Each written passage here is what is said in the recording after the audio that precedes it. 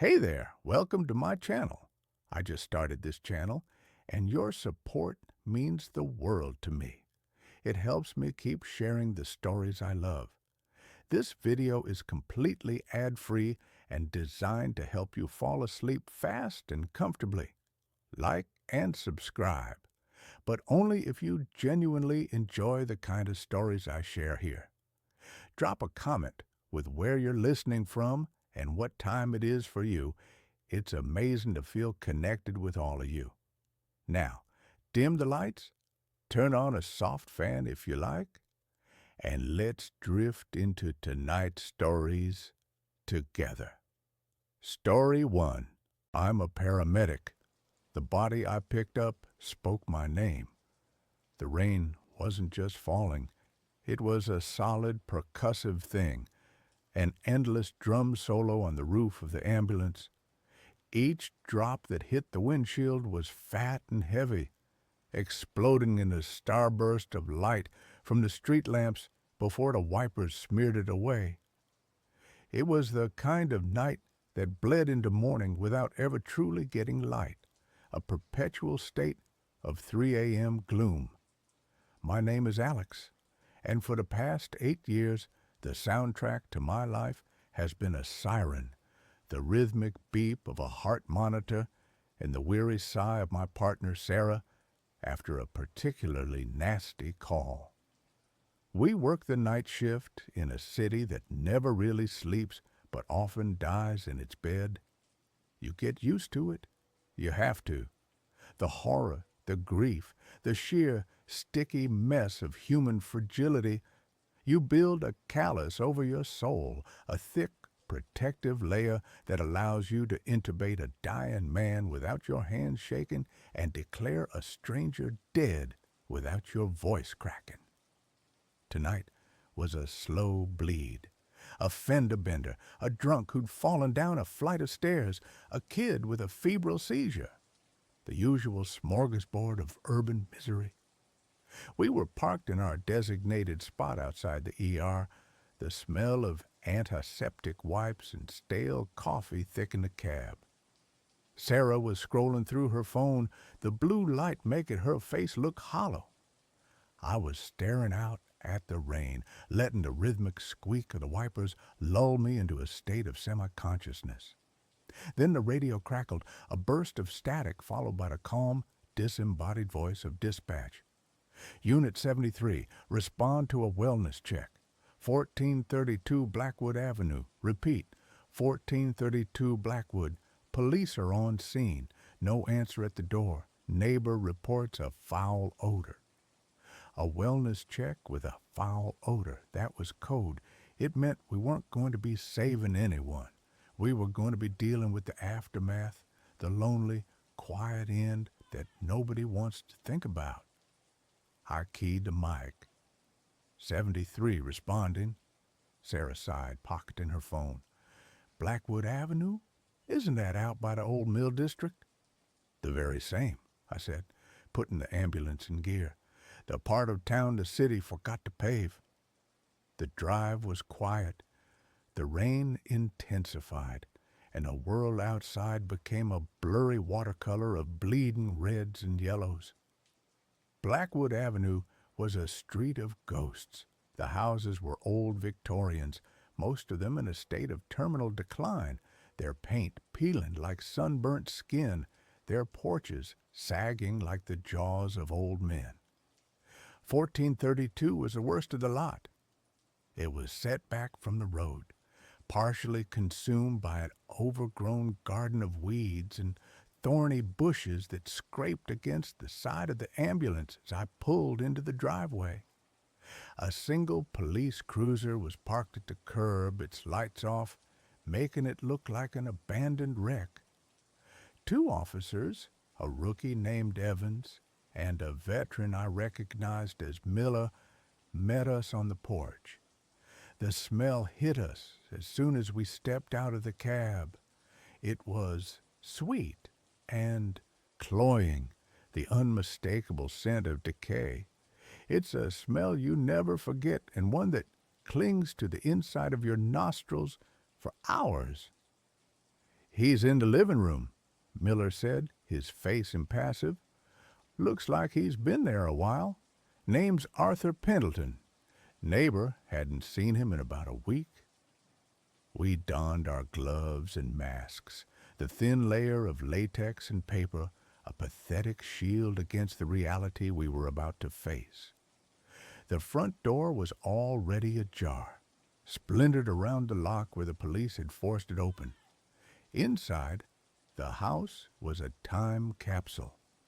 Dust motes danced in the beams of our flashlights, illuminating furniture draped in white sheets, yellowed wallpaper peeling at the seams, and stacks of old newspapers that reached the ceiling. It was the home of a man who had been alone for a very, very long time. He was in an armchair, facing a dead television.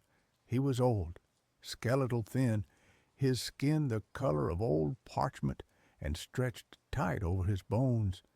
His eyes were closed and his mouth was slightly open, as if he had been in the middle of a sigh when his life had simply stopped. There were no signs of trauma, no indication of a struggle, just a quiet, lonely exit. It was a scene we'd witnessed 100 times before. The forgotten ones, the people who die and the world doesn't notice for a week. We did our work, the grim, necessary protocol. I checked for a pulse I knew I wouldn't find. Sarah listened for breath sounds that weren't there. We hooked him up to the monitor, a formality for the paperwork, and watched the flat, unwavering line march across the screen. Time of death was impossible to determine. We just wrote down the time we'd found him. "All right," I said, my voice muffled by the mask.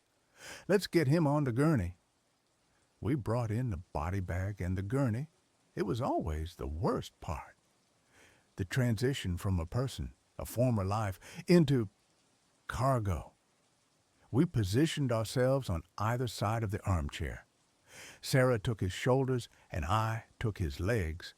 The body was stiff, rigor mortis having come and gone, leaving a strange plastic-like flexibility in the limbs. "On 3, I said. 1, 2, 3. We lifted. He was lighter than he looked, almost bird-like. As we maneuvered him out of the chair, his head lolled to the side, turning towards me. His thin, papery eyelids fluttered. I froze. It was a common phenomenon, a result of shifting post-mortem gases or muscle relaxation. I'd seen it before, but it was always unnerving. "You good?" Sarah asked, her voice strained from the weight. "Yeah," I grunted. "Just weird angle." We lowered him into the body bag. He was lying on his back, his face now pointing up at the ceiling.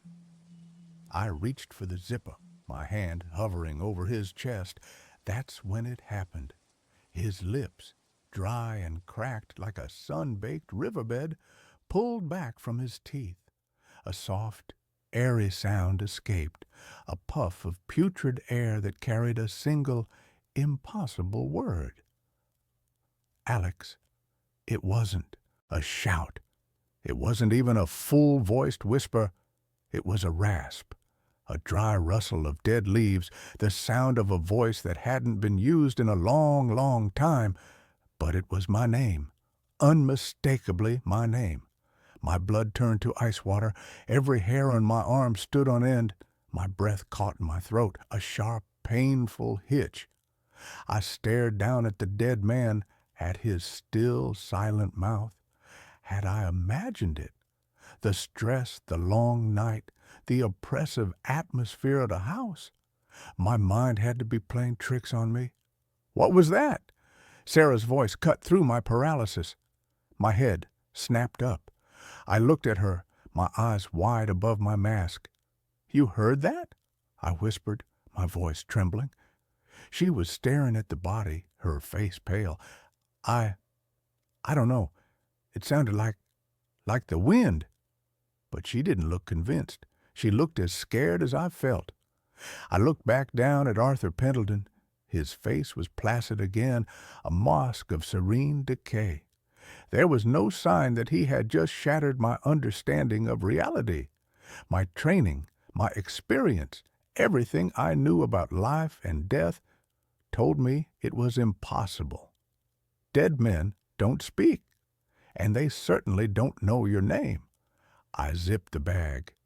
The sound of the zipper was unnaturally loud in the silent house, a final, definitive act. But nothing felt final. It felt like the beginning of something terrible. The trip to the morgue was the longest 10 minutes of my life. I drove, my hands clenched so tightly on the steering wheel that my knuckles were white. I kept my eyes glued to the road, but my mind was in the back of the ambulance with the black bag strapped to the gurney. Every bump, every turn sent a fresh jolt of fear through me. Was he moving back there? Was he trying to sit up? I could feel the weight of his presence, a cold, heavy thing that had nothing to do with his physical body. Sarah was silent in the passenger seat, staring out her window. I didn't know if she was trying to convince herself that she hadn't heard what I had, or if she was just too scared to talk about it. We had an unspoken rule. We didn't take the horrors of the job home with us. We saw things that would break most people, and we compartmentalized. We had to. But this wasn't the kind of horror you could put in a box. This felt like it had followed us out of the house. At the hospital, we bypassed the bustling ER and went straight to the morgue entrance in the basement. The air down there was always cold, with the clean, chemical smell of disinfectant failing to mask a deeper, earthier odor. The attendant, a burly, perpetually bored man named Frank, met us at the door. "Got another one for me?" he asked, not looking up from his crossword puzzle. "Yeah, Frank. DOA from Blackwood Avenue," Sarah said, her voice a little too high. We wheeled the gurney in. The room was sterile and bright, all stainless steel and white tile. It was a place designed to be devoid of emotion, a clean, efficient processing center for the dead. But tonight, it felt like the most terrifying place on earth. As we transferred the bag from our gurney to one of Frank's tables, I could have sworn I felt a faint vibration from inside, a subtle shifting of weight. I let go so quickly my hand recoiled as if I'd been burned. Frank tagged the bag with the name Arthur Pendleton. Then he wheeled him over to one of the refrigerated units, a wall of identical steel doors. He pulled one open, a cloud of cold vapor billowing out. With a practiced heave, he slid the body inside. The door closed with a heavy metallic thud, and the lock clicked into place. It was over. He was gone.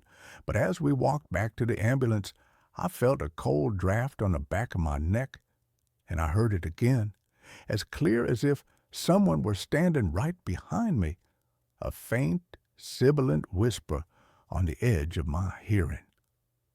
"Alex." I spun around, my heart hammering against my ribs. The hallway was empty. Sarah was already climbing into the driver's side of the ambulance. She hadn't heard it. This time, it was just for me. The rest of the shift passed in a haze. We had 2 more calls, a drug overdose and a car accident, but I moved through them like an automaton. My body was there, my hands were performing the familiar tasks, but my mind was miles away, trapped in that dusty house, replaying that impossible moment over and over again.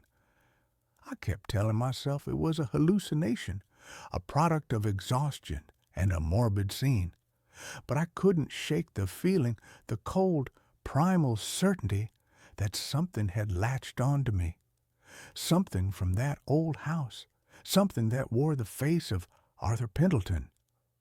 When our shift finally ended, the sun was a weak, gray smear on the horizon. I drove home in a stupor, the city still sleeping around me. My apartment, usually a sanctuary from the chaos of my job, felt alien and threatening. The familiar creaks of the old building sounded like footsteps.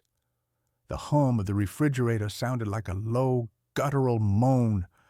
I couldn't sleep.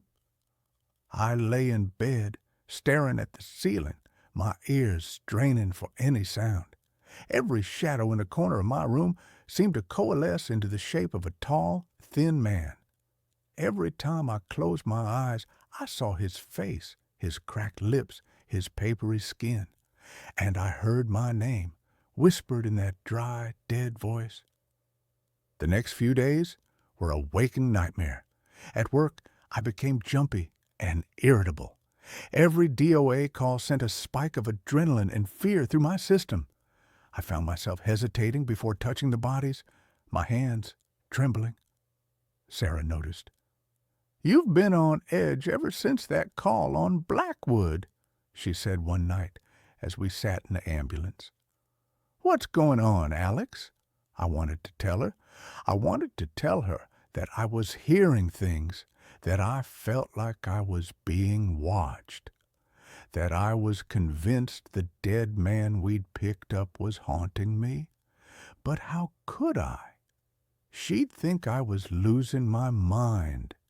She'd report me to our supervisor, and I'd be on administrative leave, forced into therapy. So I lied. "Just tired," I mumbled. "Haven't been sleeping well." She didn't press, but I could see the concern in her eyes. The wall of professional detachment between us was cracking. At home, things escalated. It started with small things. Objects would be slightly out of place. My keys on the wrong side of the table, a book I was reading open to a different page. Then came the sounds. The whispering became more frequent, no longer just on the edge of my hearing, but clear, distinct, and always, always my name. I started hearing footsteps in the hallway outside my apartment door, only to find no one there when I looked through the peephole. One night, I was in the bathroom washing my face. When I looked up into the mirror, he was there. For a split second, standing behind me, was the gaunt figure of Arthur Pendleton. He was just a reflection, translucent and wavering, but his eyes were open, and they were staring right at me. I cried out and stumbled back, splashing water all over the floor. By the time I looked again, he was gone. That was when the denial finally shattered. This wasn't stress. This wasn't my imagination. This was real. I was being haunted. My rational mind, the part of me that was a paramedic, that dealt in facts and evidence, screamed for an explanation. I had to know who Arthur Pendleton was. What had he been in life that had allowed him to cling to me so tenaciously in death? Breaking protocol, I used my access to the hospital's record system. I pulled up the file from our call. Arthur Pendleton, age 87, no listed next of kin, no emergency contacts. He was a ghost even before he died. I dug deeper, cross-referencing his name and address in public records databases. I spent hours scrolling through digitized archives of old newspapers, property deeds, census records, and then I found it. A small article from a local newspaper dated 1958. The headline read, "Local Man Claims Contact with the Other Side." The article was about a young Arthur Pendleton who had caused a stir in the community by claiming to be a medium. He held seances in his house on Blackwood Avenue, claiming he could speak to the dead. He also spoke of a theory he called solic transference, the idea that a consciousness at the moment of death could imprint itself onto a receptive living person, a vessel, and continued to experience the world through them. The article dismissed him as a charlatan and a crank. But as I read his words, a cold dread washed over me. He wasn't just a forgotten old man. He was a man who had spent his life obsessed with cheating death. And I had been the first person to touch him when he finally succeeded. The knowledge didn't bring me peace. It brought terror. I wasn't just being haunted by a ghost. I was being targeted by a consciousness that wanted to use me. The activity in my apartment intensified dramatically. The whispers were now full sentences, fragmented and nonsensical, but in that same dry, rasping voice. So cold, let me in. I see with your eyes. One evening, I was heating up soup on the stove. I turned my back for a moment to grab a bowl, and when I turned back, every cabinet and drawer in my kitchen was wide open.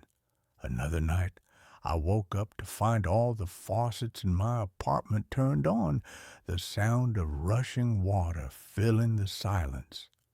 The most terrifying incident happened with my television. I was watching a movie when the screen suddenly went to static. A face began to form in the swirling black and white dots. It was his face, Arthur Pendleton's face. His mouth opened, and a distorted electronic version of my own voice came out of the speakers. "Help me," it said in my voice. "He's trying to get in." I was losing my grip. I was afraid to be in my own home. I was afraid to go to sleep. My work suffered. I made a mistake on a call, gave the wrong dosage of a drug. Sarah caught it and corrected me, saving me from a potentially fatal error. That night, she cornered me in the hospital parking lot. "That's it, Alex," she said, her arms crossed. "I'm not letting you brush this off anymore. You almost killed someone tonight. You're not just tired, you're falling apart. Talk to me now." The dam broke. I told her everything, about the whisper in the dead man's house, about hearing my name in the morgue, about the reflection in the mirror, the whispers, the television. I told her about the old newspaper article and Arthur Pendleton's insane theory. I expected her to recoil, to tell me I was crazy. But she just listened, her expression growing more and more grim. When I was finished, she was silent for a long time. "I heard it too, you know," she finally said, her voice barely a whisper. "In the house. I heard him say your name. I've been trying to convince myself I didn't, but I did." A wave of relief washed over me, so potent it almost brought me to my knees. I wasn't crazy. Someone else knew. I wasn't alone in this. But our shared knowledge made the situation infinitely more real and therefore more dangerous. The haunting was no longer just my problem. It was ours, and it was getting stronger. The next shift, we were responding to a call when the radio in the cab crackled. It was dispatch, but the voice was distorted, overlaid with a dry, rasping sound. "Unit 73, Alex, where are you going?" Sarah and I looked at each other, our faces ashen. Even dispatch called back, asking if we had a problem with our radio. Arthur was no longer confined to my apartment. He was following me, bleeding into the technology I used every day, using my own voice to taunt me. He was getting closer, trying to push me out and take my place. We knew we couldn't go to the police or our supervisors. They would put us on psych leave so fast our heads would spin. We were on our own. We spent our days off in the library, researching the occult, spiritualism, anything we could find on Sulik transference or consciousness imprinting. Most of it was nonsense, but we found recurring themes, fragmented bits of lore about entities that anchor themselves to the living. The consensus was grim. The longer the connection lasted, the stronger the entity became, and the weaker the host's own consciousness grew. Eventually, the host would be pushed out entirely, their body becoming a vessel for the invading spirit. We realized we had to do something drastic. We had to go back to where it all started. We had to go back to 1432 Blackwood Avenue. The house was even more decrepit than I remembered. A yellow "No Trespassing" sign had been slapped on the door, but the police tape was torn and fluttering in the wind. We broke in through a side window, the sound of shattering glass echoing in the silent street. Inside, the air was stale and cold. The dust was thicker, the silence heavier. It felt like the house was holding its breath, waiting for us. We had a vague plan, cobbled together from the pseudo-religious texts we'd found. We needed to perform a kind of severance, a ritual to break Arthur's connection to me. We brought salt, candles, and an old iron railroad spike we'd found, which one of the books claimed could pin down a restless spirit. It felt absurd, like we were LARPing a horror movie, but we were desperate. We went to the living room, to the armchair where he had died. As I stepped into the room, the temperature dropped precipitously. The air grew thick and heavy, and an overwhelming sense of despair washed over me. This was his place. This was the heart of his power. "I can feel him," I whispered to Sarah, my teeth chattering. "I know," she said, her voice tight with fear. "Let's just do this and get out." She began to pour a circle of salt around the armchair while I set up the candles. As I lit the first one, a wind swept through the sealed room, extinguishing the flame. I tried again. This time all the candles flared up at once, their flames burning unnaturally tall and bright. And then the whispers started, not just my name anymore, a cacophony of voices, swirling around the room, echoing from the walls. They were the voices of the dead, the spirits Arthur had claimed to speak to, all trapped here with him. "He is one of us now," a woman's voice hissed. "You cannot take him," a man's voice boomed. The house began to shake. The stacks of newspapers toppled over, sending up clouds of dust. The white sheets on the furniture were ripped off by an unseen force. In the center of the room, above the armchair, the air began to shimmer and coalesce. The form of Arthur Pendleton began to take shape, not as a translucent ghost, but as a writhing, multi-limbed creature made of shadow and dust, his face contorted in a silent scream. "Alex!" Sarah yelled, grabbing my arm. "The spike! Do it now!" I held the iron spike in my trembling hand. The book had said I needed to drive it into the source of the haunting. I looked at the swirling vortex of darkness above the chair. That was him. That was the thing that had been tormenting me. I took a step forward, and the entity focused on me. Its shadowy form lunged, not at my body, but at my mind. I felt a crushing pressure in my skull, a wave of cold, desolate energy that tried to scour my own thoughts away. I saw flashes of Arthur's life. A lonely boy in a big, empty house. A young man mocked for his beliefs. An old man sitting in a chair, waiting for death, not with fear, but with anticipation, with a plan.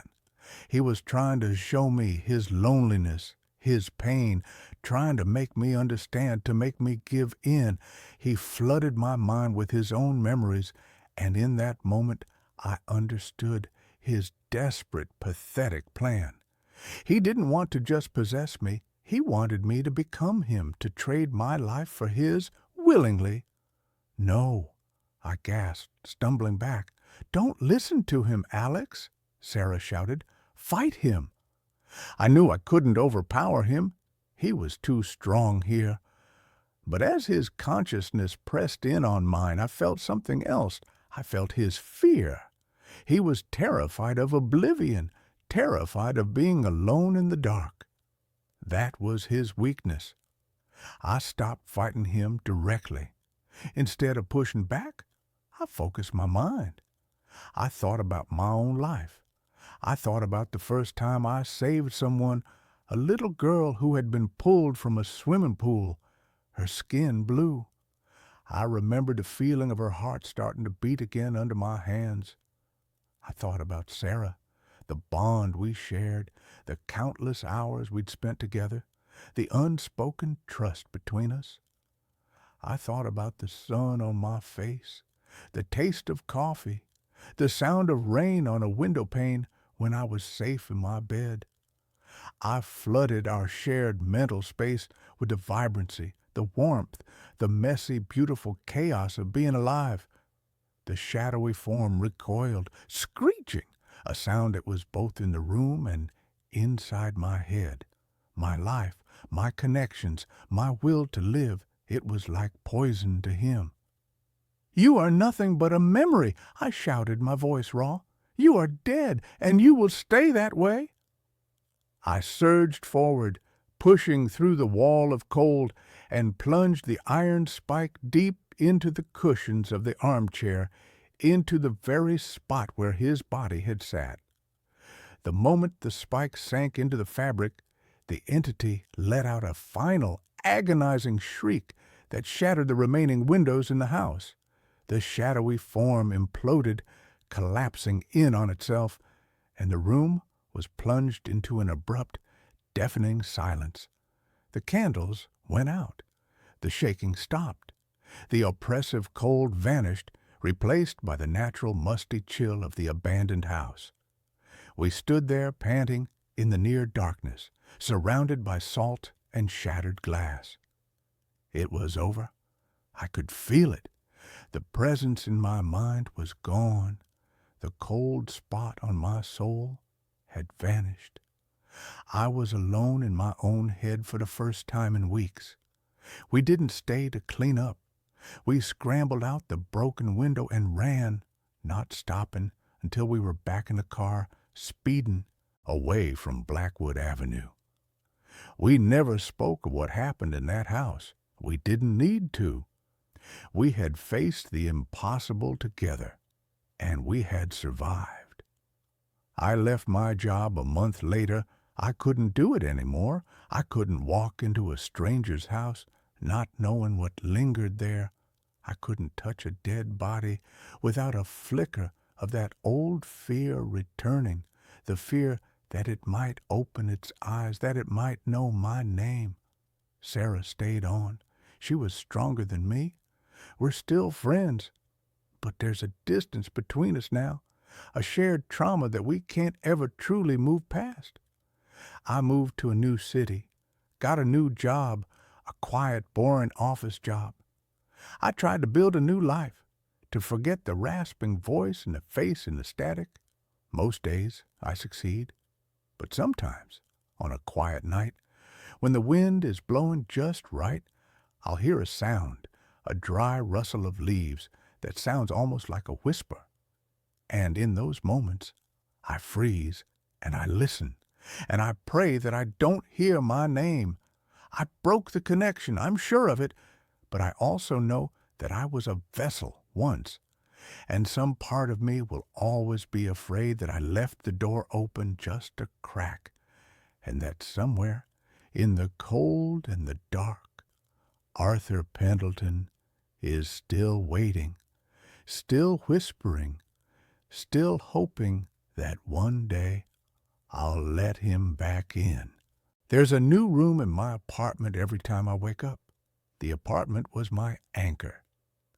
In the swirling, chaotic sea of a life that had recently been capsized, apartment 7A was my one small immutable island of reality.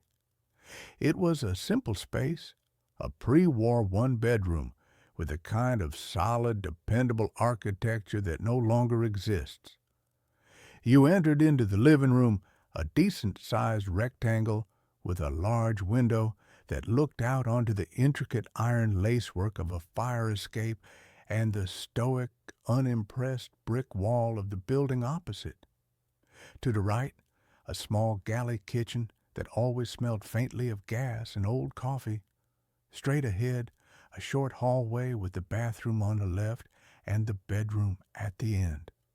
750 square feet of predictable, logical, blessedly boring space. I knew its every scar and imperfection. The way the floorboards in the hallway groaned a three-note complaint when you walked on them. The water stain on the bedroom ceiling that looked like a profile of Abraham Lincoln. The persistent draft that whispered from the bottom of the living room window. I had measured its walls. I had memorized its layout. I had made it my sanctuary. My name is Alex, and for the past 6 months, since my brother Ben's accident, this apartment was the only thing in the universe that still made sense. Ben was the one who didn't make sense, the one who defied logic and gravity.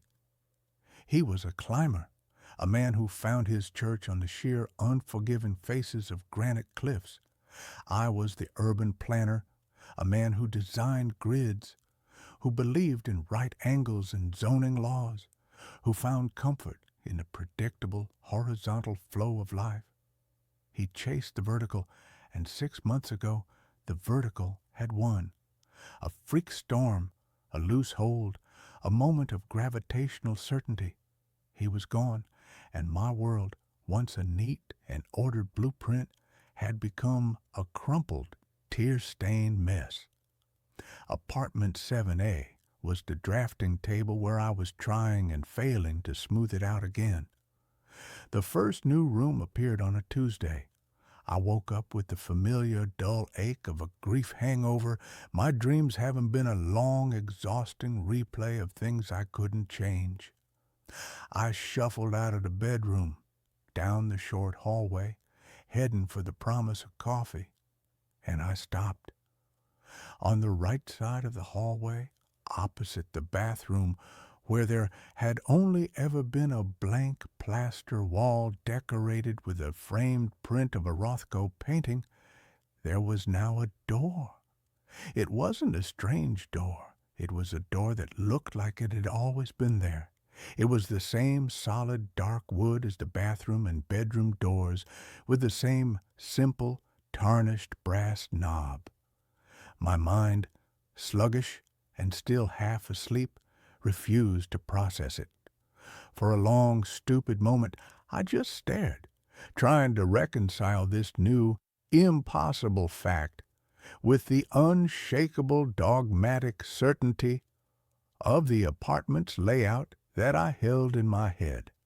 My first thought, the one produced by the logical grid-making part of my brain, was that I was losing my mind. That grief had finally cracked the foundations of my sanity and was now busily renovating the interior. My second thought, marginally less terrifying, was that I was still dreaming. I reached out and touched the wall beside the doorframe. The plaster was cool and solid. I pinched the soft skin on the back of my hand. The sting was sharp and real. With a trembling hand, I gripped the brass knob. It was cool and heavy. I turned it. The latch clicked with a soft, well-oiled sound. I pulled the door open. Inside was a small, narrow room, no more than 6 feet deep and 4 feet wide. It was a study or a library, furnished with a single, elegant dark wood desk and a leather-backed chair. The walls were lined with built-in bookshelves, and they were filled from floor to ceiling with books. I could smell the familiar, comforting scent of old paper and leather binding. A small green-shaded banker's lamp sat on the desk, unlit. The room was windowless, and the air within it was still and silent, as if it had been sealed for a century. I stood in the doorway, my mind a screaming chaos of disbelief. I had lived here for 3 years. I had painted this hallway. I had hung that Rothko print. There had never been a door. There had never been a study. I closed the door, my heart hammering against my ribs. I leaned my forehead against the cool wood, my breath coming in short, sharp gasps. I opened my eyes and looked at the Rothko, which now hung on the shorter stretch of wall between the new door and the living room. It looked perfectly natural there, as if it had always been its home. My brain was desperately trying to re-narrate my own reality. Maybe it was always here. A panicked internal voice whispered, maybe you just forgot. The grief, the stress, it's made you unobservant. But I wasn't an unobservant person. I was the person who noticed that the city had planted a new ginkgo tree on the corner of 5th and Elm. I was the person who knew the precise number of steps from my front door to the subway station. I did not forget entire rooms in my own apartment. I spent the rest of the day in a state of hypervigilant dread, a ghost in my own newly expanded home. I kept opening and closing the door, each time half expecting the room to be gone, each time being met with the same silent, impossible study. I ran my hands along the door frame, the bookshelves. They were solid. They were real. I pulled a book from a shelf. It was a leather-bound copy of Moby Dick. The pages were real. The ink was real. On the desk, there was a single framed photograph. I picked it up. It was a picture of me and Ben, aged about 8 and 10, grinning our gapped-toothed smiles on a beach, a plastic shovel and pail between us. My mother had that same picture on her mantelpiece, 1,000 miles away. The sight of my brother's smiling, carefree face sitting here in this room that shouldn't exist was the thing that finally broke me. I stumbled back out of the room and slammed the door, a choked, guttural sob escaping my lips. This was not a hallucination. This was something else, something far, far worse. That night, sleep was a battlefield. I barricaded my bedroom door with a chair, a pathetically medieval defense against a threat that was already inside, a threat that operated on the laws of architecture and not of force. I left every light in the apartment on, a blazing, defiant stand against the darkness where these impossible changes seemed to be born. I woke with a jolt, the gray light of dawn filtering through the window. The chair was still wedged under the knob. I took a deep, shuddering breath and opened the door. The hallway was as it had been yesterday. The door to the study was still there. I made my way into the living room, my every nerve ending screaming, and that's when I saw it. The change was on the far wall, the one that separated my living room from my neighbor's apartment. Yesterday, it had been a long, unbroken stretch of wall where my sofa and a large abstract painting had sat.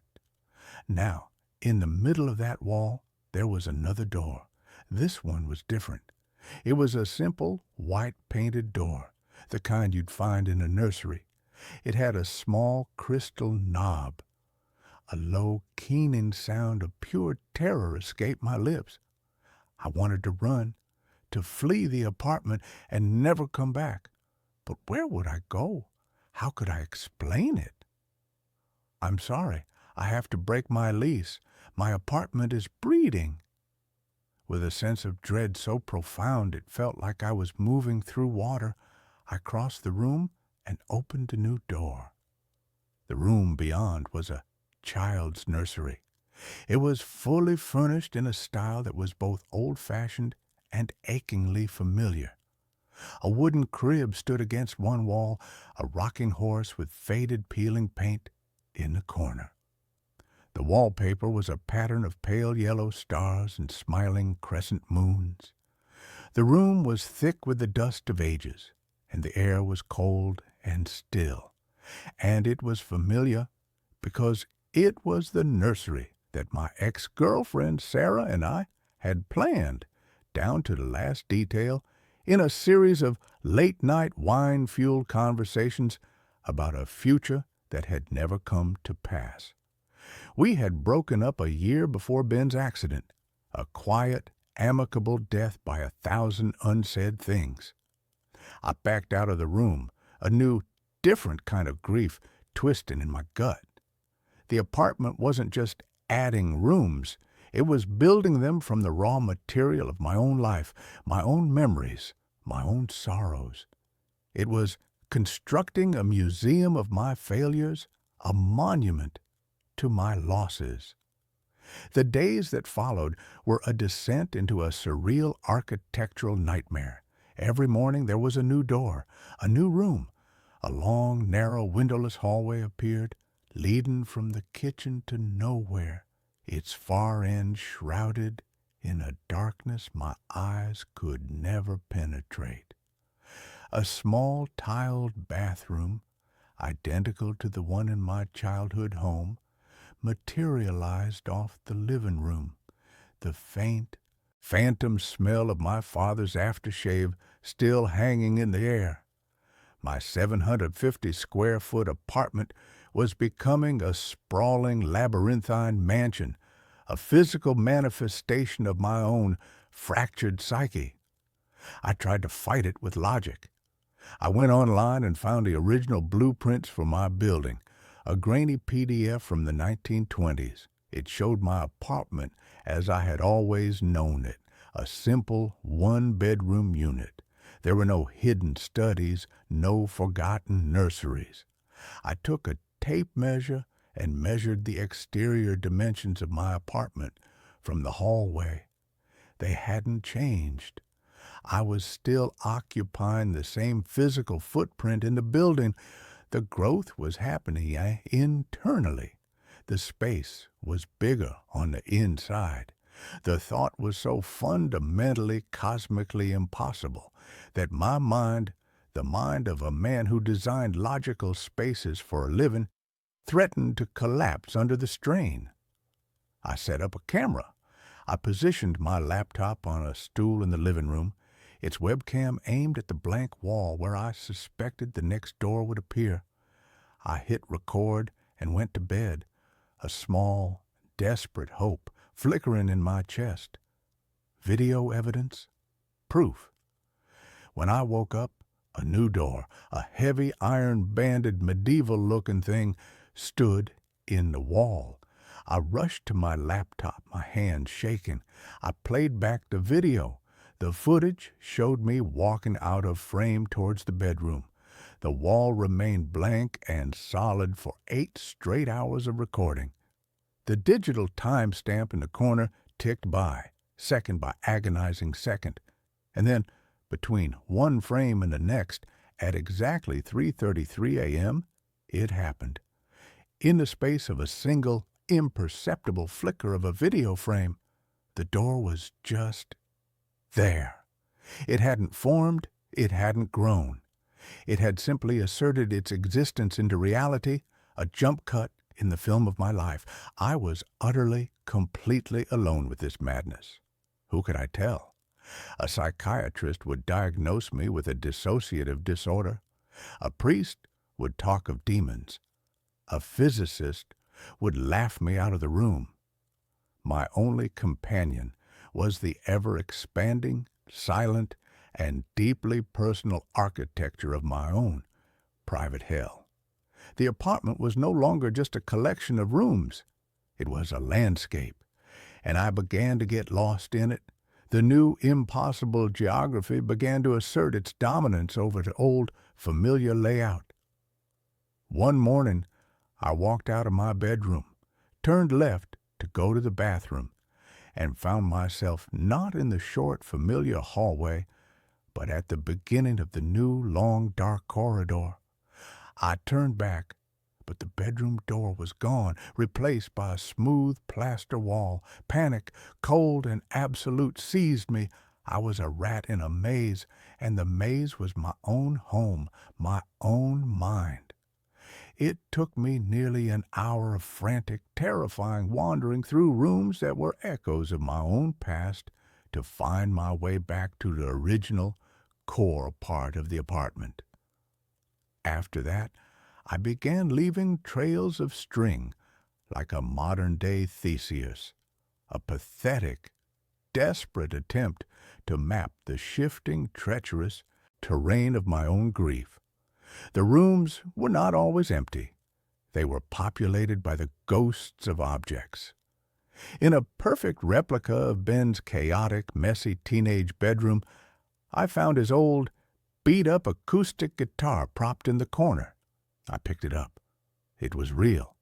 I strummed a chord, and the sound, dusty and resonant, was a punch to the gut. On the desk, in a perfect replica of my first post-college apartment, I found a half-finished letter to Sarah, a letter I had written and then torn up a decade ago, pouring out all the things I had been too young and too foolish to say. The apartment was not just building rooms, it was resurrecting my past. It was curating my regrets. And a dark, terrifying question began to form in my mind. What was it building towards? I had to understand the source, the building itself. I began to dig into its history, spending my days in the city archives, a frantic, sleep-deprived man sifting through dusty property records and brittle, yellowed newspapers. The building had been constructed in 1928 by a reclusive, eccentric architect named Alistair Blackwood. He was a visionary, they said, a man obsessed with the psychological impact of living spaces. He had designed and built the entire building himself and had lived until his death in the penthouse. There were rumors, of course, whispers of strange geometries in his designs, of an obsession with the occult, of the idea that a building could be more than just wood and brick, that it could be a vessel, a consciousness. I found a single self-published book he had written, a slim leather-bound volume titled Mnemonic Architecture. It was not a book about design, it was a manifesto. It was the insane, brilliant, and terrifying ramblings of a man who believed that a space could become a living extension of the human mind. He wrote of psychotectonic blueprints, of buildings that could respond to the powerful emotional resonance of their inhabitants. He believed that profound grief, a powerful, focused, and unresolved sorrow, was the most potent building material in the universe. It could warp space. It could create echoes of the past. It could, he theorized, literally build new realities. A house is not a machine for living, he wrote in a spidery, arrogant script. It is a womb or a tomb, and when a powerful consciousness fills it with its sorrow, it will choose to become one or the other. It will either nurture a new life, or it will build a mausoleum to the old one. My apartment was building a mausoleum, and I was the guest of honor.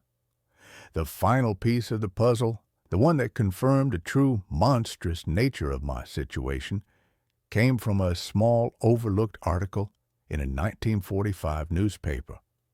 It was a short piece about the strange, unexplained disappearance of Alistair Blackwood. He had simply vanished from his penthouse apartment.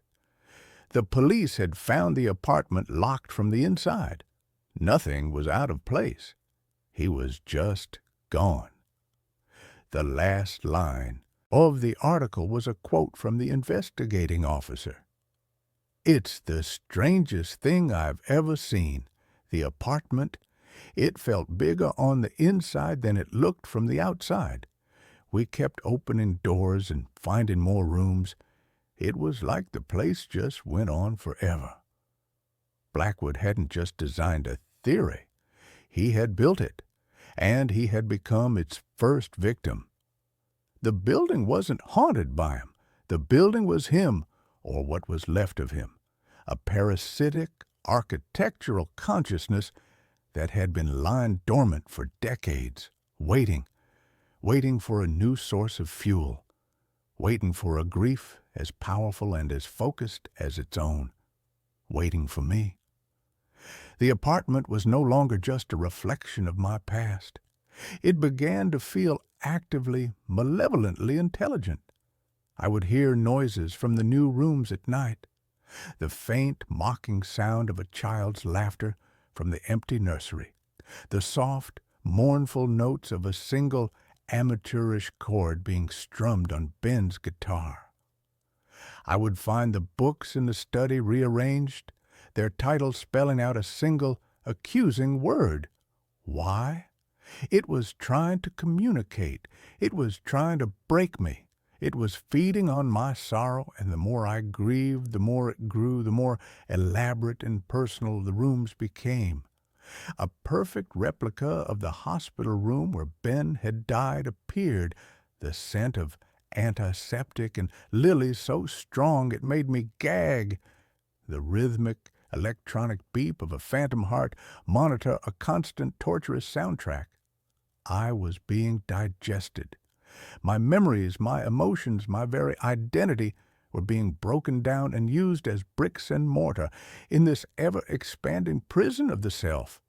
I knew, with a certainty that was as cold and hard as a granite that had killed my brother, that if I didn't find a way out, I would end up like Alistair Blackwood. I would be absorbed. I would be a whisper in a new empty room, waiting for the next grieving soul to move in.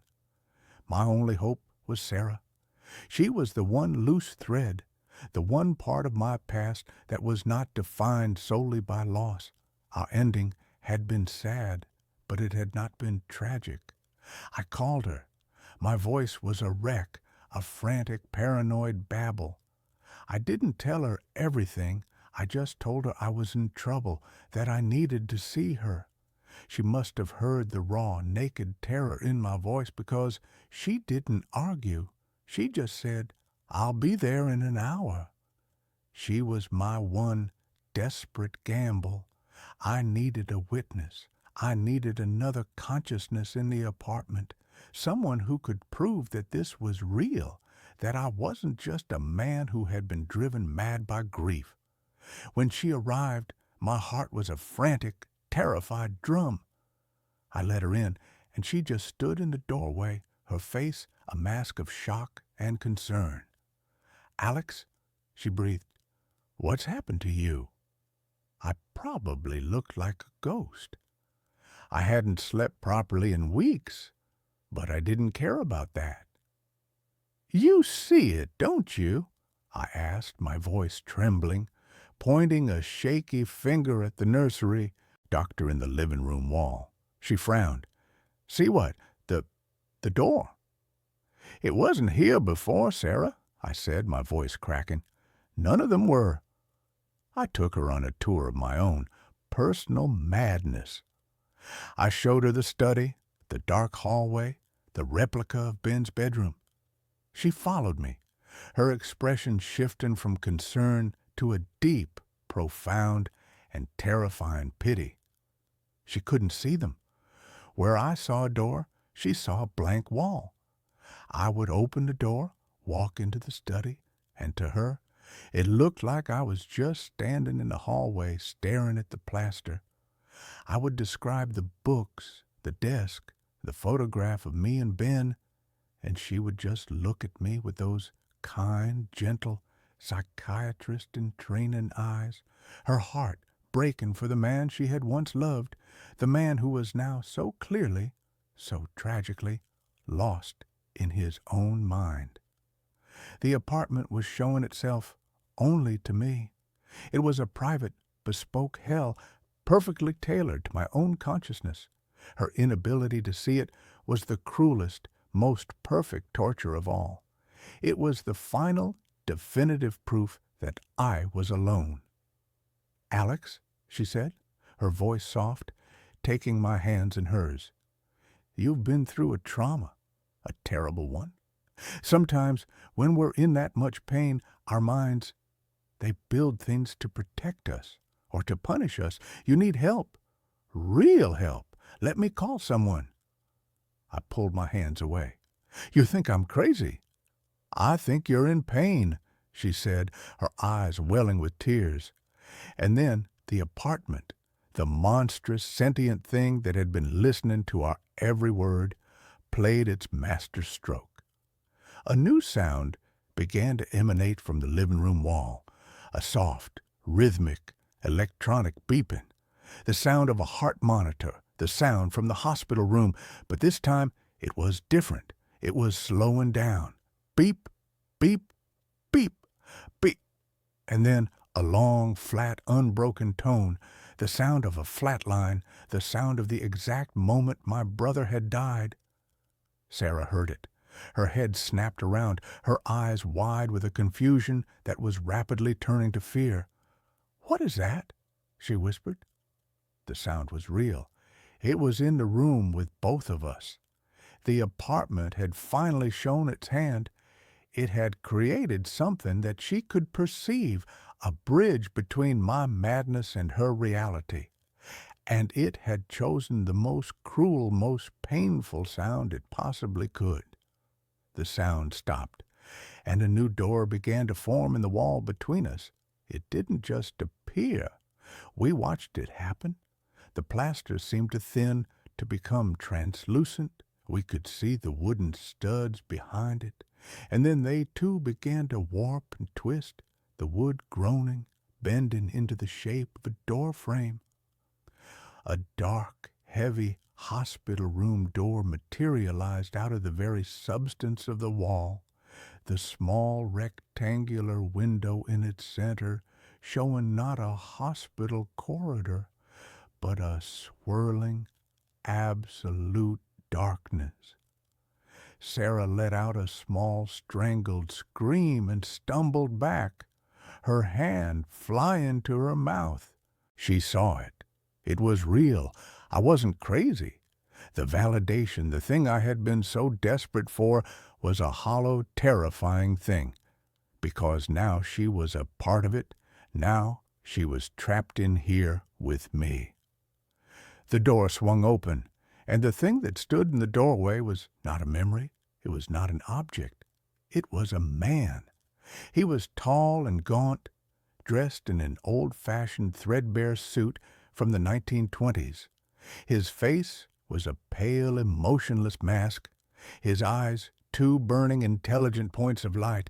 It was Alistair Blackwood, or the echo of him, the central, foundational consciousness of this architectural monster. "Grief is such a powerful material," he said, his voice a dry, dusty whisper that seemed to come from the walls themselves. "But it requires a catalyst, an architect. Your sorrow has given me so much to build with, but the structure is unstable. It needs a cornerstone, a permanent resident." He looked from me to Sarah, and in his cold, dead eyes I saw the final, terrible blueprint of his design. He didn't want me. He wanted her.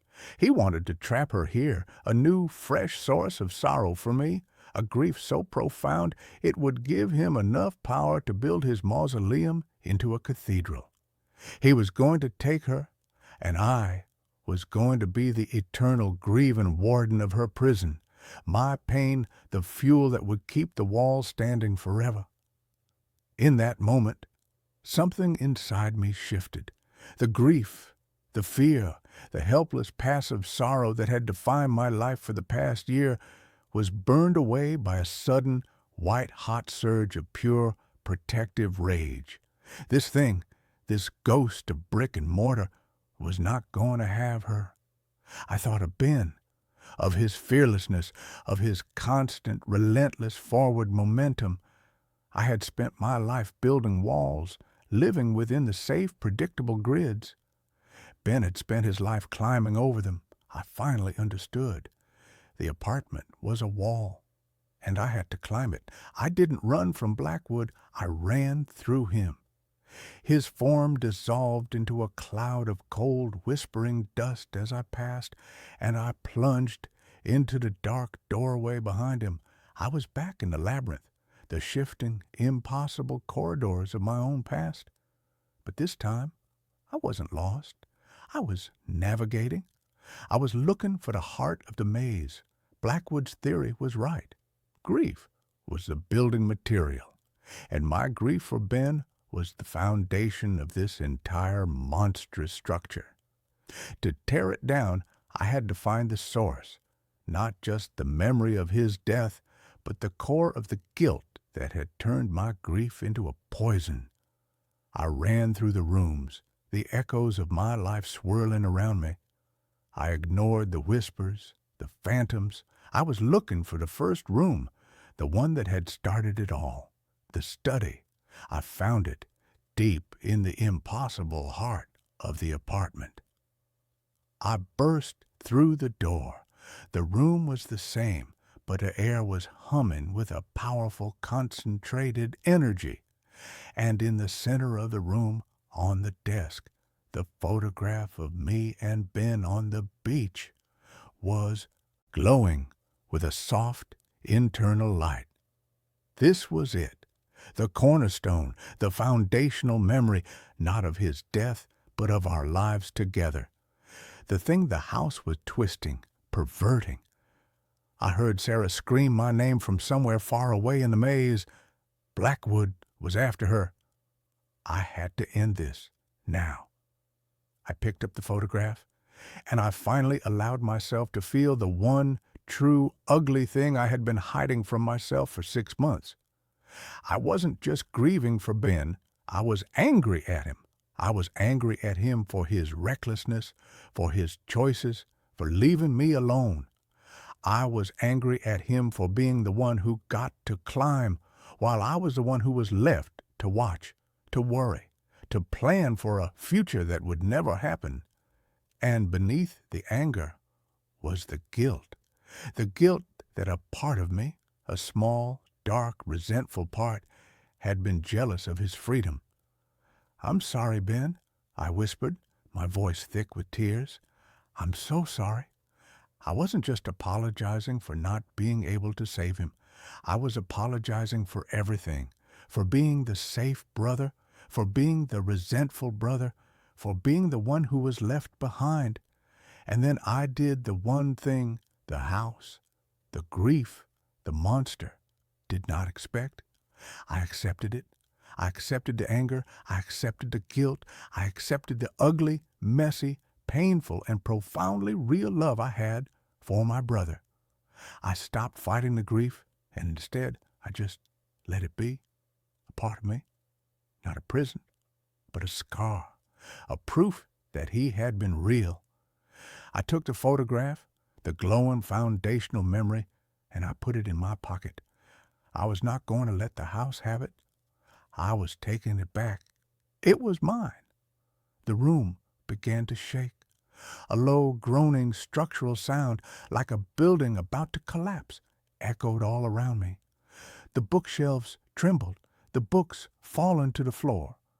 The walls began to dissolve, not into new rooms, but back into the plain, simple plaster they had once been. The mausoleum was being unbuilt.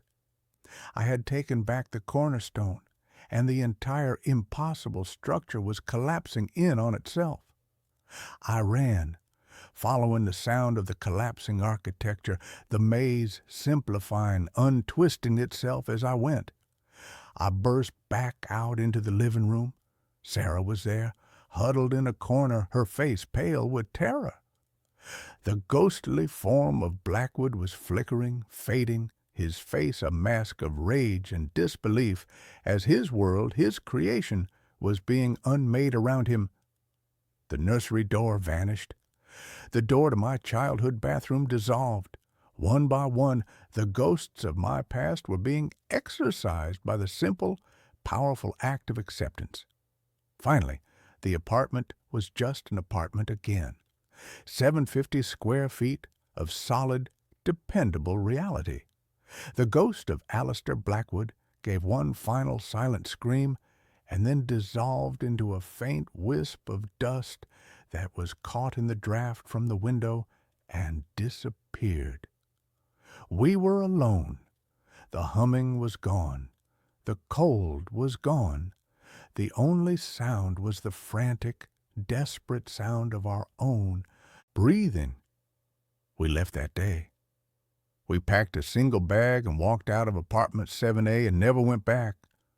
The building, the city, held too many ghosts.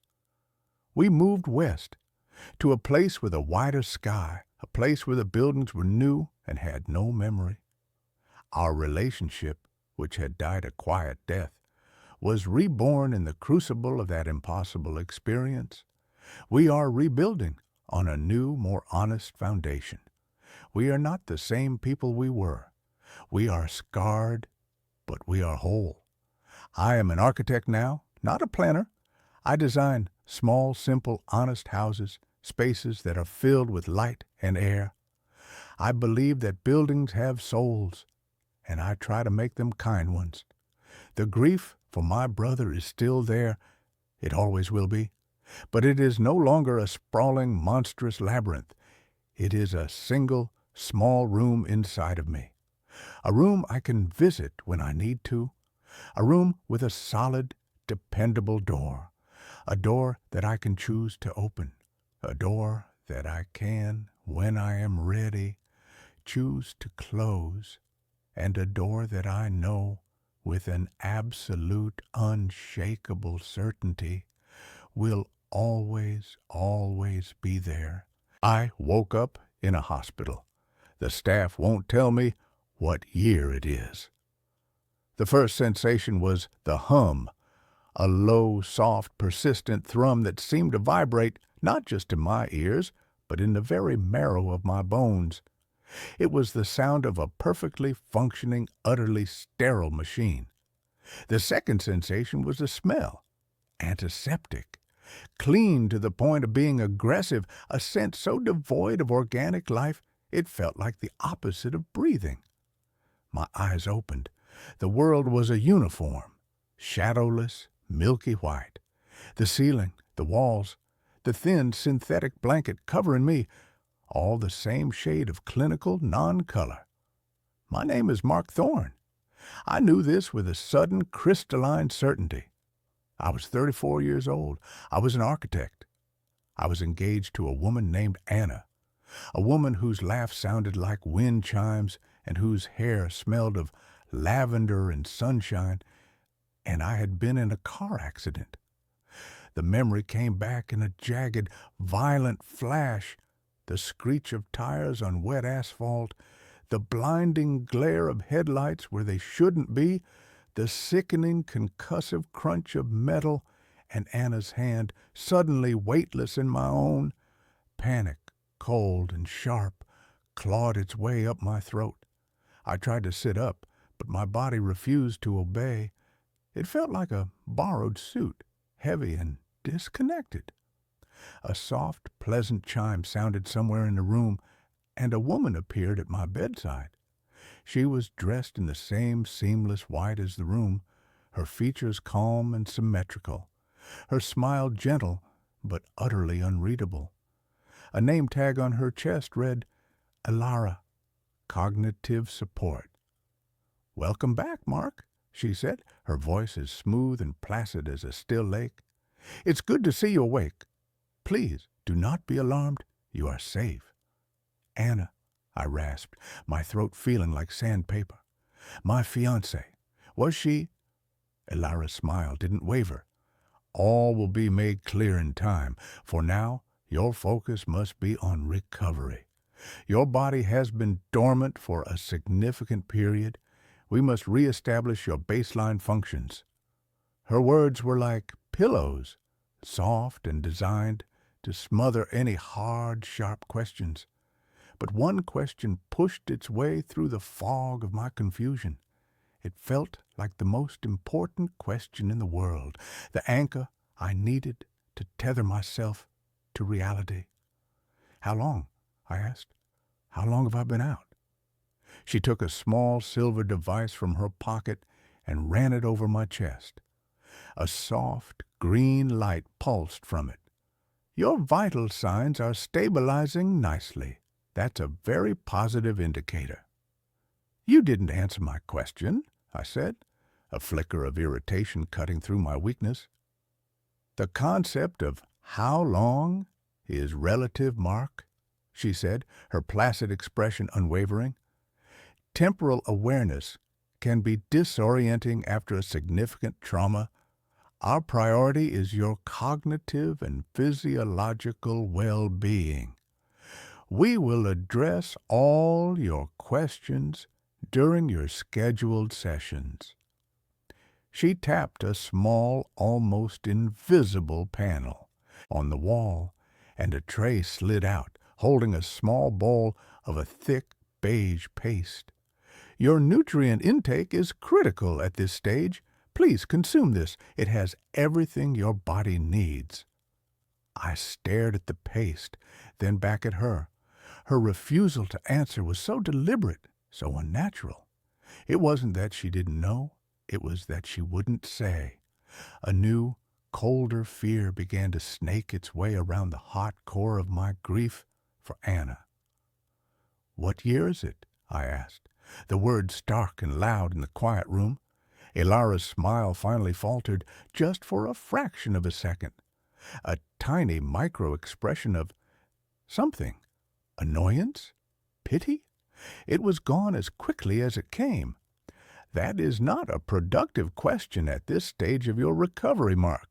We find that focusing on the present moment yields the best results. Now, please, your nutrients. She left the room as silently as she had entered. I was alone with the humming, the antiseptic smell, the beige paste, and a profound, terrifying sense of dislocation. It was the first day of my new life, a life in which the simple act of asking for the date was considered an unproductive question. The days that followed blurred into a monotonous, disorienting routine, a life lived in a white box. My physical strength returned with an almost unnatural speed.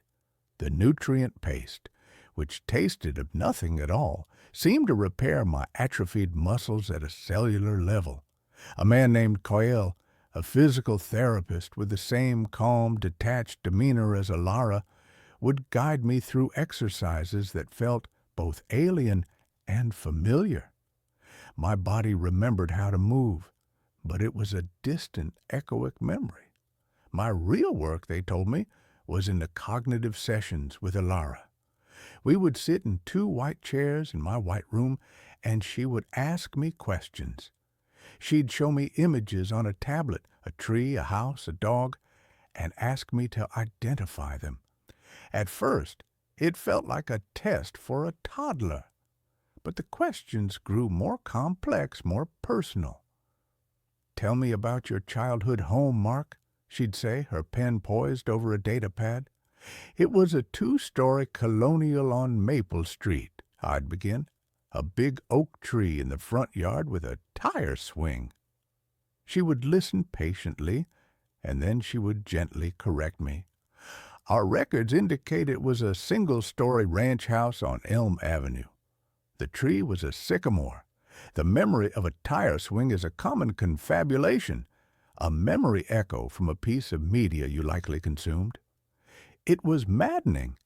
Every detail I provided, every memory I held dear, was met with a calm, clinical refutation. They had a file on me, a complete and total record of the life of Mark Thorne. And it was all wrong. My father was a carpenter, not an accountant. My first pet was a cat named Mittens, not a goldfish named Bubbles.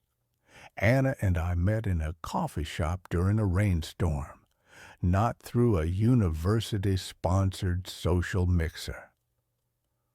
"The trauma of your accident was significant, Mark," Ilara explained, her voice dripping with synthetic sympathy. "It has created inconsistencies in your neural pathways.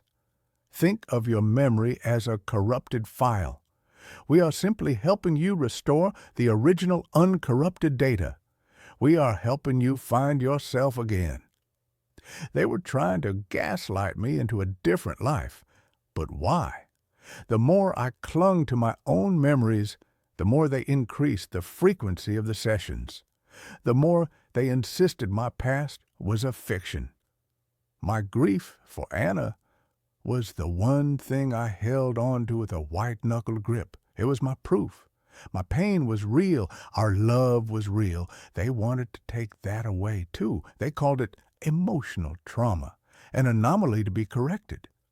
The hospital, I had no other word for it, was a labyrinth of identical white corridors. There were no windows, not a single one.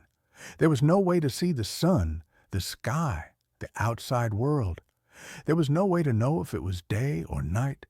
The soft, ambient light in the ceiling never changed. The staff, there were perhaps a dozen of them that I saw, moved with a silent, synchronized efficiency. They all wore the same white uniforms, the same placid smiles. They were like a hive of well-meaning, soulless insects. I never saw another patient. My repeated questions about this were met with the same frustratingly vague responses about individualized recovery protocols. The need to know the year became an obsession, a gnawing, desperate hunger. It was the key. It was the one piece of information that would unlock this whole nightmare. I tried every tactic I could think of. I tried pleading. I tried demanding. I tried feigning a breakdown. Nothing worked. They would simply sedate me with a small, painless injection, and I would wake up in my bed, the lost hours, a terrifying blank space in my mind. The first crack in their perfect white wall came in the form of a child's drawing. I had been permitted a recreational period in a room that was slightly larger than my own, filled with simple geometric objects that were meant to be stimulating. A maintenance panel in the wall was slightly ajar. My curiosity, the one part of me they hadn't managed to sedate, took over. I glanced at the camera in a corner, then quickly pried the panel open. Inside was a tangle of fiber optic cables, and tucked away in a corner, a folded piece of paper. My hands trembled as I unfolded it. It was a drawing done in the clumsy, earnest style of a young child. It depicted a family of stick figures standing under a sky that was a violent, angry shade of orange-red, cracked with jagged black lines. Beneath the drawing, in shaky block letters, was a single phrase, "Before the broken sky." The broken sky. The phrase echoed in my mind, resonating with a deep, primal sense of dread. I tucked the drawing into the waistband of my uniform, my heart pounding. It was a piece of the puzzle. It was proof that something had happened, something terrible, something that they were trying to erase. That night, I faked taking my mandatory sedative. I palmed a small dissolvable tablet and hid it under my tongue until the orderly left. For the first time, I was awake when I was supposed to be asleep. The humming of the facility seemed louder in the artificial night. I slid out of bed and crept to my door. I had no plan, just a desperate need to see something other than the four white walls of my room. The corridor was empty, bathed in the same eternal soft light. I began to walk, my bare feet silent on a cool, seamless floor. I didn't know what I was looking for. A window, a clock, an exit. A soft, scraping sound from a room down the hall made me freeze. I pressed myself against the wall, my breath held tight in my chest. The door was slightly ajar. I peered through the crack. Inside, An old man was on his hands and knees, trying to pry up a floor tile with a spoon he must have stolen from a meal tray. He was gaunt and wild-eyed, his white hair a chaotic halo around his head. He saw me. His eyes widened in terror, and he scrambled back, holding the spoon like a weapon. "Shh," I whispered, holding up my hands. "I'm not one of them." He watched me for a long moment, his chest heaving. Then he seemed to make a decision. "You're new," he rasped, his voice dry and cracked. "The architect. I heard them talking." "My name is Mark," I said. "What is this place?" "This place is a lie," he said, his eyes darting toward the door.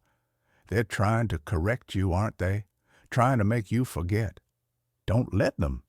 The memories are all we have left of what it was like. Before." "Before what?" I asked, my voice barely a whisper. "Before the broken sky." The old man's face went slack with shock. "Where did you hear that?" I showed him the drawing. He stared at it, a single tear tracing a path through the grime on his cheek. "So, you're a digger," he said with a grim, humorless smile. "Like me. They call me Elias. They say I have advanced memory corruption. They say I'm a lost cause." "Elias," I said, "what year is it?" He let out a dry, rattling laugh.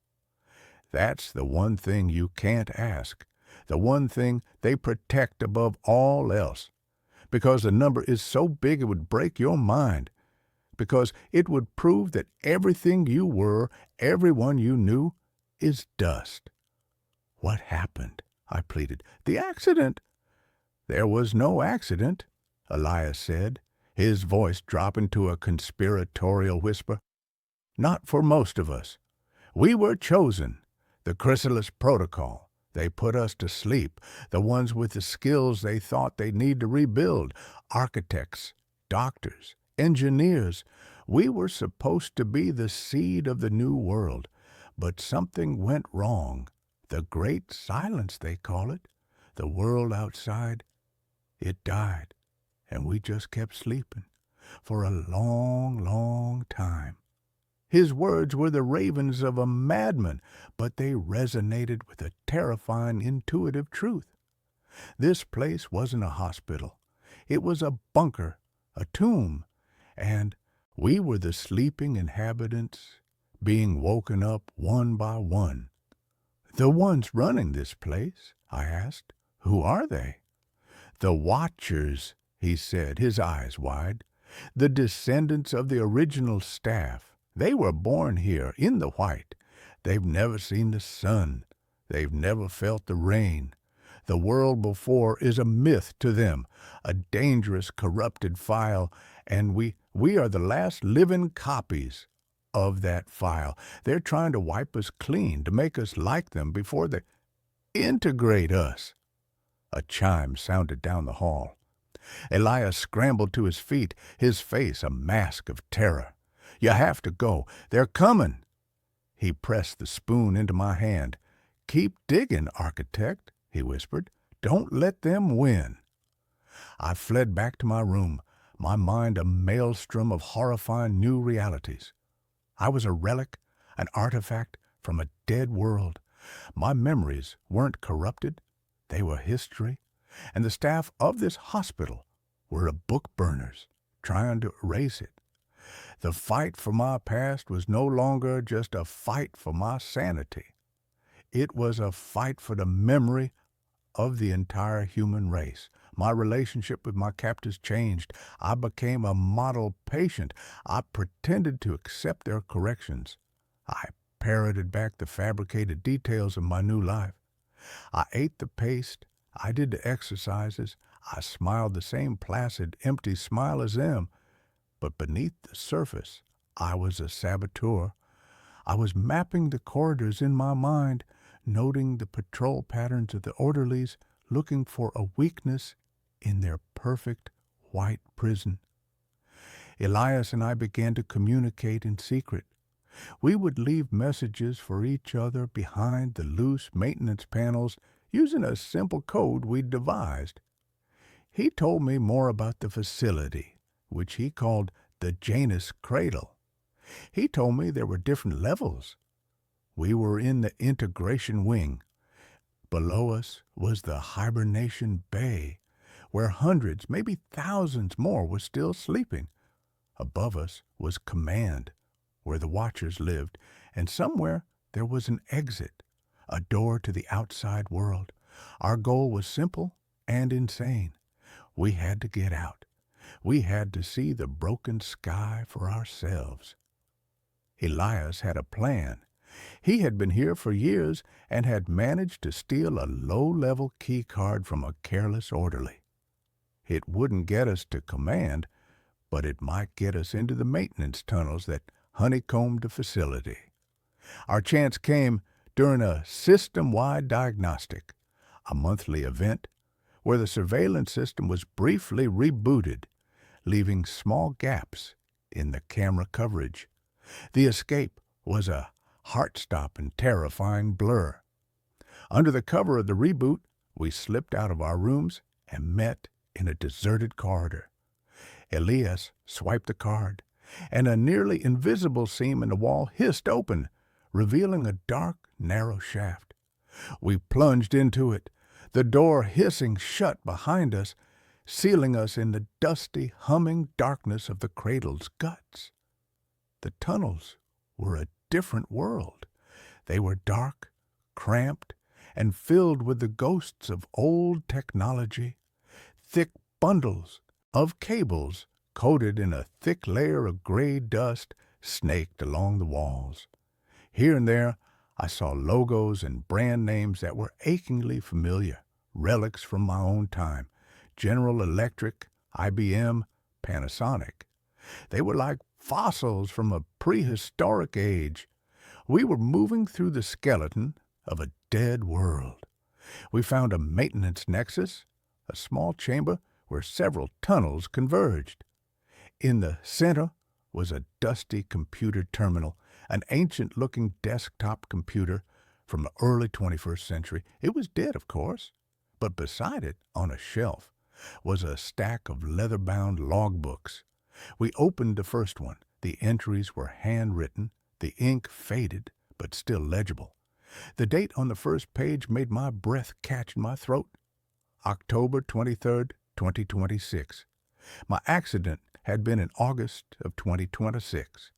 The logbook was the journal of Dr. Eris Thorne, the original director of the Janus Cradle. Not a cold young man who was my doctor, but his ancestor, his namesake. I read his words, my horror growing with every page. He wrote of a world teetering on the brink of collapse, not from war, but from something far more insidious. A series of cascading ecological disasters, a runaway greenhouse effect that was melting the poles and turning the skies a permanent, hazy red.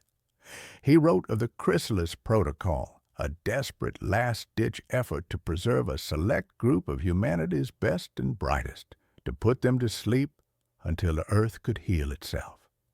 October 29th, 2026. The great silence has begun. All external communications went dark this morning. We are on our own now. The sky is the color of rust. May God have mercy on the souls of those we left behind. May 12th, 2048. The first of the cradle-born generation has come of age. They have never known a blue sky. They look upon us, the sleepers and the original staff, with a mixture of awe and pity. They call our world the before times. July 3rd, 2091. I am the last of the originals. The others are gone. The cradle-born run this place now. They are good, pragmatic people, but they fear the past. They see the memories of the sleepers not as a history to be preserved, but as a sickness to be cured. They have begun what they call cognitive correction. They believe they are doing a kindness, sparing the newly awakened the grief of a world that is gone forever. I have tried to argue with them, but to them I'm just a sad old man clinging to ghosts. The last entry was dated a week later. The writing was shaky, almost illegible. They are wrong. Memory is not a sickness. It is the only thing that proves we were ever alive at all. I have hidden these logs. Maybe one day one of the sleepers will find them. Maybe one of them will be strong enough to remember for us all. I looked up from the book, my eyes stinging. 100 years. 200. The number didn't matter. Elias was right. The world I knew, the world of Anna, of Maple Street, of blue skies and rainstorms, was not just gone. It was ancient history. A noise from the tunnel behind us made us jump. The sound of footsteps. They knew we were gone. We had to move. We grabbed the logbooks and plunged deeper into the labyrinth. We were lost for what felt like days. We survived on the emergency nutrient packs we found in a forgotten storage closet. The watchers were hunting us. We could hear their calm, dispassionate voices echoing through the tunnels, calling our names, assuring us that they only wanted to help. It was during our flight that we stumbled upon the nursery. It was a large circular room, filled with rows upon rows of cryogenic pods, far smaller than the ones in the hibernation bay. These were for children, but the most horrifying part was a large glass-walled observation room. Inside, a group of cradle-born children, no older than 5 or 6, were sitting at desks, watching a large screen. On the screen was a pastoral scene from the before times, a family having a picnic in a sunny green field. "Look, children," a soft, synthesized voice was saying, "this is a memory echo. It is a simulation of the corrupted data that the sleepers carry. See how bright the light is? It is unnatural. See how the people laugh? It is a symptom of emotional dysregulation. We must be grateful for the calm, for the balance that we have achieved." They weren't just erasing our memories. They were inoculating their own children against them, teaching them to fear the very concept of our world, to fear happiness, to fear the sun. Elias, his mind already fragile, couldn't take it. He let out a strangled, grief-stricken cry and collapsed, sobbing. The sound alerted our pursuers. They were on us in seconds. They dragged Elias away, his eyes locking with mine in a final, desperate plea. "Remember," his eyes said, "I managed to escape back into the maze of tunnels. I was alone again, hunted, with the weight of a dead world on my shoulders. I knew I couldn't stay in the tunnels forever. My only chance was to go up, to get to command, to find the door. Elias had managed to slip me his stolen key card before they took him. It was a desperate gamble, but I found a sealed access ladder that his card miraculously opened. It led straight up, into the heart of the beast. The command level was a stark contrast to the rest of the cradle. The walls were a dark, polished gray. The air was warmer. This was where the watchers lived. I crept through the corridors, my heart in my throat. I saw their living quarters, as Spartan and minimalist as my own room. I saw their food synthesizers, their communal learning centers. It was a life of perfect, sterile, passionless order. I found my way to the central control room. It was a vast, circular chamber. The walls were a single panoramic screen, currently displaying the vital signs of the thousands of souls still sleeping in the hibernation bay. In the center of the room, a young man was sitting at a console. It was the man I knew as Dr. Aris. He wasn't in his white uniform. He was wearing a simple gray tunic. He didn't seem surprised to see me. "Mark Thorne," he said, his voice as calm as ever. "The architect. I must admit, you have been our most resilient subject." "Where is Elias?" I demanded, my voice raw. "He has been returned to hibernation," Aris said. "His memory file was too deeply corrupted. Perhaps in a few more generations our techniques will be advanced enough to help him, to cure him." "He wasn't sick," I snarled. "He was remembering." "Remembering a world of chaos, of pain, of uncontrolled emotions that led to its own destruction," Aris countered, his gaze unwavering. "We are offering you a gift, a second chance, a life of purpose, of balance. You can help us build the new world, but first you must let go of the old one." "My world had love," I said, my voice thick with emotion. "It had art. It had Anna." For the first time, I saw a flicker of something in Aris's eyes. It wasn't pity. It was a deep, almost academic curiosity. "Anna," he mused. "The primary emotional trauma, the core of the corruption. Her file is fascinating. The depth of the codependent pathology is unlike anything we have on record." He gestured to the main screen. The vital signs were replaced by a photograph. It was a picture of me and Anna on a beach, laughing, the sun in our hair. The sight of it was a physical blow. "What you call love, we call a destabilizing fixation," Aris said. "It is the very thing we have worked for centuries to eliminate. The world outside is stable now, healed, but it is a delicate, fragile piece. We cannot risk contaminating it with the diseases of the past, with grief, with rage, with love." "I want to see it," I said, my voice a whisper. "I want to see the sky." He looked at me for a long moment. Then he nodded slowly. "Very well," he said. "You are resilient. Perhaps you are strong enough to see the truth and accept it.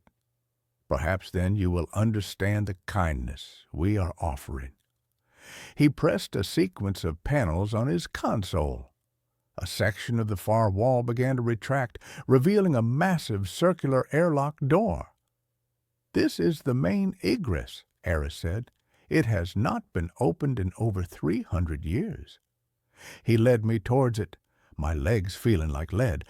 I was about to see it, the broken sky, the world after the great silence. "What year is it, Aris?" I asked one last time. He paused, his hand on the final locking mechanism.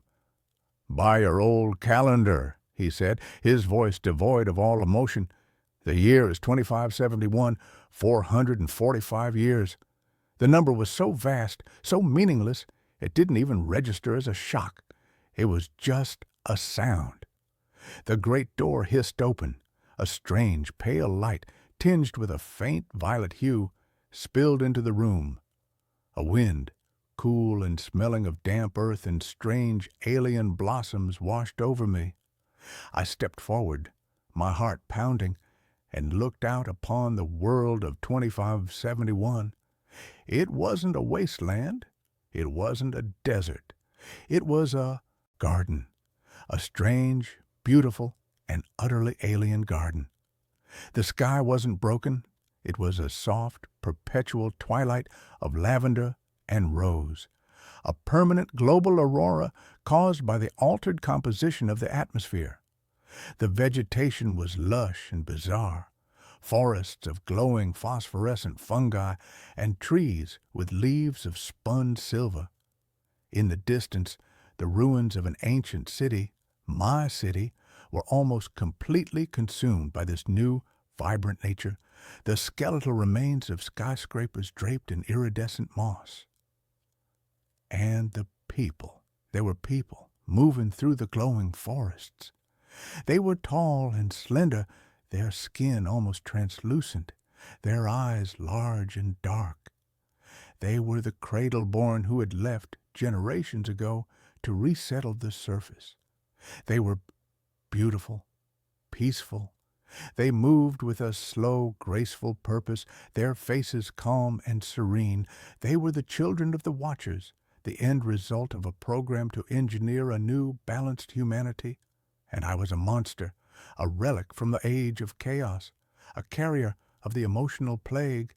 The hospital wasn't a prison to keep me in. It was a quarantine to protect them from me. Aris stood beside me.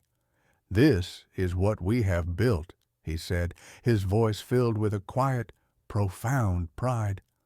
"A world without pain, without grief, without the destructive passions that burned your world to the ground.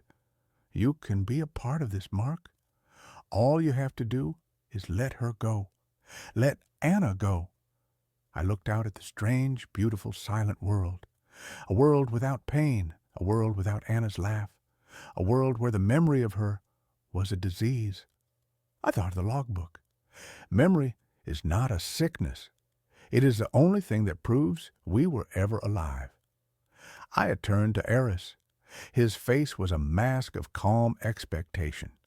He believed he had won. He believed that seeing this new, perfect world would make me surrender my broken, chaotic past. "No," I said, the word feeling like the first real thing I had said since I woke up. I didn't wait for his reaction.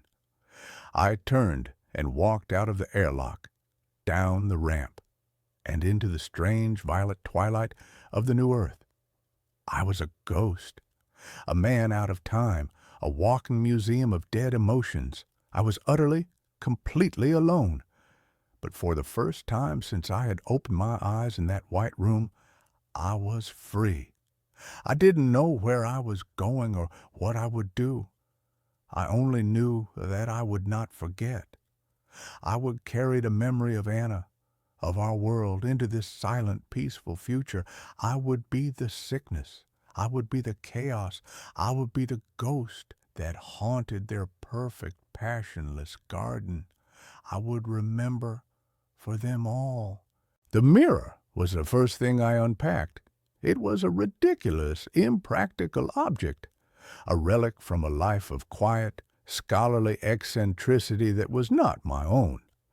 It had belonged to my great-uncle, a man I'd met only a handful of times, a reclusive historian who had lived and died in a house that smelled of decaying books and pipe tobacco.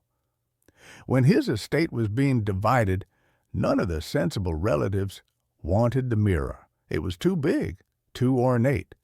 A monstrous 6-foot-tall slab of mercury glass set in a frame of ebonized wood that was carved with an unsettling menagerie of sleeping cherubs and coiling serpentine vines. They called it gaudy. I called it beautiful. I was an art restorer, a man who made his living peeling back the grime of centuries to find the truth of an artist's original vision.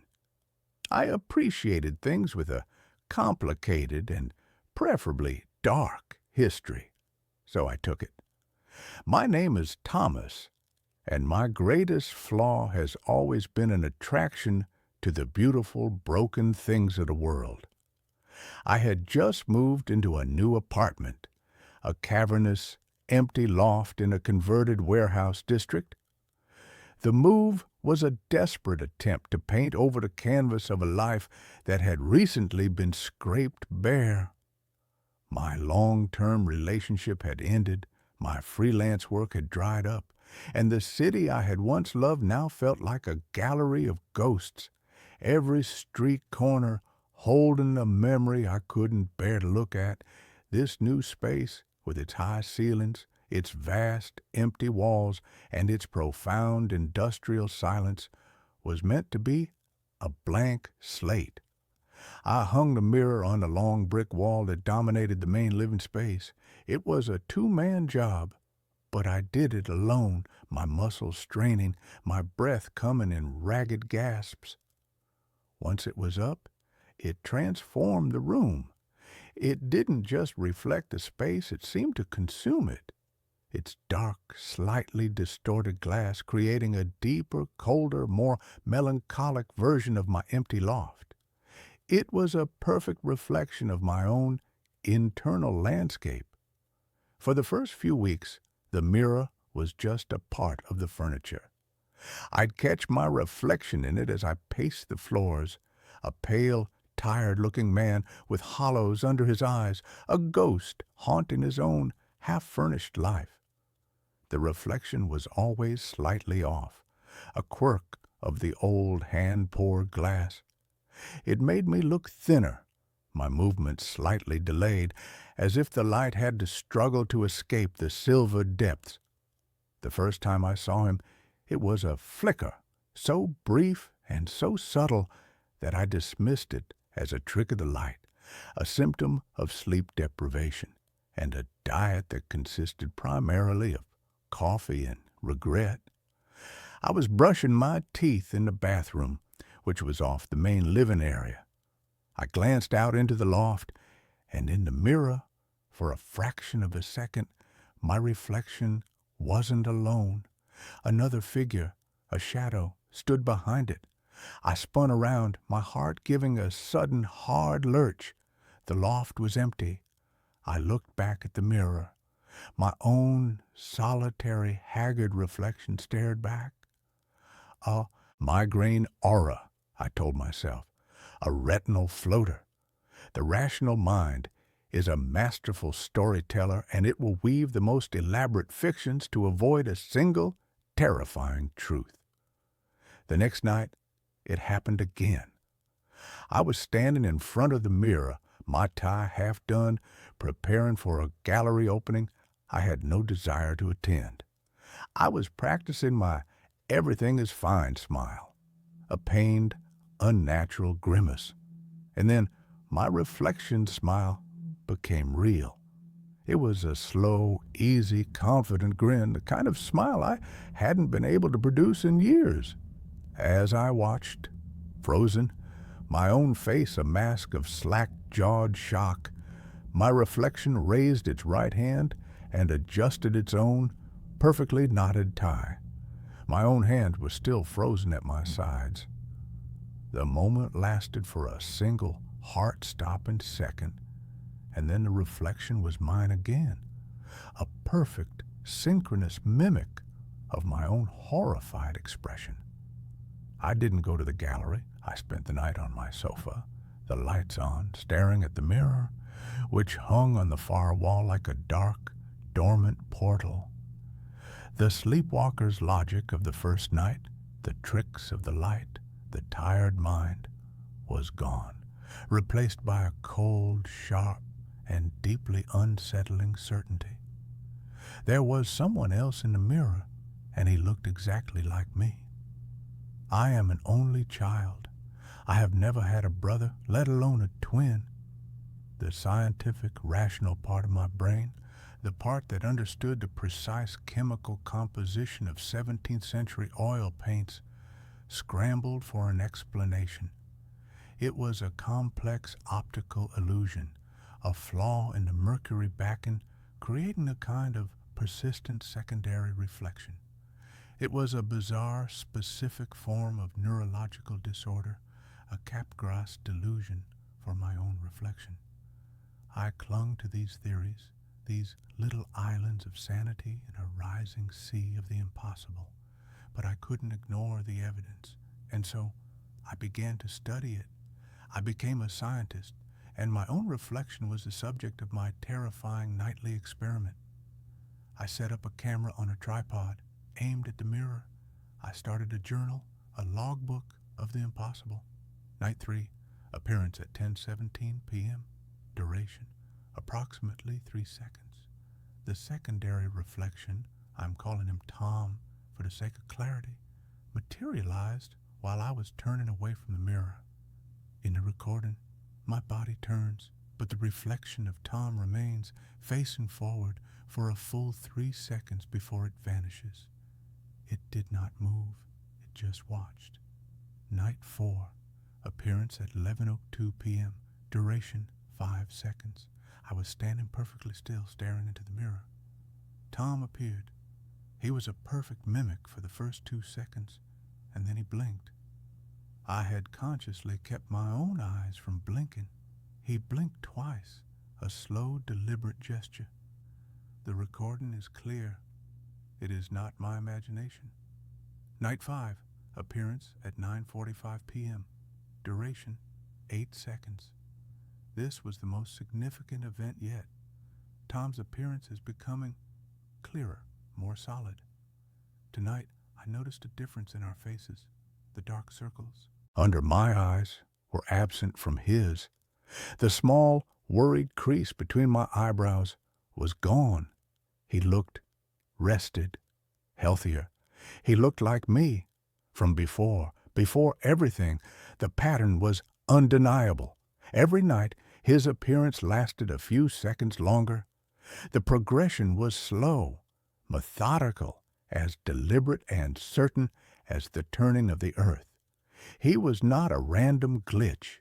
He was a presence, a consciousness, and he was growing stronger, solidifying his existence in the silvered world behind the glass. My loft, my blank slate, became my prison. I was too terrified to leave for long periods of time, but I was also too terrified to be there. I became a creature of the daylight, doing my work, my errands, in a frantic, sunlit haze. But as dusk began to fall, a deep, primal dread would settle in my bones. I would find myself drawn to the mirror, a moth to a flame that I knew was going to incinerate my sanity. The nightly appearances became the one fixed point in my disintegrating life. I had to understand the mirror. It was the source. I went back to the lawyer who had handled my great-uncle's estate and asked for his personal effects. I was given a single, dusty cardboard box of journals and letters. I spent the next week of my life hunched over my kitchen table, a modern-day Jonathan Harker, sifting through the brittle, yellowed pages of my great-uncle Henry's life. The faint, sweet smell of his pipe tobacco, a ghostly, constant companion. Henry, it turned out, had not been a simple historian. He had been a collector of the esoteric, a quiet, scholarly member of a society that studied what he called sympathetic objects, items that, through their history or their very composition, had become attuned to something beyond the physical world. The journals were filled with his research on haunted artifacts, on psychometry, on the resonant properties of objects. And then I found the entries on the mirror. He had purchased it in 1973 from a small back-alley antique shop in Prague. He called it the Viridian Mirror, after the name of its creator, a 19th century artisan and occultist named Alaric Viridian. Viridian, according to my uncle's meticulous research, had been a follower of a fringe, mystical philosophy that believed reality was not a single, linear path, but an infinite branching tree of possibilities. He believed that every choice we made, every path not taken, created a faint, echoic, shadow reality, and he believed he could build a gateway to those shadows. Viridian's theory was not of ghosts, my uncle wrote, his script a neat, precise academic hand. It was of echoes. He did not believe the mirror held the spirits of the dead. He believed it was a resonant chamber, tuned to the frequency of potential. The glass, he claimed, was not silvered with mercury, but with the unique, unstable silver amalgam mixed with the ground, powdered dust of meteorites, iron from stars that had traveled through an infinity of other skies. He believed this stellar iron acted as an antenna for the echoes of what he called our umbra selves, our shadow selves, the versions of us that exist in the adjacent, unrealized realities created by our life's choices. I felt a wave of cold intellectual terror. This wasn't a haunting. It was a problem of quantum physics. The man in the mirror was not a ghost. He was the me who had taken a different path. The me who had not met Sarah. The me who had not chosen a life that would eventually lead to this specific, lonely, grief-stricken loft. He was the me who had, apparently, made all the right choices. The journal entries grew more personal, more disturbed. "The phenomenon is consistent," Henry wrote. "I have observed him for a week now. The echo, my echo, appears for a few seconds longer each night. He seems unaware of me, a perfect but slightly healthier reflection. I must conclude that the mirror is not just a window. The act of observation, of focusing one's own consciousness upon the echo, seems to be feeding it, solidifying it, drawing it closer to the surface of the glass." I dropped the journal, my hand shaking. I had been feeding him. My obsessive, terrified attention was the very thing that was giving him strength. The final entry on the mirror was a single, cryptic, and utterly terrifying sentence written in a shaky, hurried hand, very different from my uncle's usual calm script. "He is no longer me. The echo is becoming its own man. I must stop watching. I pray it is not too late." After that, there was no more mention of the mirror. The last few years of my uncle's journals were filled with a desperate new obsession, the study of migratory birds. It was the frantic, all-consuming hobby of a man who was trying, with every fiber of his being, to look at anything other than his own reflection. My nightly experiments took on a new, desperate urgency. The echo, my shadow self, Tom, was no longer just a passive reflection.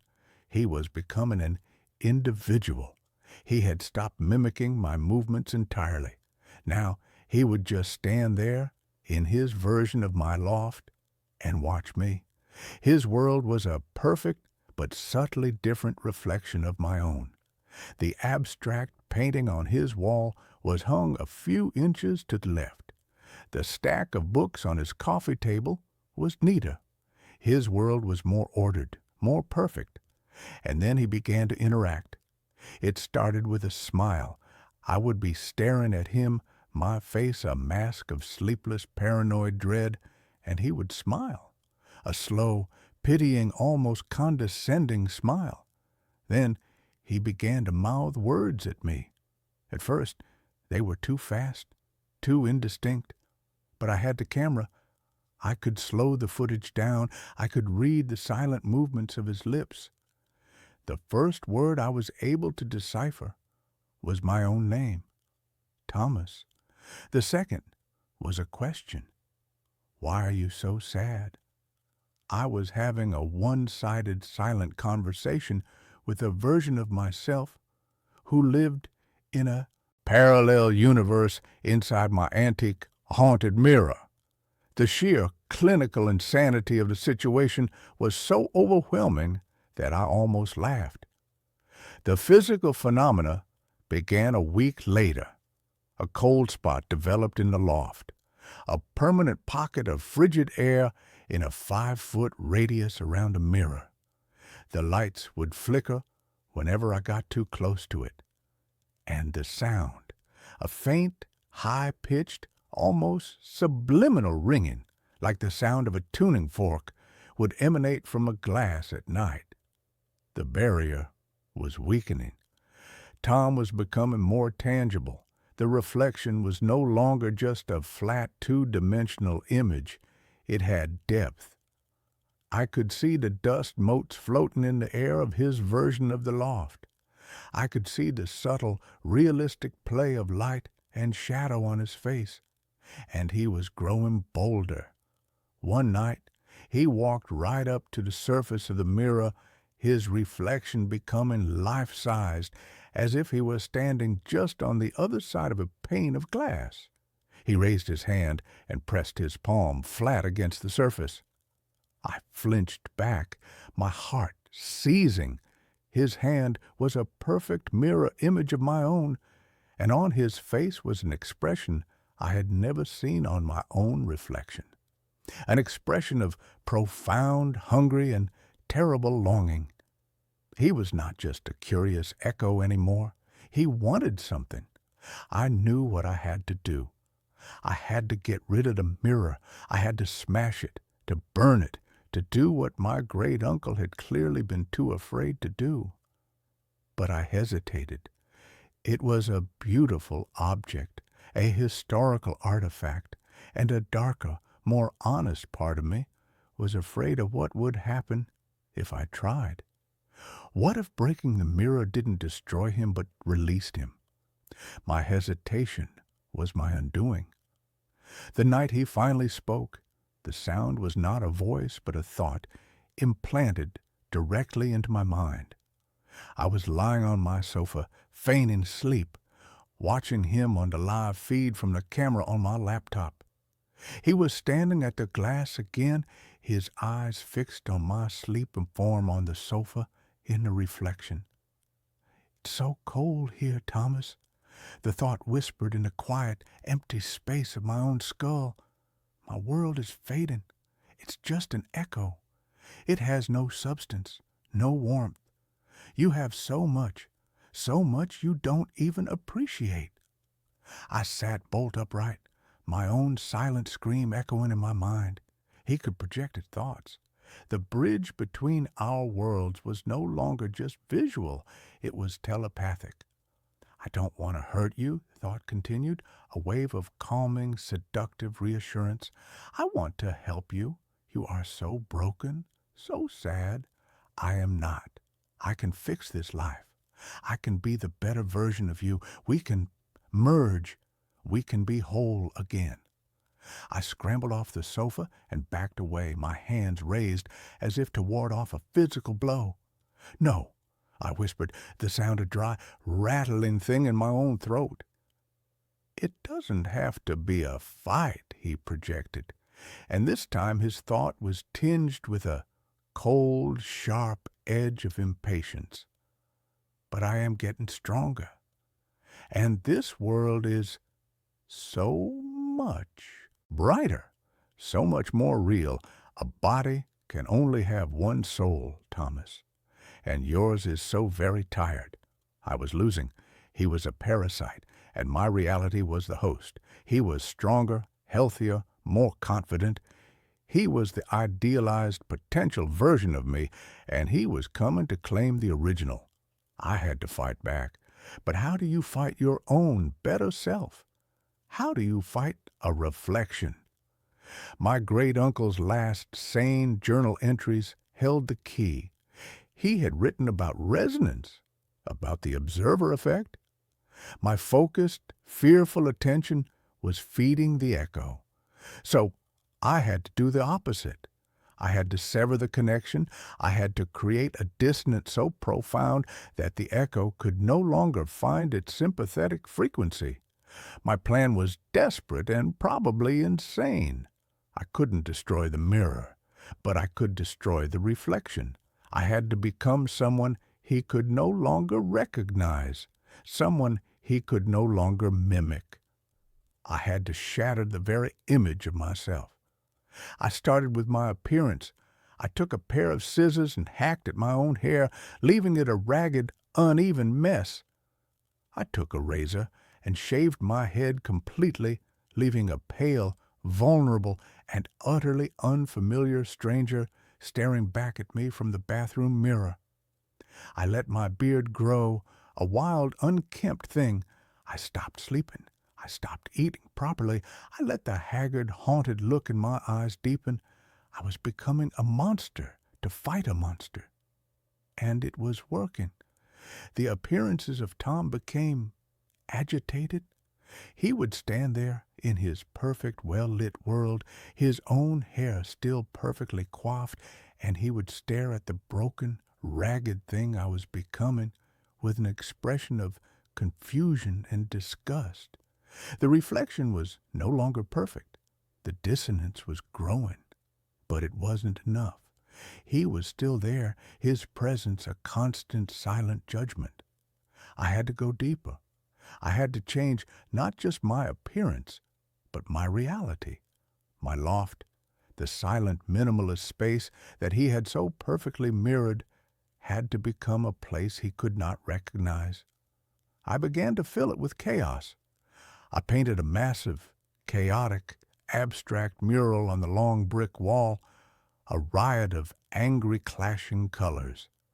I brought in mismatched junk shop furniture, creating a cluttered, illogical landscape. I filled the silence with noise, playing loud, dissonant, experimental music at all hours. My sanctuary became a madhouse. My blank slate became a canvas of pure, chaotic energy. Tom's world in the mirror did not change.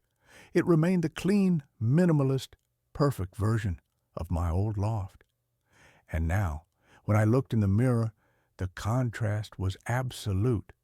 I was a ragged, wild-eyed creature standing in a room that looked like a paint factory had exploded, staring at a calm, well-dressed man in a serene, orderly space. We were no longer echoes.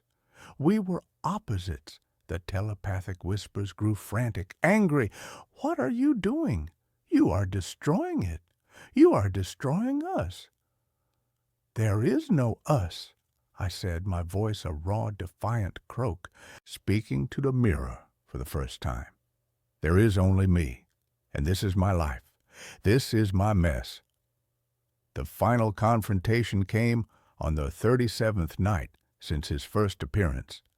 His time in the mirror had grown to nearly 5 minutes, a long, silent, nightly staring contest. But he was weaker now. His image would flicker, his form would waver, like a television signal struggling to hold on. The dissonance was working. My reality was becoming too chaotic, too noisy for his perfect silent echo to find a purchase. I knew I had to deliver the final blow. I had to do the one thing that was the antithesis of his perfect, ordered, successful existence.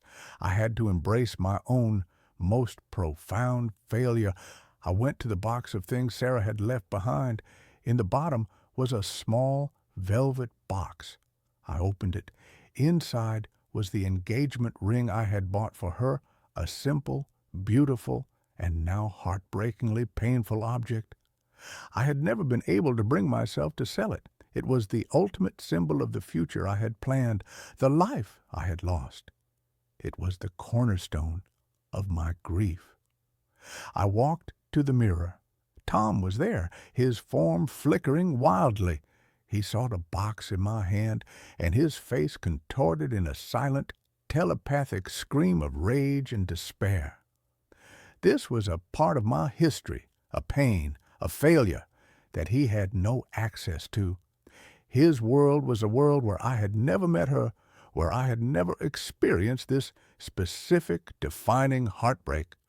"No," he screamed in my mind, "that is not part of the equation. That is a flaw, an imperfection." "That's all life is," I said, my voice steady for the first time in months. "A collection of beautiful, tragic, unforgivable imperfections." I looked at my own ravaged reflection in the mirror, at the bald, bearded, wild-eyed stranger I had become, and I looked at him, the perfect, handsome, successful man I might have been, and for the first time I felt not fear, but a profound, overwhelming pity for him. He was trapped in a world without scars, a world without history, a world without love or loss. He was not the better version of me. He was the lesser one. He was just a ghost of a possibility. I took the ring from its box. "You are just an echo," I said, "and I am turning off the sound." And with a final defiant scream of rage and grief and liberation, I drew back my arm and threw the ring as hard as I could at the center of a mirror. The impact was not the sharp, clean sound of breaking glass. It was a deep, resonant, bell-like bong, a sound that seemed to shake the very foundations of the building. A spiderweb of black, lightning-like cracks erupted from the point of impact, spreading across the surface of the glass. The image of Tom, of his perfect, silent world, shattered into 1,000 distorting fragments. He gave one final silent scream, his face a mosaic of agony and disbelief, and then he was gone. The mirror was dark. The cold spot in the room vanished. The high-pitched ringing in my ears faded into a profound, peaceful silence. It was over. I stood there for a long time, my own fractured, broken reflection staring back at me from the shattered glass. I had won. I had fought my own perfect self, and I had won, not by being stronger, but by being more broken. The next day, I took the mirror down. I wrapped it in blankets, a shroud for a dead god, and I carried it to the deepest, most forgotten part of the warehouse basement and left it there, facing the wall. I did not destroy it. It was a part of my history now, a part of my story. I live in the chaos now. My loft is still a mess of clashing colors and mismatched furniture. My hair is starting to grow back in uneven, patchy tufts. I am still a work in progress, a restoration project. I have other mirrors in my apartment now, small, simple, modern ones, and when I look into them, I just see me, a tired, scarred, and beautifully, wonderfully imperfect man. There are no echoes. There are no ghosts. There is just the single, flawed, and finally, blessedly singular reality of my own life, and I have learned that it is more than enough. I installed a baby monitor. It keeps showing a man standing behind me.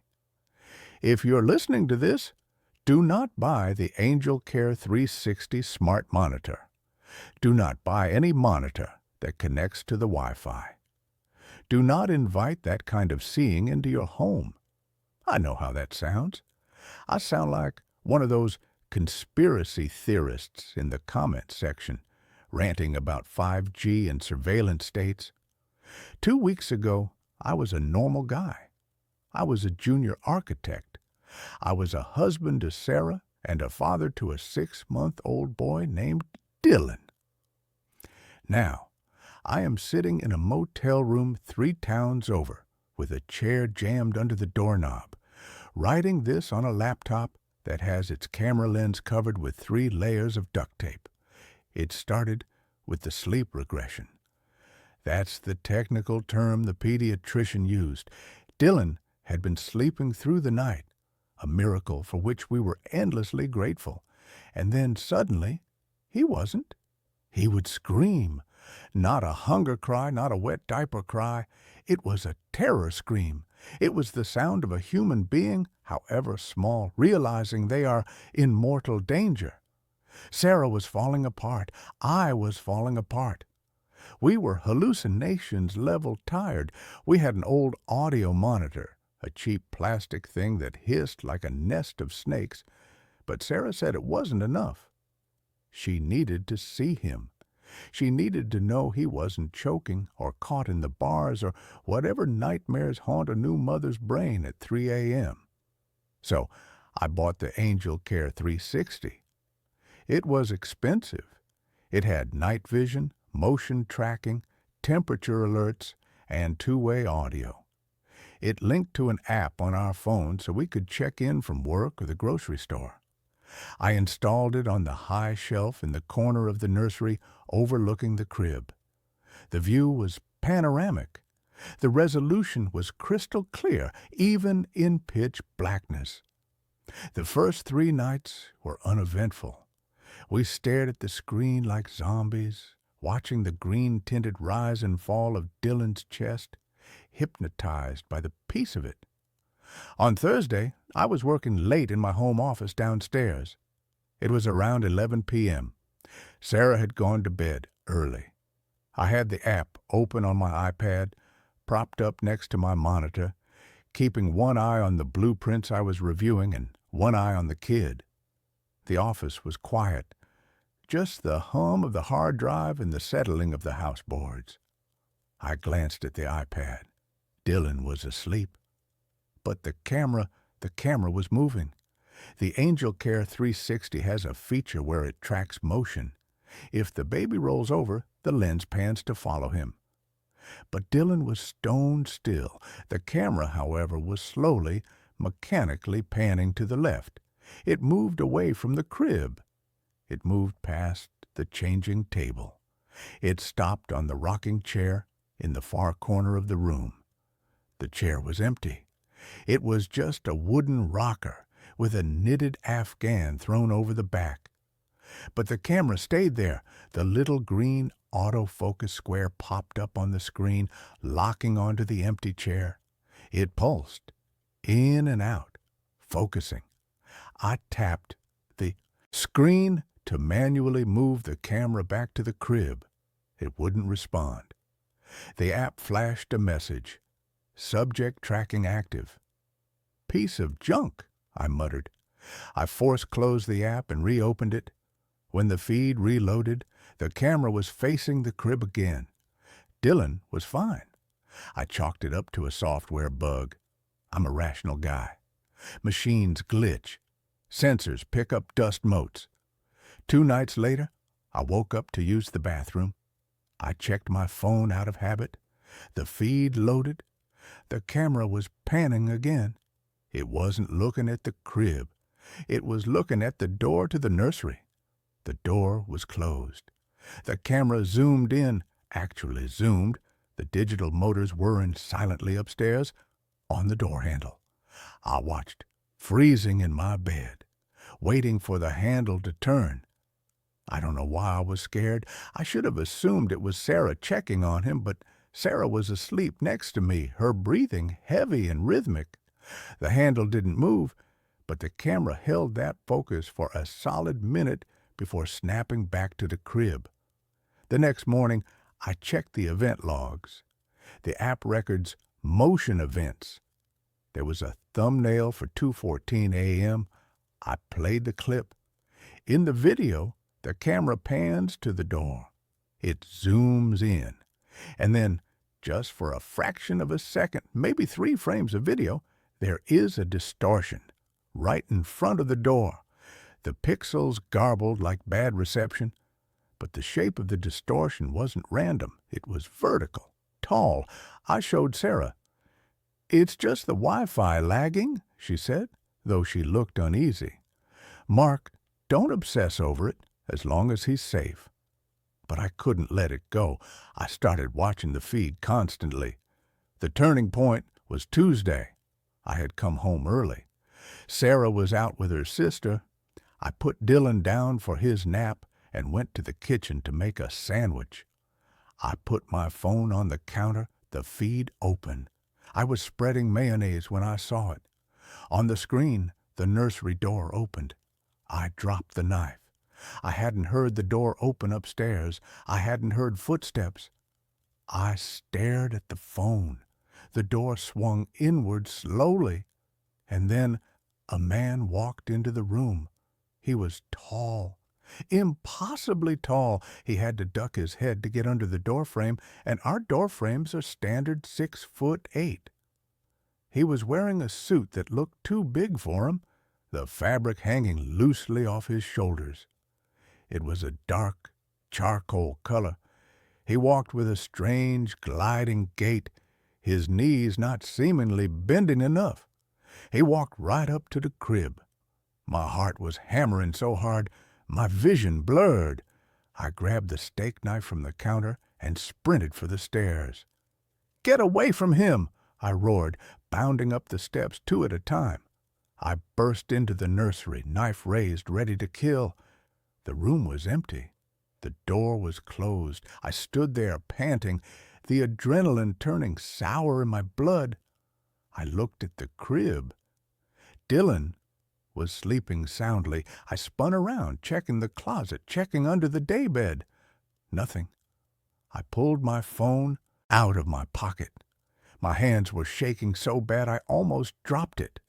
I looked at the screen. The feed was live.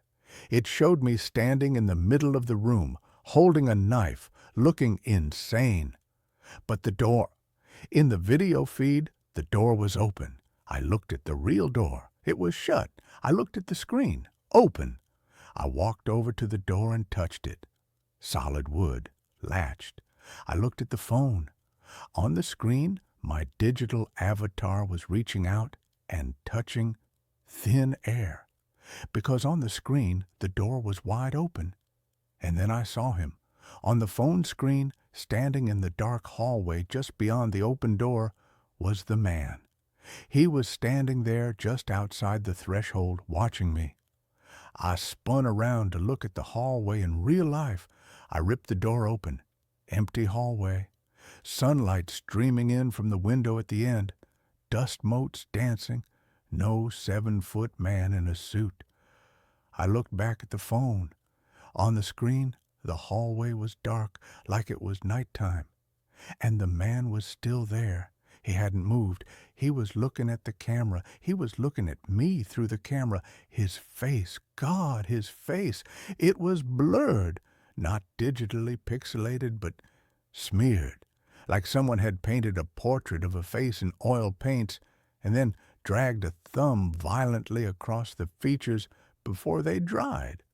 Where the eyes should have been, there were just deep, bruised indentations. I grabbed Dylan. I didn't care that I woke him up. I didn't care that he started screaming. I grabbed him, and I ran out of the house. I sat on the front lawn in the bright afternoon sun, clutching my son, waiting for Sarah to come home. I told her everything. I showed her the recording on the phone. She watched it. She saw me run in with the knife. She saw me staring at the door. "Mark," she said, her voice trembling, "the door is closed in the video." "What?" I snatched the phone back. I played it again. In the recording, she was right. In the playback, the door was closed. I looked like a lunatic screaming at a closed door. The man wasn't there. The dark hallway wasn't there. But I saw it. I screamed. I saw it live. "You need to sleep," Sarah said. She looked terrified of me. "You're having a breakdown." She made me take a sleeping pill. She made me sleep in the guest room. She kept Dylan in our room with the door locked. I didn't sleep. I lay in the dark, staring at the ceiling, questioning my sanity. Maybe she was right. The stress, the lack of sleep, the brain breaks eventually. I decided to prove it to myself. I needed to know I wasn't crazy. Yesterday morning, Sarah took Dylan to the park. I stayed behind. I went into the nursery. I took the camera down from the shelf. I brought it downstairs to the living room. I set the camera on the mantelpiece, facing the sofa. I sat on the sofa. I opened the app on my phone. I wanted to test the sensor. I wanted to see if I could trigger the glitch. I sat there for 20 minutes, staring at myself on the delay. I waved. The me on the screen waved a split second later. I made faces. Everything was normal. I felt a wave of relief. It was me. It was just exhaustion. I was about to close the app when the temperature sensor on the screen started dropping. The room temp was 72 degrees. The display in the corner of the app ticked down. 68, 60, 55, 48. I didn't feel cold. The living room was warm. Then the motion tracking box appeared, a green square. It didn't appear on me. It appeared in the air directly behind the sofa, behind my head. I watched the screen. The pixels behind my head started to darken. A shadow was forming. It wasn't casting on the wall. It was manifesting in the air. I didn't turn around. I couldn't. I was paralyzed by the image on the phone. The shadow coalesced. It formed the suit. The slumped, narrow shoulders. The long, gray neck. The man was standing behind the sofa. He was bending down. I watched on the screen as his smeared, featureless face lowered until it was inches from my right ear. I held my breath. I squeezed my eyes shut, waiting for a touch, a breath, something. There was nothing physically there. But on the phone audio, I had the volume up. I heard a sound. It was wet, a slow, rasping inhalation, like someone trying to breathe through a throat full of mud. Craw! I opened my eyes and looked at the screen. The man had moved. He wasn't by my ear anymore. He was looking at the camera. He raised a hand. His fingers were impossibly long, with too many joints. He pointed at the ceiling.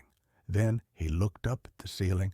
I knew what was directly above the living room, the nursery. I ran. I didn't verify. I didn't turn around. I grabbed my keys and I ran out the door. I called Sarah and told her to go to her mother's. I told her not to come home.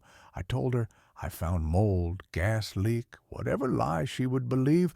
I checked into this motel. I've been watching the feed. I shouldn't, but I can't stop. I left the camera on the mantelpiece in the living room. For hours, nothing happened. Just the empty living room. But an hour ago, the camera moved. I didn't move it. It panned down. It fell off the mantelpiece, lens up. It showed the ceiling. Then I saw feet. Not shoe-clad feet. Bare feet.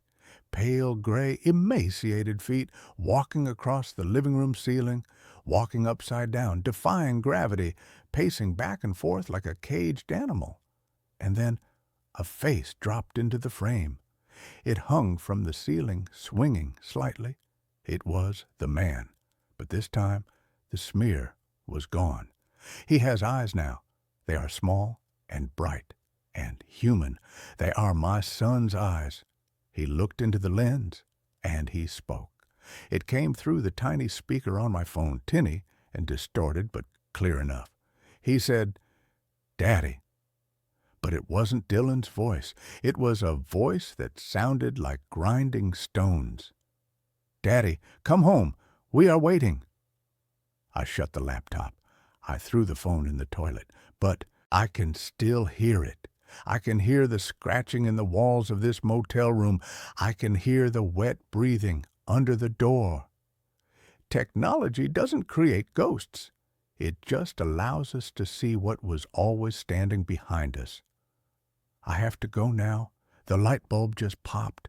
And in the dark, the blue light of the smoke detector is blinking. It's blinking in a pattern. Look, behind you. My phone keeps sending me photos. I never took. I prided myself on my digital hygiene. I was the guy who used multi-factor authentication for everything, who updated his OS the minute a patch dropped, and who kept his phone's camera roll meticulously organized. My life was defined by order, a clean, predictable line graph in a world of erratic scribbles. My phone, a high-end, state-of-the-art model, was my most trusted tool, an extension of my own organized mind. I used it for work, for tracking my fitness, and for capturing the occasional deliberate moment, a sunset, a well-plated meal, a perfectly stacked set of books. Every photo in my library, all 4312 of them, had a story, a time, a place, and a conscious act of my own intention attached to it. That's why the first impossible photo was such a profound violation. It arrived, not as a text or an email, but silently, seamlessly, integrated into my own camera roll, nestled between a picture of my dog, Winston, sleeping on a pile of laundry, and a screenshot of a plumbing quote. I was reviewing the laundry picture, zooming in to admire his ear floof, when I swiped left and saw it. It was a picture of a hallway. Not my hallway, but a similar one.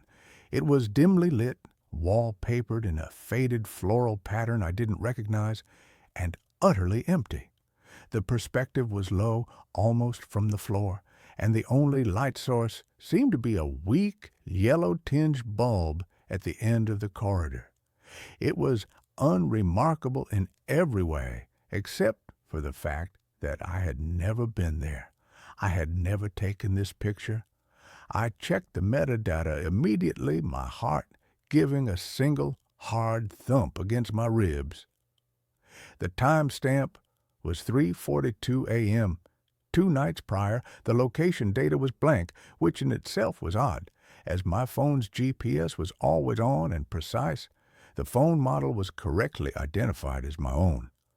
I chalked it up to a bizarre, deep-seated cloud sync glitch, perhaps a remnant from an old phone I had forgotten to properly wipe, somehow dragged from the digital ether into my current device.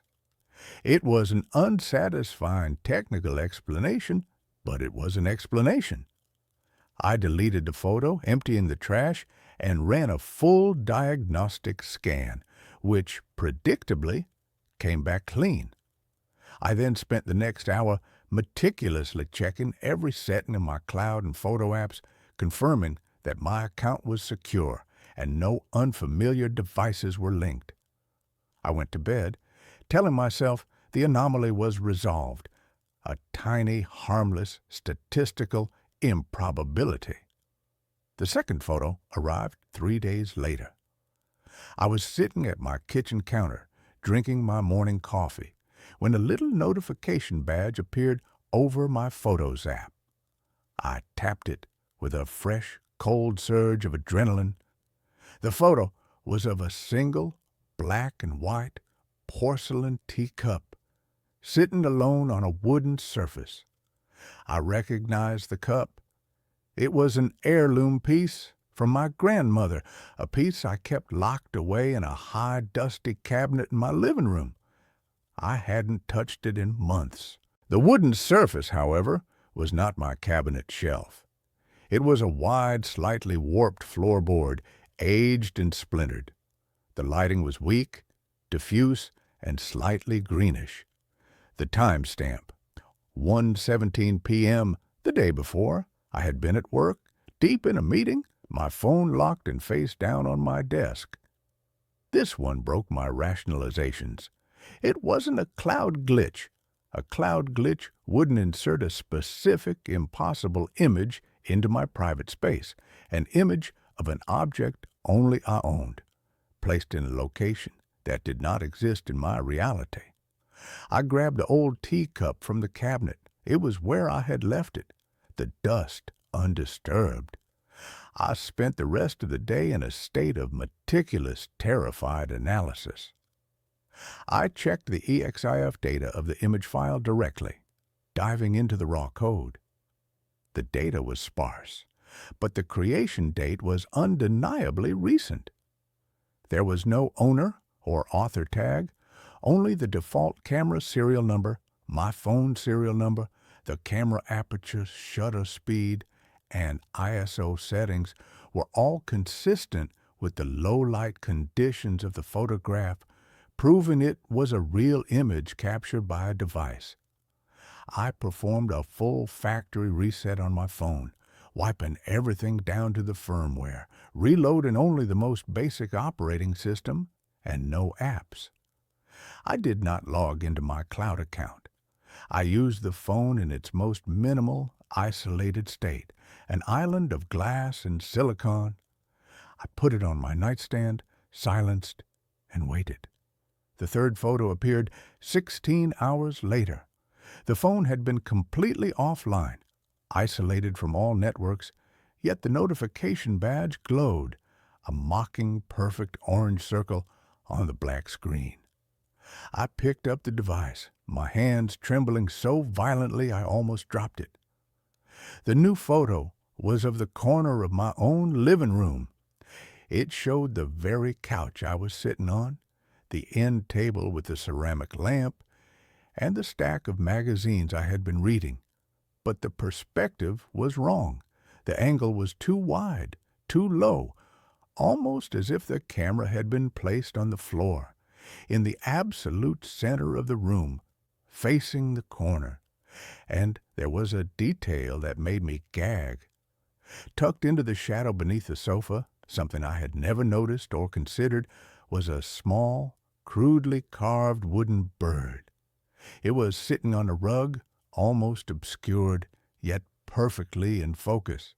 I dropped the phone, scrambled to my living room, and shone a light under the sofa. Nothing. Just dust, a stray cat hair, and the faint, acrid smell of old upholstery.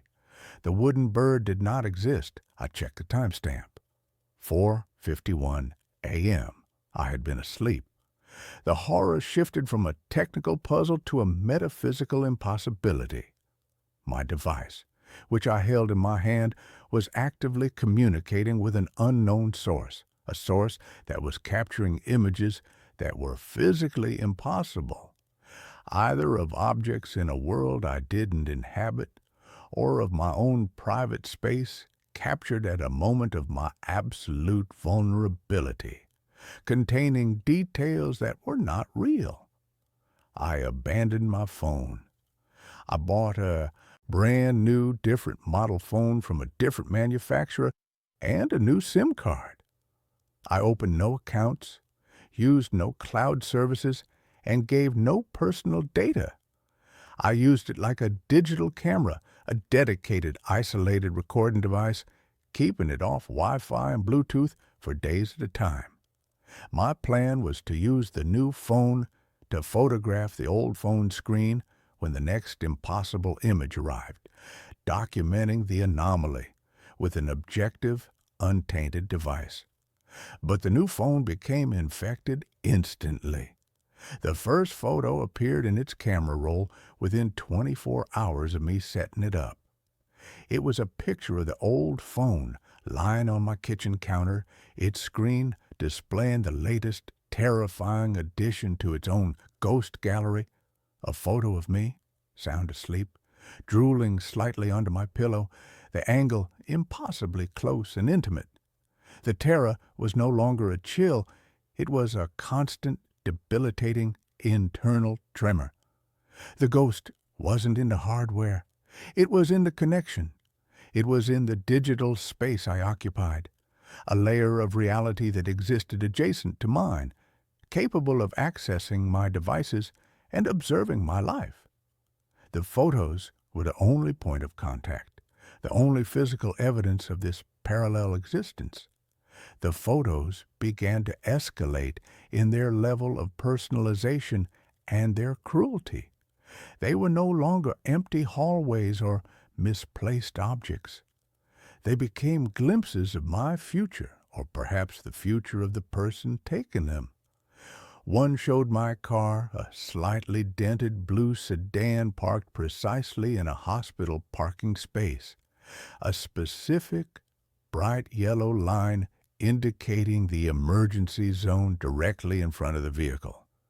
The timestamp was 2 weeks in the future. I knew with a bone-deep, visceral certainty that the photo was a promise, a horrific premonition.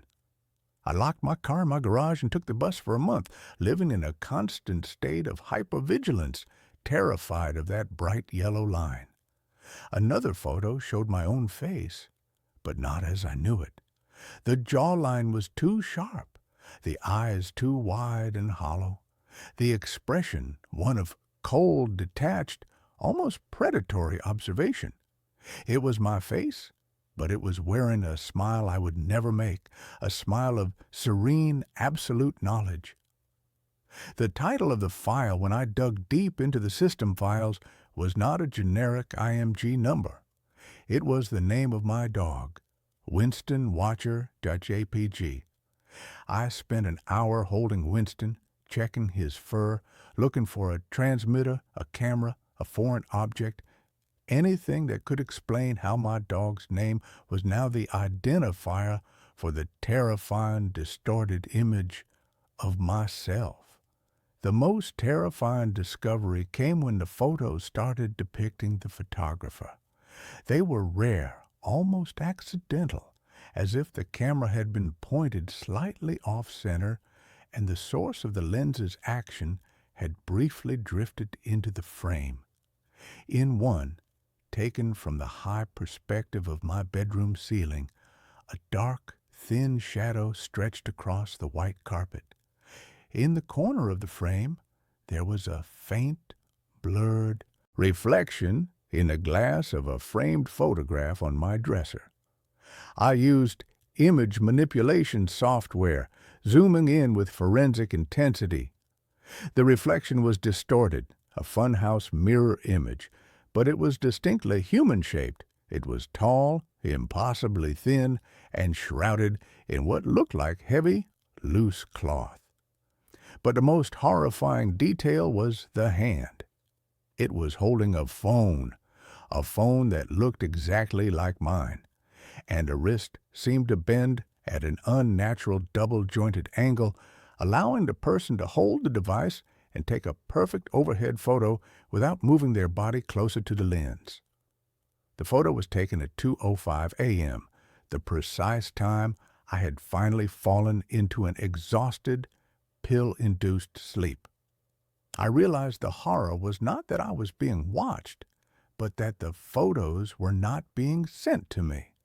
They were being taken by me, or rather, by an entity that had completely subsumed my digital identity, operating my devices with a silent, unseen hand. The photos were simply being saved to my camera roll because the device still believed I was the user. My sanity began to fray in large, irreparable chunks. I couldn't sleep. I couldn't look at my reflection for fear of seeing that serene, predatory smile. I started a desperate, last-ditch attempt to contact a photographer. I used my second phone, the new one, to take a photo of the screen of my first phone, the old one. The photo on the old screen was another impossible image, a tight, close-up shot of the hinges on my front door, taken from the perspective of someone crouched on the floor outside, documenting the mechanics of my primary security barrier. I posted a message on a generic text editor app and took a screenshot of it. The message read, "I see you. Who are you? What do you want?" I saved the screenshot to the camera roll of the old phone, locked it, and placed it on my bedside table. I stayed awake all night, sitting rigid in a wooden chair, staring at the phone, a heavy, solid bronze sculpture clutched in my hand. I watched the screen. I watched the tiny orange badge appear over the Photos app. It was 4:11 a.m. I snatched the phone, my heart pounding with a mixture of terror and desperate anticipation. I unlocked it, navigated to the camera roll, and saw the new photo. It was a selfie. It was a photo of a man's face, pale and drawn, but otherwise unremarkable. His eyes were wide, bloodshot with lack of sleep, and they were staring directly into the lens. The background was blurry, but I recognized the texture of my white bedroom wall and the corner of the wooden chair I was sitting in. The time on the photo matched the exact moment I had slumped into a brief, exhausted doze a few hours prior, before waking up suddenly. But this man was not me. He was wearing a shirt that was the wrong color. His hair was slightly shorter on the sides. His expression was not terrified, but profoundly, sickeningly calm, a quiet resignation that bordered on bliss. He had taken a picture of himself using my phone while sitting in my chair, while I had been in a state of compromised consciousness. I scrolled through the camera roll to see if the person had responded to my text message. They had. The screenshot of my plea was still there, but it had been subtly edited.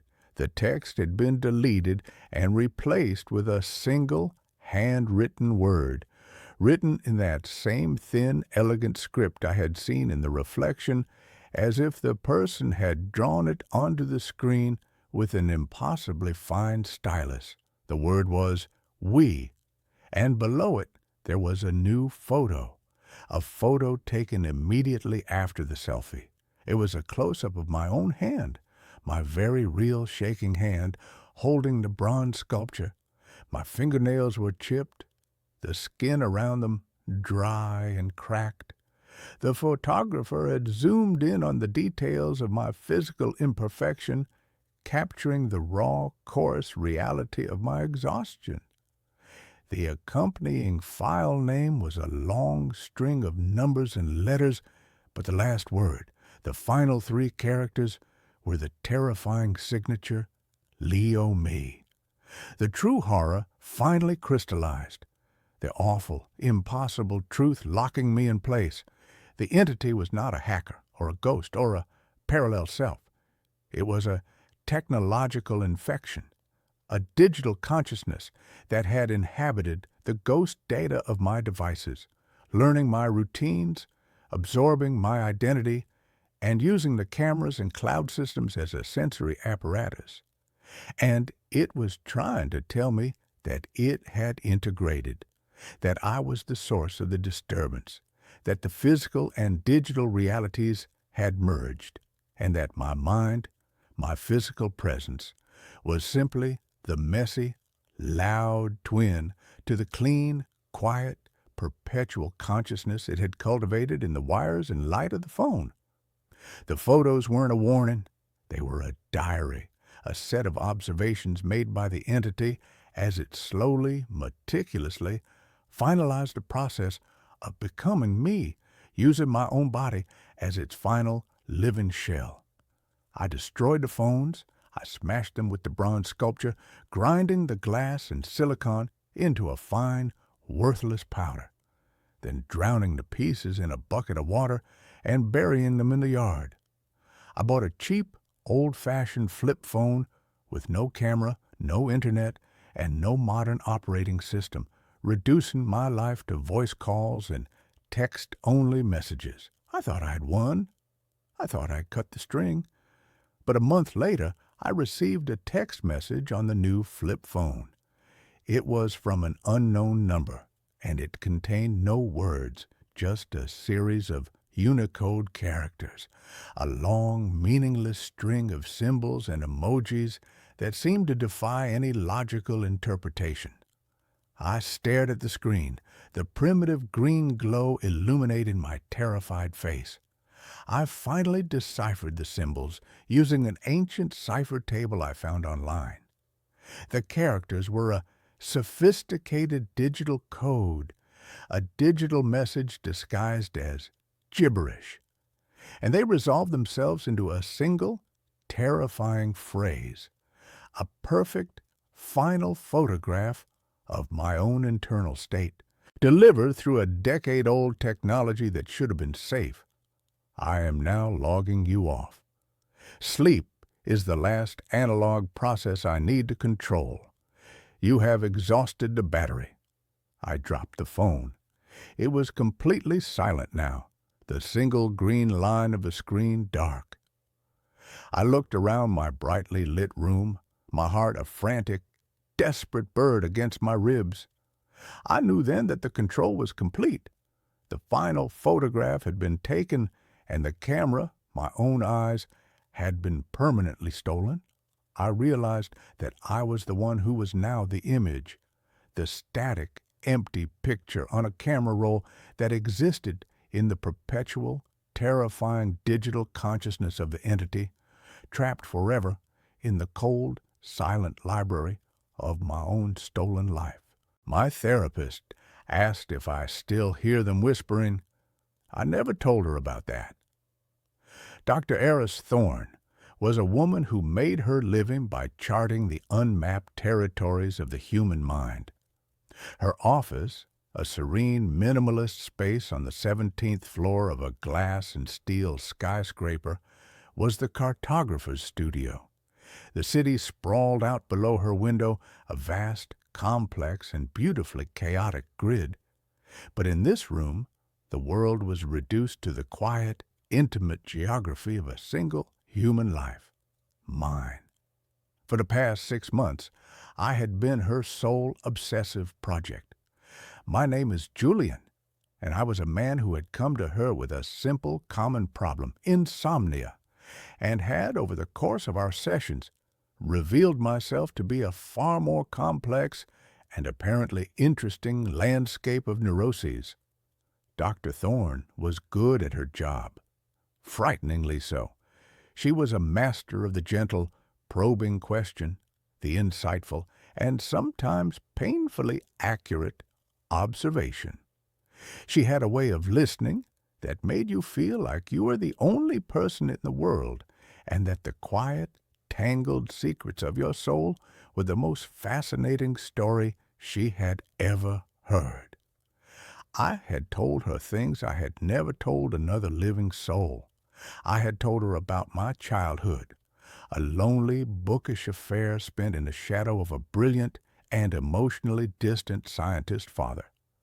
I had told her about my failed marriage, a slow, quiet, and deeply civilized erosion of love that had left me feeling hollowed out, a beautifully preserved but empty shell. I had told her about the anxiety, the low, persistent, static hum that was the constant background noise of my life. I had told her everything, or so I thought. The session that broke my world open began as all the others had. I was in the comfortable Eames-style leather chair, a glass of water sweating on the small teak table beside me. Dr. Thorne was in her own chair opposite me, her notebook open on her lap, her pen poised. She was a woman in her late 40s, with sharp, intelligent eyes the color of a stormy sea, and a calm, centered presence that I had come to rely on as a kind of emotional North Star. We were talking about my dreams, or rather, my lack of them. My insomnia was a strange white noise affair. I would lie in bed for hours, my mind a frantic, buzzing hive of meaningless thoughts, but I would never truly sleep. I existed in a perpetual gray liminal state, a twilight of consciousness that was neither rest nor wakefulness. You've described it as a crowded silence before, she said, her voice its usual calm and measured cadence. Can you elaborate on that? I tried. I told her how the silence in my apartment at night wasn't empty, but full, how it felt like a room packed with people who were all holding their breath, how I sometimes felt a pressure, a weight in the air, as if from the presence of 1,000 silent, unseen observers. She listened, her head tilted slightly, her gaze unwavering. She made a few small, precise notes in her book, and then she asked the question that took the carefully constructed, rational, and explainable world we had built together in that room and shattered it into a million terrifying, impossible pieces. She looked up from her notebook, her clear gray eyes meeting mine, and she asked, with a gentle, clinical, and utterly terrifying calm, "And do you still hear them whispering?" The air in the room seemed to solidify, to become a thick, unbreathable gel. The distant, muted sound of city traffic, a sound I hadn't even been consciously aware of, vanished. The world contracted to the space between her eyes and mine. My blood ran cold. A wave of dizziness, so profound it felt like the floor was tilting, washed over me. I gripped the arms of the chair, my knuckles turning white. What did you just say?" I stammered, my voice a dry, cracked, and unrecognizable thing. Her expression did not change. There was no surprise, no confusion, just a calm, patient, and deeply unnerving expectation. "The whispering, Julian," she repeated, her voice as gentle as a scalpel. "You've never mentioned it to me, but I know you hear it. I was just wondering if it has lessened at all since we began our sessions." I stared at her, my mind a screaming, chaotic void. The whispering, the soft, sibilant and constant chorus of voices that lived just on the edge of my hearing. The sound I had lived with for as long as I could remember. The sound I had never, ever in my entire life spoken of to another human being. It had started in my childhood. A faint, rustling sound in the quiet of my bedroom at night, like the sound of dry leaves skittering across a pavement, or the hiss of an untuned radio. As I had grown older, the sound had grown with me, becoming a more complex, more defined, and more intimate part of my own internal landscape. It was a constant companion, a secret I had guarded with a fierce, almost primal instinct. It was the one true and definitive proof of my own unique and deeply personal madness, and I had never, ever told her about it. How do you know about that?" I whispered, the words feeling like shards of glass in my throat. She offered a small, sad, and deeply enigmatic smile. "Because I hear them too," she said. "I always have, and so did your father." The room seemed to spin, the city outside the window a blurry, vertiginous smear of light and color. My father. My cold, distant, and brilliantly rational scientist father, the man who had taught me to believe only in the observable, the quantifiable, the explainable. "My father?" I breathed. "Julian," she said, her voice taking on a new, more personal, and more urgent tone, "I did not become your therapist by accident. I sought you out. I have been looking for you for a very, very long time. Your father and I were colleagues a long time ago. We were part of a very small, very secret research group. We were studying a phenomenon that we came to call auditory inceptional resonance, the whispering. My mind was reeling, trying to process the impossible, world-altering implications of her words. My secret, my madness, was not mine alone. It was a phenomenon, a subject of scientific study, and my father had been a part of it.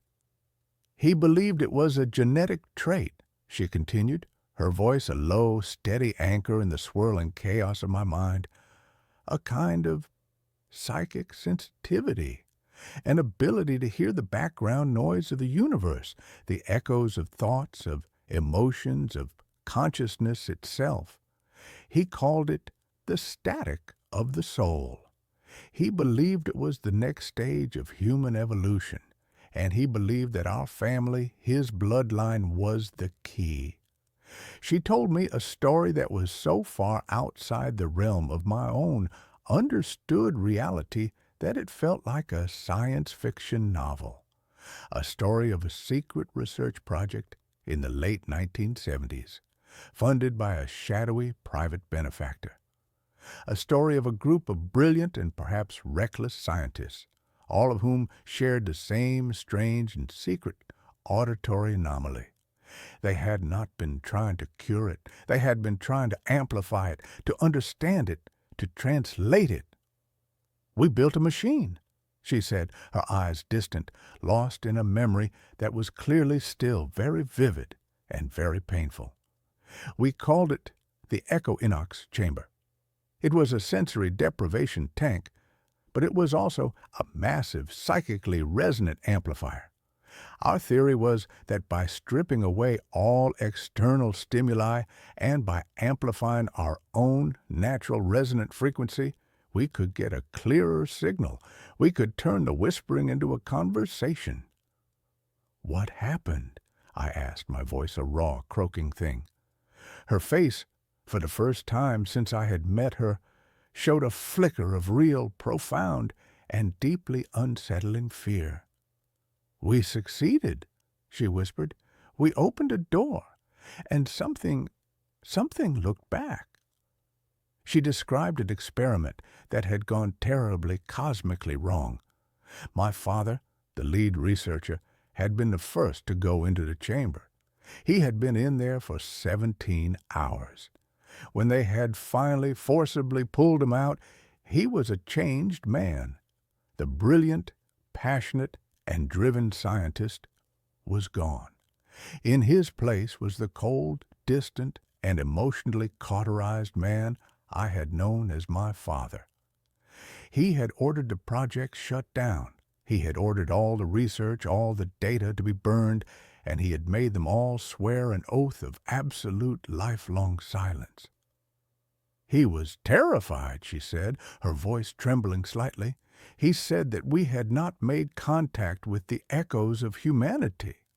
He said we had made contact with the thing that was creating the echoes, the static. He said it was not a background noise. It was a consciousness, a vast, ancient, and utterly alien consciousness, a predator. And it had noticed him. It had touched him. He spent the rest of his life building walls, not just in his mind, but in the real world. The quiet, ordered, and emotionally sterile life he built for himself. For you, it was not a choice. It was a quarantine. I stared at her, my own lonely and silent life suddenly recontextualized. The quiet house, the lack of close friends, the emotional distance, it had all been a shield, a desperate, lifelong attempt by my father to make his own and my own psychic signal as quiet as possible, to avoid drawing the attention of the thing he had found listening in the dark. And you? I asked. Why are you telling me this now? Because your father is gone, she said, her eyes locking with mine, and I saw in them a reflection of my own lifelong and secret fear. And because the whispering for me has been getting louder, and it is no longer just a whisper, it has started to cohere, to form words, and the words it is forming are your name. The air in the room grew cold. The familiar, low-level sibilant hiss in my own ears, a sound I had long ago learned to ignore, seemed to swell in volume, to take on a new, more sinister, and more intelligent cadence. "The static is looking for you, Julian," she said, her voice a low, urgent whisper. "Your father's death was like a lighthouse going out. And you are the new light. You have the same resonance, but it is untrained, unshielded. You are a beacon in the dark, and it is hungry." My life, which had been a quiet, sad, and comprehensible story, had just been rewritten as a cosmic horror novel. And I was the main character. The whispering was not a symptom of my own internal madness. It was the sound of a predator sniffing at the edges of my reality. "What does it want?" I asked, the question a pathetic, childish whimper in the face of this new, terrifying, and incomprehensible reality. "It wants what all predators want," she said, her face grim. "It wants to feed. It feeds on consciousness, on memory, on identity.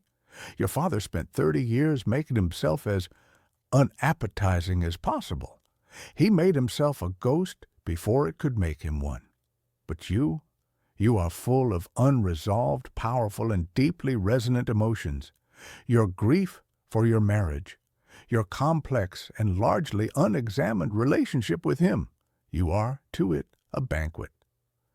The therapy sessions were a lie. She had not been trying to cure my insomnia. She had been trying to assess me, to gauge the strength of my signal, and she had been, in her own desperate way, trying to teach me how to build the same kinds of walls my father had. She had been trying to arm me for a war I hadn't even known I was fighting. And now the war had come to me. The whispering in my ears was no longer just a hiss.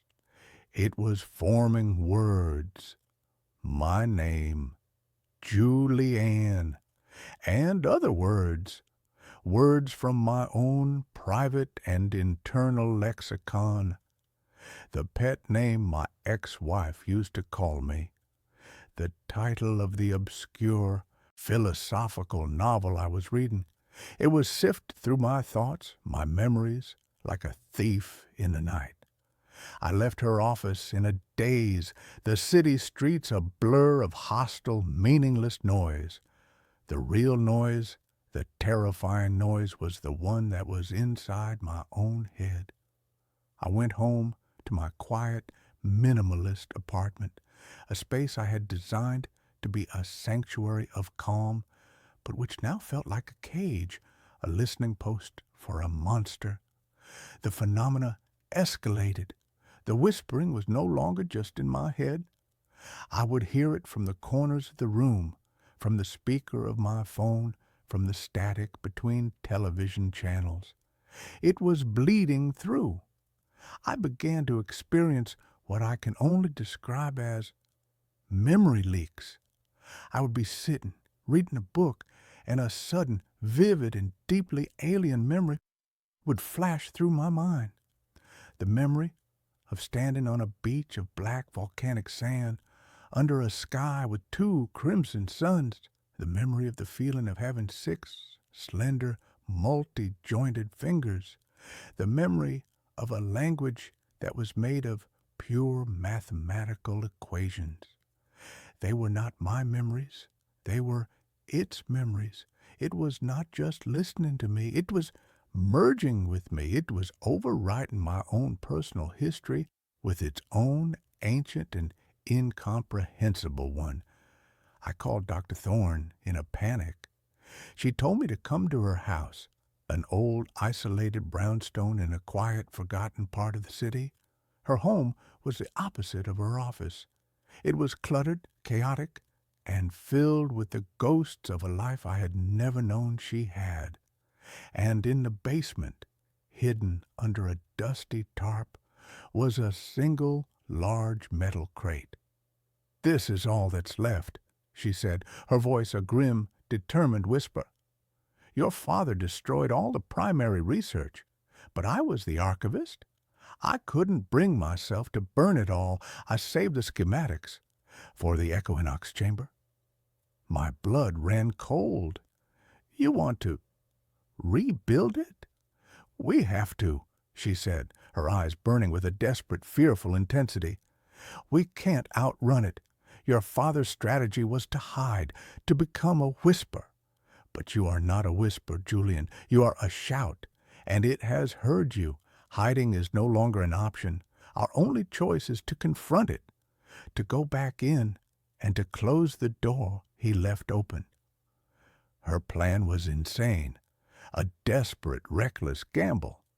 She believed that the entity, the static, was using my own unique, resonant frequency as a bridge. She believed that by using the chamber to amplify my own consciousness, I could fight back. I could learn to control the signal. I could learn to build a new kind of wall, a firewall, not of silence, but of pure, focused, and defiant will. For the next week, we worked like maniacs, a 2-person cult preparing for the end of the world. We rebuilt the equinox chamber in her basement. It was a terrifying, beautiful, and deeply unsettling object, a fusion of cold, hard technology and a strange, almost mystical understanding of the human mind. It was a coffin, a spaceship, an altar. The night we were ready, the whispering in my head was a triumphant, deafening roar. It knew what we were about to do. It was excited. It was hungry. I stripped down and entered the chamber. It was filled with a warm, saline solution, the color and consistency of blood. As the lid hissed shut, plunging me into an absolute velvety darkness, the last thing I saw was Dr. Thorne's face, pale and strained, her eyes full of a mixture of hope and terror. The sensation was one of absolute dissolution. My body vanished. My sense of self, of my own physical boundaries, dissolved into the warm, dark liquid. There was only my consciousness, a single untethered point of light in an infinite black void, and the whispering. It was no longer around me. It was me. It was a part of me. And then I saw it. It was not a creature of flesh and blood. It was a thing of pure geometric and malevolent consciousness. It was a living, breathing, and impossibly complex pattern of static. It was a storm of a billion forgotten thoughts, of dead realities, of lost souls. And it was beautiful. And it was hungry. It swarmed towards me, my single, small, and terrified point of light. It wanted to consume me, to add my small, unique pattern to its own chaotic and infinite design. And in that moment of absolute existential terror, I did the one thing it did not expect. I did not fight it. I did not run. I did not try to build a wall. I remembered my father, his silence, his distance, his lifetime of fear. And I remembered the one true and powerful thing he had given me, my own unique and deeply personal silence. I did not try to shout over the noise of the static. I just listened, not to it, but to myself. I focused on the one true and inalienable thing that was me, the memory of my mother's hand on my forehead, the feeling of my ex-wife's head on my shoulder, the quiet, profound, and deeply satisfying joy of solving a difficult intellectual puzzle.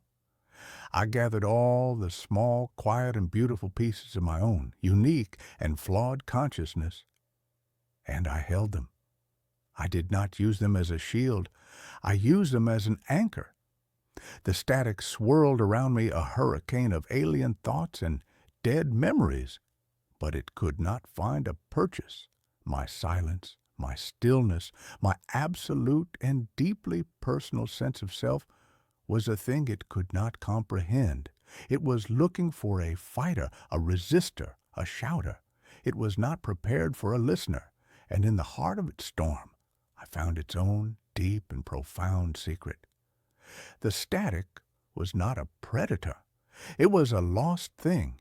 It was the collected, terrified, and lonely consciousness of a universe that had died, a universe where the only thing left was the echo. It was not hungry. It was just alone, and it was desperately and clumsily trying to find a companion. I did not offer it a fight. I offered it a piece of my own quiet, a single, shared moment of stillness in the heart of the storm. I don't know how long I was in that chamber when the lid opened and the light of the basement flooded in. I felt different. The whispering was gone. Not gone, but quiet. It was back where it belonged, in the background. A part of the texture of the universe, but not a part of me. I had not closed the door. I had simply learned to not be afraid of what was on the other side. Dr. Thorne and I dismantled the chamber. We did not destroy it. We understood now. It was not a weapon. It was a tool, a telephone, a thing to be used with great and profound respect. My life is different now. The silence in my apartment is no longer crowded. It is just quiet. My insomnia is gone. I sleep and I dream, and my dreams are my own. I have learned that the greatest walls are not built of silence or of fear. They are built of the quiet and deeply and unshakably personal knowledge of who you are. The whispering is still there, a faint, cosmic static on the edge of the world. But it is just noise now, and I am no longer listening. I woke up to 47 missed calls, all from my future self. The first thing I noticed wasn't the number of calls, it was the silence. Usually my apartment complex is a symphony of urban decay. I live on the 4th floor of a brick walk-up in Chicago. By 8 a.m. on a Saturday, I should hear Mrs. Giamatti's beagle yapping 3 doors down. I should hear the rumble of the L train vibrating the steel fire escape outside my window. I should hear the heavy bass of the teenager's stereo in 4B. But there was nothing, just a heavy, suffocating silence that felt like cotton wool stuffed into my ears. I rolled over, my head pounding. I'd taken 2 melatonin gummies the night before. A mistake. They always gave me vivid, sticky nightmares, and I felt like I was swimming through molasses to surface into consciousness. I reached for my phone on the nightstand.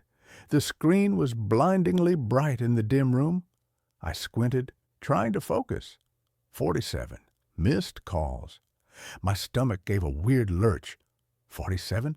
Who calls someone 47 times? An emergency. Mom, Dad, an accident. I unlocked the screen, my thumb hovering over the Recents tab. I expected to see Mom or maybe my boss if the building had burned down. I stared at the list. The blood drained out of my face so fast I felt dizzy. Missed call, me, mobile. Missed call, me, mobile. Missed call, me, mobile. The list scrolled down, screen after screen. All 47 calls were from my own contact number. I sat up, the sheets pooling around my waist. The room was cold, unnaturally cold for September. I checked the timestamps. The first call had come in at 3:12 a.m. The last one was at 7:59 a.m. 1 minute ago. I held the phone like it was a live grenade. A glitch. It had to be a glitch. Maybe the cell towers were messed up. Maybe someone was spoofing my number. That happens, right? Scammers use your own number to bypass spam filters, but 47 times. Then I saw the voicemail icon. 1 new voicemail. Only one? If they called 47 times, why leave only one message? I pressed the speakerphone button. I didn't want to hold the plastic against my ear. The robotic female voice announced, "Message received today at 7:59 a.m. A burst of static. Then a voice. "Don't. Static. Don't open the blinds. David, listen to me. Do not look outside.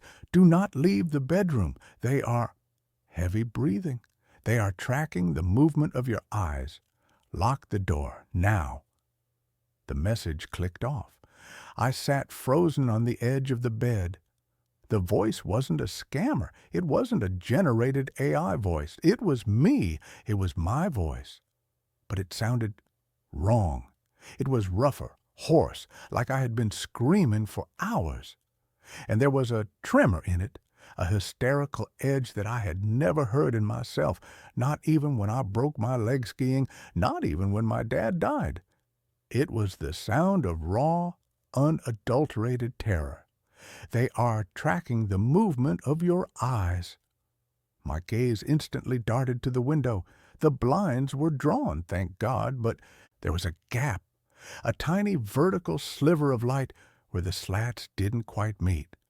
I felt a primal urge to look, to peek, to prove that this was insane. Buzz up. The phone vibrated in my hand, startling a yelp out of me. "Incoming call, me, mobile." I stared at the screen. My own face, a goofus selfie I used for my contact card, grinned back at me. I answered. "Hello?" My voice cracked. "You listened to the voicemail," the voice on the other end said. It was definitely me, but the audio quality was crystal clear. No static. It sounded like I was standing right next to myself. "Who is this?" I demanded, trying to sound tough but failing miserably. "Is this some kind of deep fake prank? Because it's not funny." "It's not a prank, David. It's 10:15 a.m. I'm you. Or I was you. Look, we don't have time for the sci-fi explanation. You have about 30 seconds before the first one gets to the door." "The first what? Who?" "The sweepers," the voice said. "Listen to me carefully. Get up. Go to the hallway door. Lock the deadbolt, the chain, and the bottom latch. Do it now." "Why?" "Because at 8:05 a.m., Mrs. Giamatti walked out to walk her dog, and they took her. They took everyone, David. The building is empty. You're the last one left because you sleep like the dead." I looked at the clock. 8:03 a.m. "You said it's 10:15 where you are?" "Yes. I'm calling you from 2 hours in the future. I'm trying to keep us alive. I failed the first time I opened the door. Please, lock it." The desperation in the voice was nauseating. It was the sound of a man begging for his life. I stood up.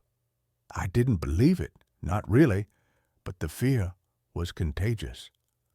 I walked out of the bedroom, down the short hallway to the front door of my apartment.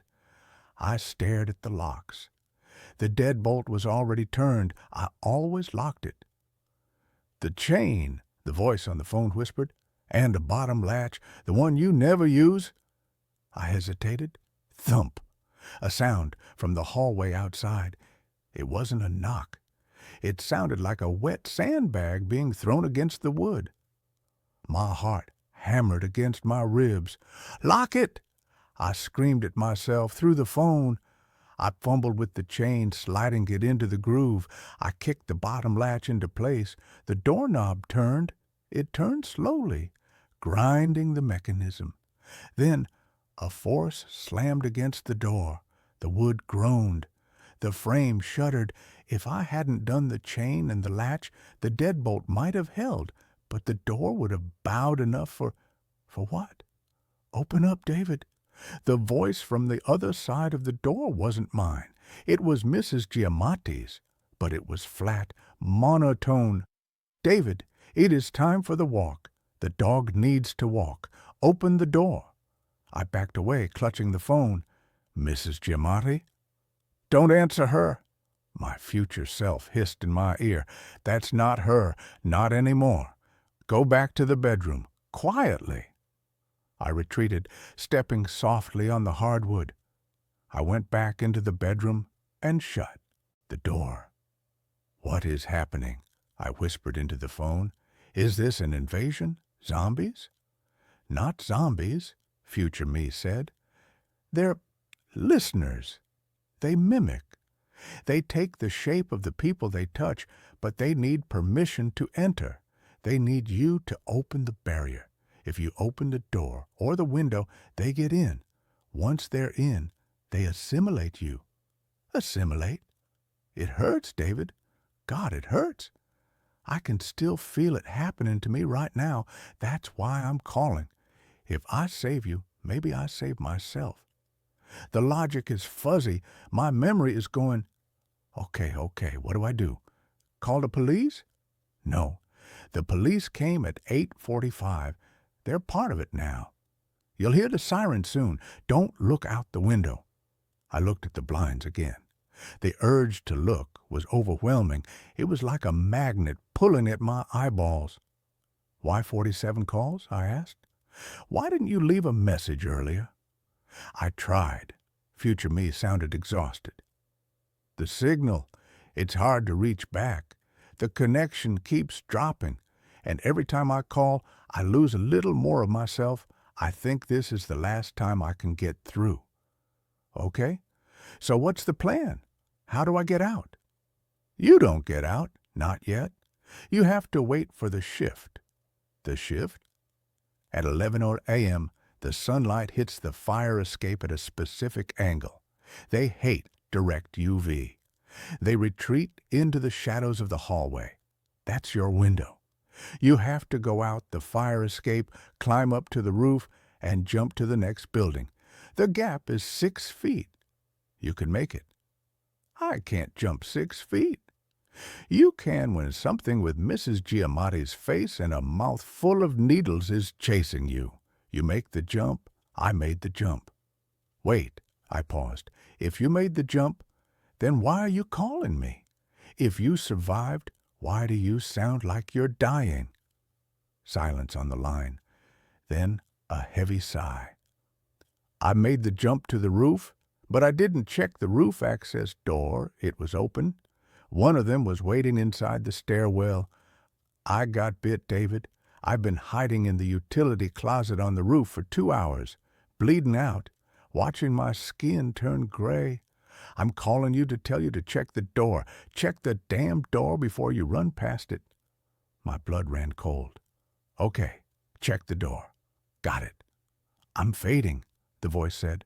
"The signal is breaking up. Stay inside. Don't make a sound. Wait for 11 hour. And David?" "Yeah? I'm sorry." The line went dead. I sat there in the silence. 8:10 a.m. I had nearly 3 hours to wait. The next 2 hours were an exercise in psychological torture. At 8:30, the scratching started. It sounded like fingernails being dragged down the hallway drywall. Long, slow strokes. At 8:45, just like the voice predicted, the sirens came. But they didn't wail. They chirped, short and aggressive, then cut off abruptly right outside the building. I heard heavy boots on the stairs. I heard shouting, "Police! Is anyone in there?" It sounded like Officer Miller, a guy I'd seen around the neighborhood. "Open up! We have reports of a gas leak." A lie. Future me said they need permission. They need me to open the barrier. "I know you're in there, David."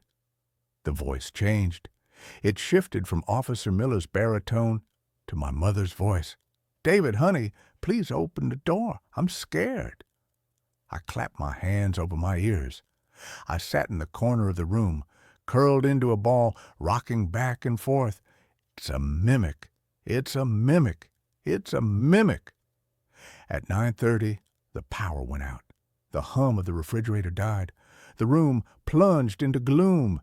The silence returned, heavier than before. I stared at the phone. 48% battery. I scrolled through the missed calls again. 47 calls. It seemed so desperate. I tapped on the voicemail again. I needed to hear it one more time to make sure I hadn't hallucinated it. Message received today at 7:59 a.m. Don't open the blinds." I listened to the cadence of the voice, the terror. It was real.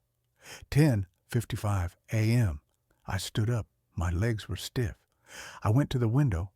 I peeked through the tiniest crack in the blinds. The sun was shining. It was a bright, beautiful day. The fire escape steel was gleaming. I grabbed my sneakers and tied them tight. I grabbed a kitchen knife. Useless, probably, but it made me feel better. 10:58 a.m. I moved to the window. I unlocked the sash. 11 a.m. I took a deep breath. "Check the roof access door," I whispered to myself. I threw the window up. The noise of the city rushed in, but it was wrong. No cars, no people, just wind. I scrambled out onto the fire escape. The metal was hot under my hands. I looked down into the alley. It was filled with them. They were standing in the shadows of the dumpsters, looking up. They looked like people, neighbors, the mailman, the barista from the corner shop. But their limbs were elongated, their jaws hanging slackly open. They saw me. A collective hiss rose up from the alley like steam escaping a vent. I didn't look back. I climbed. I scrambled up the rusting ladder, my breath tearing at my throat. 4th floor, 5th floor, roof. I pulled myself over the parapet and rolled onto the gravel surface of the roof. The sun was beating down. It was clear. I stood up and scanned the roof. There was the utility closet my future self had mentioned, and there was the roof access door for the next building over. I ran toward the edge. The gap between the buildings was about 6 feet, a terrifying distance, but doable. I backed up to get a running start. Then I saw it, the utility closet door. It was slightly ajar. I stopped. Future me said he was hiding in there. He said he was bleeding out. If he was in there, could I help him? Could I help me? I took a step toward the closet. "David." The voice came from inside the dark gap of the closet door. It was weak, wet. "I'm here," I whispered. "I'm here."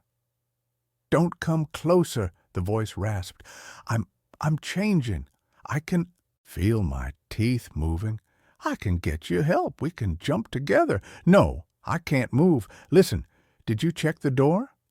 What door? The roof access door on the other building. I looked across the gap. The door on the other roof was closed. It's closed, I said.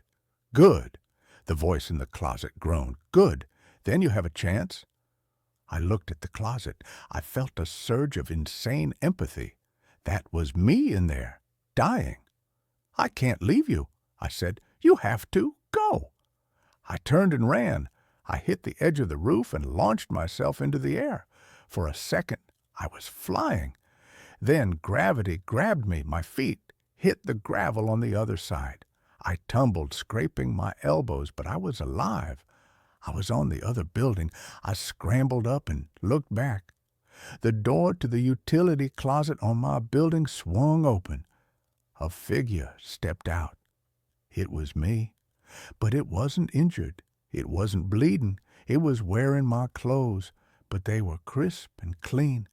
It stood on the edge of the roof, looking at me. It smiled, and as it smiled, its jaw unhinged, dropping down to its chest.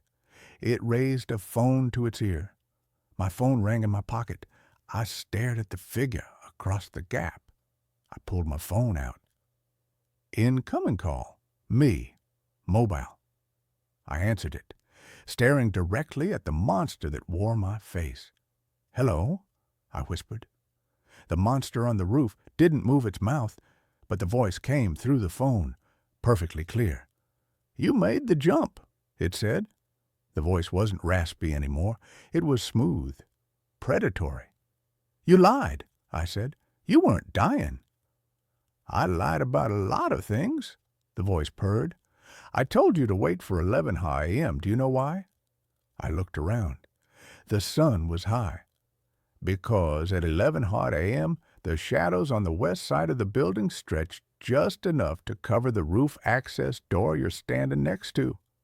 I froze. I spun around. The door to the stairwell of the building I was currently standing on, the one I had just jumped to, was in the shadow of a water tower. And it was open. Standing in the doorway, shrouded in darkness, were 3 of them. They were all wearing police uniforms. I didn't want you to jump to save you, David, my voice on the phone said. I wanted you to jump because my building was fully harvested. We needed fresh meat, and you just delivered yourself to the colony next door. I dropped the phone. The figures in the doorway stepped out. I backed up, but there was nowhere to go. Just the 6-foot gap and the monster waiting on the other side.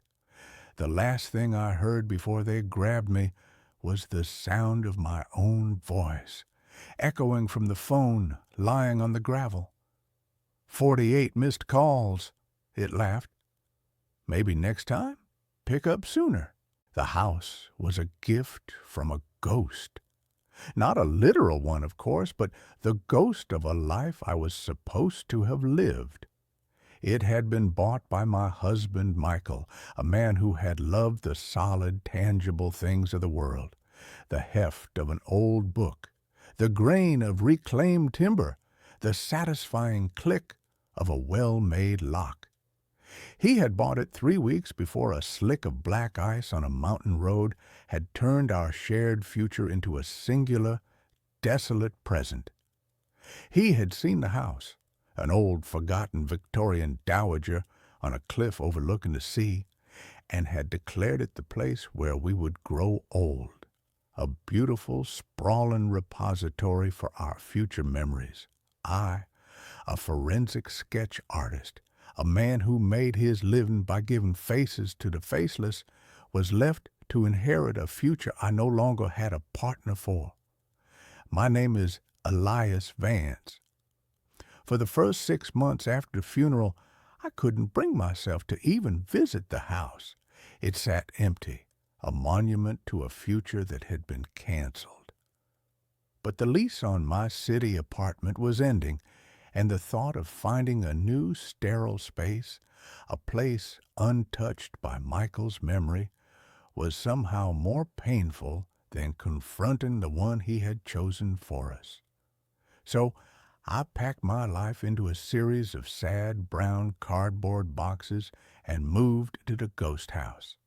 It was beautiful in a sad, neglected way. The salt-laced wind had scoured the paint from the cedar shingles, leaving the wood a soft, silvery gray. The rooms were large and airy, with high ceilings and tall, multi-paned windows that were perpetually fogged with a thin, greasy layer of sea mist. The house was a project, and I, a man with nothing but time and a grief so profound it felt like a full-time job, needed a project. The face appeared in the plaster. It was in the master bedroom, a vast, cold room on the second floor with a panoramic view of the churning gray Atlantic. A leak in the roof, probably decades old, had left a sprawling, complex water stain on the wall opposite the bed. It was a chaotic, organic map of brown and yellow continents on a sea of peeling ecru-colored paint. And in the heart of that map, I began to see it. At first, it was just pareidolia, the mind's desperate innate need to find patterns in chaos. As a forensic artist, I was more susceptible to it than most. My brain was professionally trained to see the ghost of a face in the vaguest of shapes, to find a hint of a jawline in a shadow, the suggestion of an eye socket in a blur. I would lie in bed in the profound oceanic silence of the house, and I would watch the shifting light of the moon play across the stain, and I would see the face. It was a man's face, gaunt and long, with high cheekbones and deep-set eyes. It was a face from a forgotten photograph, a tin-type ghost. I told myself it was a trick of the light, a symptom of a mind that was raw and tired and lonely. I decided to paint the room, to exorcise the stain and its phantom inhabitant with a clean, sterile coat of decorator's white. I spent a full day prepping the walls, scraping away the peeling paint, patching the cracks. The old plaster was a strange, fibrous, and almost organic thing, mixed with what looked like horsehair, a common building material from the era. As I worked, I felt a strange, almost imperceptible coolness emanating from the stained section of the wall, a pocket of cellar-cold air in the otherwise mild room. The next day, I applied the first coat of paint. The thick white primer covered the stain completely, leaving a blank, uniform, and blessedly featureless surface. I felt a sense of profound, almost cleansing relief. I had erased the ghost. I had imposed order on the chaos. That night, I slept more soundly than I had in months, but when I woke up in the gray pre-dawn light, I saw that the stain had returned. It had bled through the fresh, thick coat of primer, a faint, brownish watermark that was impossibly more detailed, more defined than before. And the face was no longer a vague suggestion. It was a portrait. I sat bolt upright in bed, my heart a frantic, trapped bird against my ribs. The features were clear now, the long, straight nose, the thin, unsmiling lips, the hollows of the cheeks, and the eyes. The eyes were the most terrifying part. They were just two dark, almond-shaped smudges, but they were looking directly at me. They were not the blank, empty eyes of a painting. They were the focused, intelligent, and deeply, profoundly, anciently sad eyes of a conscious observer.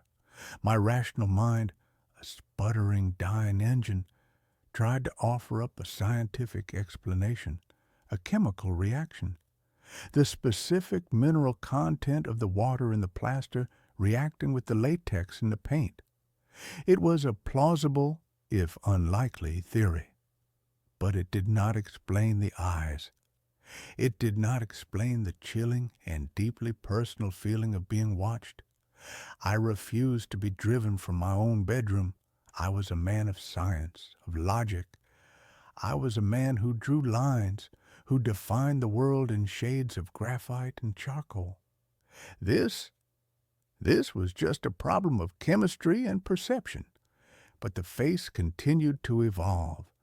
Each morning it was a little clearer, a little more detailed. The faint suggestion of an earlobe appeared, the subtle, incised line of a wrinkle at the corner of an eye. It was as if a photograph was slowly, agonizingly developing in the very substance of my wall. My professional curiosity, a thing I had thought long dead, began to stir, a morbid and perhaps self-destructive counterpoint to my growing terror. I began to sketch it. I would sit on a stool at the foot of my bed, my large leather-bound sketchbook in my lap, and I would draw the face in the wall. It was a strange and deeply unsettling reversal of my usual work. I was not drawing a face from the fragmented emotional memories of a traumatized victim. I was drawing a face that was itself a memory, trapped in the plaster of my home. The act of drawing it was an act of intimacy. I came to know its every contour, its every subtle melancholic detail. It was a handsome face in a severe old-world way, a face that had known suffering. As I drew, the cool spot on the wall seemed to grow, to push out into the room, a palpable, invisible column of frigid air. My nights became a ritual of surveillance. I would lie in bed, my eyes fixed on the face, which was now so clear it was like looking at a faded, sepia-toned photograph. And I began to notice a new and infinitely more terrifying phenomenon. It was changing, not its features, but its expression. One night, the thin, straight line of its lips seemed to curve just slightly at the corners into a faint and deeply unsettling smile. Another night, the dark, smudged eyes seemed to widen just for a fraction of a second, as if in surprise. I was not just observing a static image. I was interacting with a responsive and sentient entity. I had to know who he was. My investigation became an obsession, a frantic, desperate dive into the history of the house, of the land it was built on. I spent my days in the dusty, silent archives of the local historical society, a man haunted not just by a ghost, but by a need for a name. The house had been built in 1888 by a man named Dr. Alastair Finch. The name sent a jolt of recognition through me. Finch. There was a wing at the city's main teaching hospital named after him. He was a pioneering anatomist, a brilliant and notoriously reclusive figure from the city's early history. He had built the house as a private retreat, a place to conduct his research far from the prying eyes of the academic world. The records were sparse. He had lived in a house alone, save for a single, taciturn housekeeper. He had no wife, no children. He was known for his obsessive, and some said morbid, dedication to his work. And then, in the winter of 1903, he had simply vanished. The housekeeper had arrived one morning to find the house empty. The doors were locked from the inside. Nothing was out of place. Dr. Finch's coat was on its hook, his half-finished breakfast on the table. He was just gone. The police had searched for months. They had dragged the sea. They had scoured the woods. They had found nothing. Alastair Finch had, for all intents and purposes, ceased to exist. I found a single, grainy photograph of him in an old medical journal. I held the journal in my trembling hands, my breath catching in my throat. It was him. The same long, gaunt face, the same high cheekbones, the same deep-set, sad, and intelligent eyes. The face in my wall was the face of Dr. Alastair Finch, a man who had disappeared from this very house over a century ago. The rational scientific explanations were now a distant, laughable memory. I was living in a haunted house, but it was not a ghost in the traditional sense. It was not the spirit of a dead man. It was the spirit of a man who had never been found, a man who was perhaps not dead at all, a man who was somewhere else, somewhere inside my walls. My great-uncle Henry's journals from the previous story about the mirror came to mind. Not ghosts, but echoes. My research into Dr. Finch led me down a darker, more esoteric path. He had not just been an anatomist. His later work, which had been dismissed by the medical community as the ravings of an eccentric, had been focused on what he called cellular memory. He believed that the human body was not just a machine of flesh and blood, but a vessel for a kind of energetic residue. He believed that a powerful, focused consciousness could, at the moment of extreme duress or concentration, leave an imprint of itself on its surrounding environment, an echo, a psychic photograph, and I found his formula. In a letter to a colleague, a letter in which he was clearly trying to secure funding for his increasingly strange research, he had described a new experimental plaster he had developed, a plaster that was not mixed with horsehair and sand, but with a fine, powdered, and deeply unsettling mixture of human bone ash and silver nitrate. He claimed it was the perfect medium, a kind of psychic film, capable of capturing the final, desperate, energetic imprint of a human soul. I felt a wave of nausea so profound I had to sit down. My walls were not just walls. They were a tomb, a recording medium. And the face of Dr. Finch was not a stain. It was a photograph, taken from the inside. He had not vanished. He had imprinted himself. He had become a part of the house. The phenomena began to escalate, to bleed out from the wall and into the room itself. I would hear a soft, dry, whispering sound at night, like the sound of a page being turned in an old, brittle book. I would wake up to find the objects on my bedside table rearranged, my sketchbook moved to the other side of the room. One morning, I found a single, perfect, and deeply disturbing handprint in the thick layer of dust on the floorboards in front of the wall.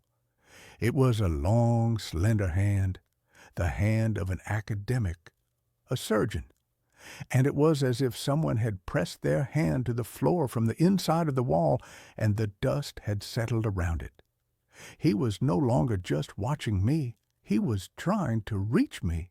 And then the face began to change in a new and far more terrifying way. It began to look like me. It was a slow, subtle, and horrifying transformation. The line of the jaw would soften just slightly to match my own. The shape of the eyes would change, becoming a little wider, a little less deep-set. The thin, straight lips would become a little fuller. It was as if he was studying me, my own face, my own features, and he was incorporating them. He was using my own reflection, my own presence as a model, a template. He was overriding his own faded image with my fresh, living one. I was no longer just an observer of this phenomenon. I was a participant. I was the source material. He was not just a ghost in my house. He was a parasite, and he was feeding on my own identity. I had to get out. The thought was a primal, screaming imperative. I packed a bag, my hands shaking, my eyes darting nervously towards the wall, where the face, now a grotesque, androgynous fusion of my own features and his, watched me with a calm and deeply unsettling curiosity. I went to the front door, my hand on the knob, and the door would not open.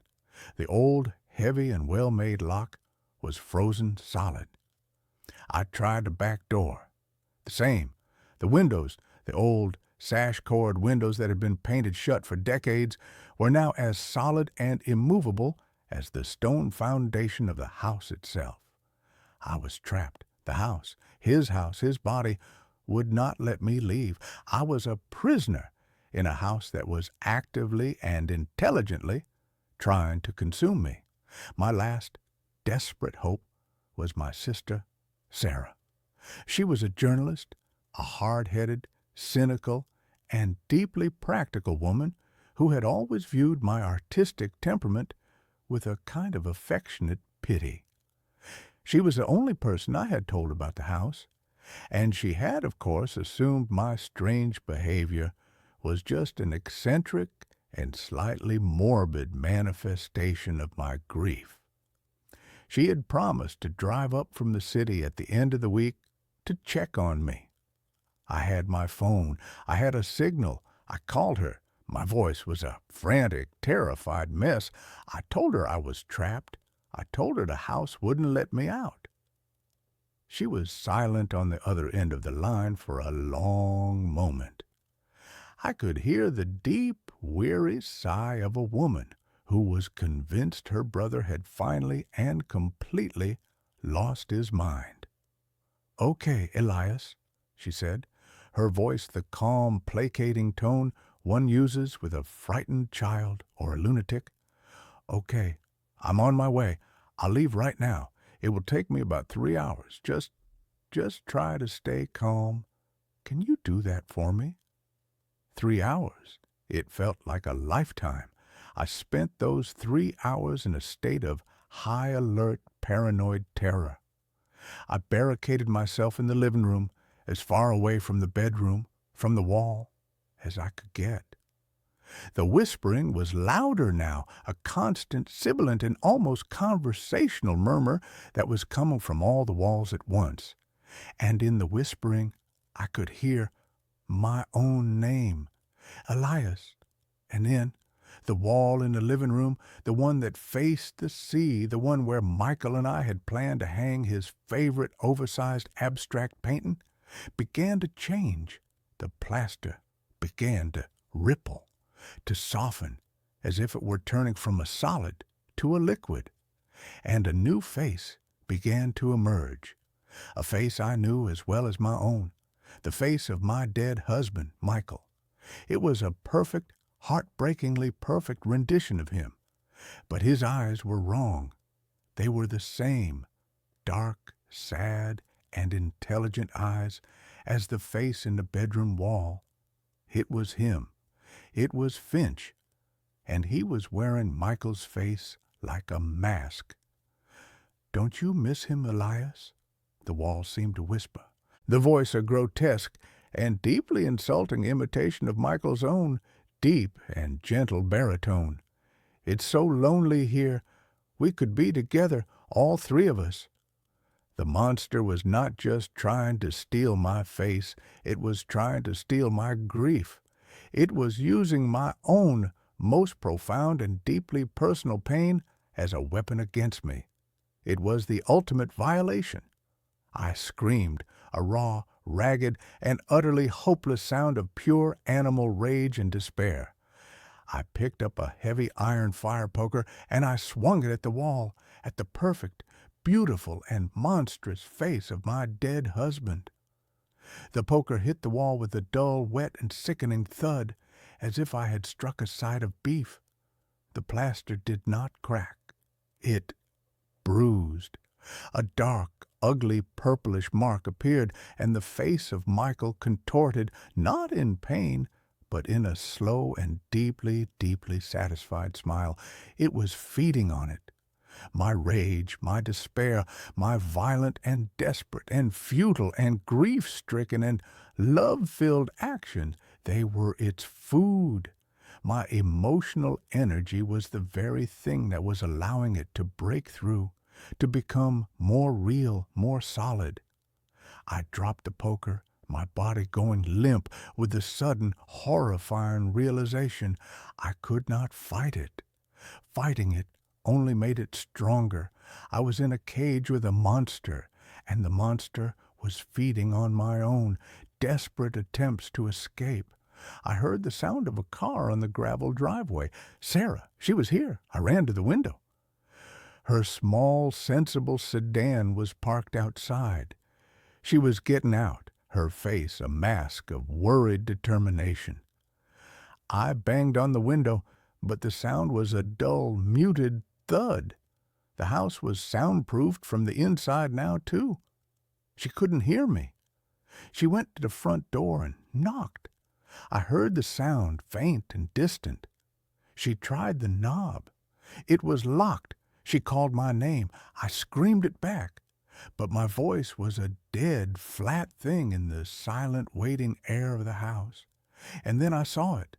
The plaster on the wall by the front door, the wall right next to where she was standing, began to ripple. A new face was beginning to form. A woman's face. Her face. It was going to take her, too. It was going to surround me with the faces of everyone I had ever loved. A living, breathing, and eternal mausoleum of my own personal history. I was not just going to be its prisoner. I was going to be the curator of my own private hell. In that moment of absolute and final despair, a strange, cold clarity washed over me. I thought of my work, of the faces I drew. I was a man who brought form to the formless, who created order from the chaos of memory. And this house, this entity, was doing the same thing. It was an artist, a monstrous and deeply and profoundly lonely artist, and its medium was me. I could not fight it. I could not run from it. So I had to do the one thing it would not expect. I had to create a piece of art that it could not comprehend. I had to create a new face. I ran back to my studio, the one room in a house that had, so far, remained untouched. I grabbed my sketchbook, my charcoal, my graphite. I sat on the floor, in the center of the living room, my back to the monstrous emerging face of my sister, and I began to draw. I did not draw a face of sadness or of fear or of rage. I did not draw a face from my past. I drew a face from a future that I was now, in this last desperate act, trying to create. I drew a face of pure, unadulterated, and utterly irrational joy. I drew a man laughing, his head thrown back, his eyes crinkling at the corners, his mouth open in a wide, beautiful, and unrestrained shout of pure, unbridled happiness. I poured every last remaining ounce of my own depleted life force, of my own desperate hope for a future that was not this, into the drawing. I drew a face that had no place in this house of sorrow. I drew a face that was a lie, a beautiful, powerful, and defiant lie. The whispering in the walls faltered. The rippling of the plaster on the wall behind me slowed and then stopped. The house, the entity, was confused. This was an emotion it did not understand. Joy was a language it did not speak. My grief, my fear, my rage, that was its food, its building material. This was poison. I kept drawing, my hands a frantic, desperate blur. I was not just drawing a picture. I was performing an exorcism. I was fighting a monster not with iron and salt, but with charcoal and hope. The face of Michael on the far wall began to fade, to recede back into the plaster, its perfect, sad features contorting in a look of profound and deep and utter confusion. The house began to groan, a low, structural, and deeply wounded sound. The cold in the air began to recede. I finished the drawing. I held it up. It was the best thing I had ever created. It was a face of pure, impossible and defiant life, and I taped it to the wall directly over the spot where the face of my sister had begun to form. "This is my house now," I whispered, my voice a raw and shaky and finally, blessedly, hopeful thing. "And this is the only face you're allowed to have." The house let out a long, shuddering, and deeply mournful sigh, a sound that was not of a monster, but of a lonely and finally defeated thing. And then it was silent. The lock on the front door clicked open. I stumbled to the door and threw it open. Sarah was there, her hand raised to knock again, her face pale with worry. She looked at me, at the wild and ragged and charcoal-smeared and finally, truly and deeply and beautifully alive man that I had become. "Elias," she whispered, "are you okay?" I looked at her, and for the first time in a very, very long time, I smiled. A real smile, a true smile, a smile that was not a memory or a ghost or a lie. It was just a smile. "Yeah," I said, my voice a quiet and steady and finally peaceful thing. "Yeah, I think I am." The motel was a fossil, a perfectly preserved specimen from an era of chrome, linoleum, and a kind of desperate roadside optimism that no longer exists. It was called the Starlight Vista, a grand, ludicrous name for a low-slung, L-shaped building of peeling paint and buzzing neon that offered a stunning vista of a gas station and a 24-hour diner.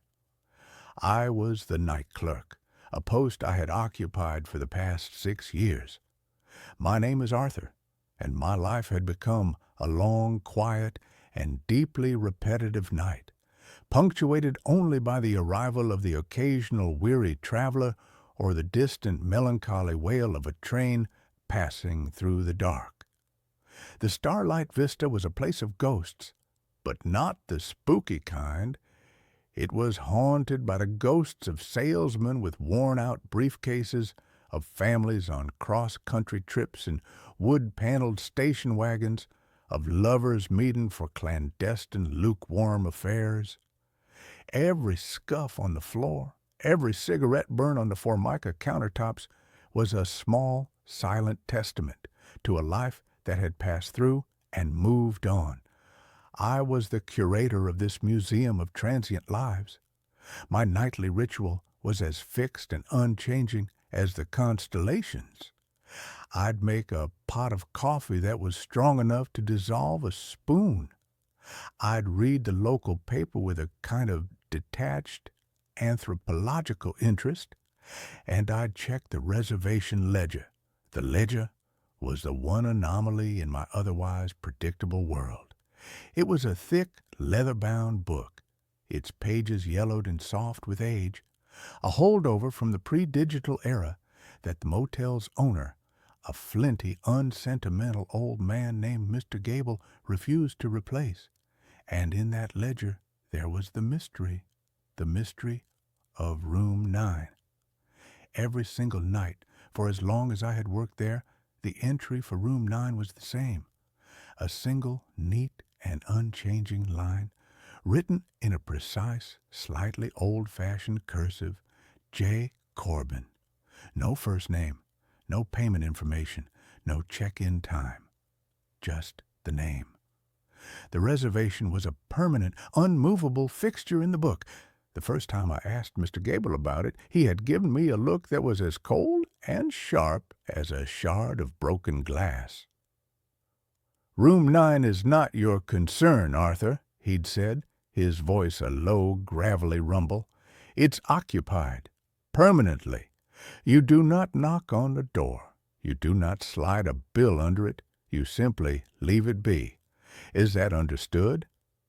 It was not an invitation for a conversation. It was an order, and for 6 years I had obeyed it. I had treated Room 9 as if it did not exist. It was a blank spot on the map of my small nocturnal kingdom, but my curiosity, a slow, patient, and persistent creature, had been gnawing at the edges of my obedience for years. I had done the math. I had gone back, page by yellowed page, through the old ledgers that were stored in the back office. The reservation for Jay Corbin had started on a Tuesday, October 14th, 1986, and it had never stopped. 39 years, 14,235 nights, a single unbroken reservation. Who was Jay Corbin? Was he a recluse, a modern-day Howard Hughes, living out his days in a cheap roadside motel? But I had never seen anyone go in or out of that room. The housekeeping staff, two quiet middle-aged sisters named Maria and Sophia, never cleaned it. When I had asked them, they had just crossed themselves and shaken their heads, muttering something in Spanish about bad air. The room itself was a paradox. It was at the far end of the west wing, the last door on the left. The paint on the door was not peeling. The brass number 9 was not tarnished. The "Do Not Disturb" sign, a small plastic rectangle, hung permanently from the knob. Its red letters faded to a pale anemic pink. The window that faced the parking lot was always dark, its thick mustard yellow curtains always drawn. But the room was not dead. It consumed electricity. I had checked the meters in the maintenance closet. Room 9 drew a steady, consistent, and low-level amount of power day and night, the kind of power draw you'd see from a single, low-wattage light bulb, and maybe an old, inefficient clock radio. My quiet, ordered life was built around this one, singular and deeply unsettling mystery, and for 6 years I had been content to let it remain one. But then Mr. Gable died. A heart attack, swift and efficient in his sleep. His estranged daughter, a brisk, no-nonsense woman from the city, inherited the motel. And her first order of business was to modernize. A team of contractors descended upon the starlight vista, and the comfortable, dusty silence of my life was shattered by the sound of hammers and power saws. They were replacing the carpets, updating the wiring, and, to my horror, installing a new computerized reservation system. The leather-bound ledger, my strange anachronistic Bible, was to be retired. I knew my time was running out. The new system would not tolerate the gentle, unspoken mystery of Jay Corbin. It would demand a credit card number, a check-in date, a digital footprint. The ghost in my machine was about to be exorcised by an IT professional. I had to know. I had to understand.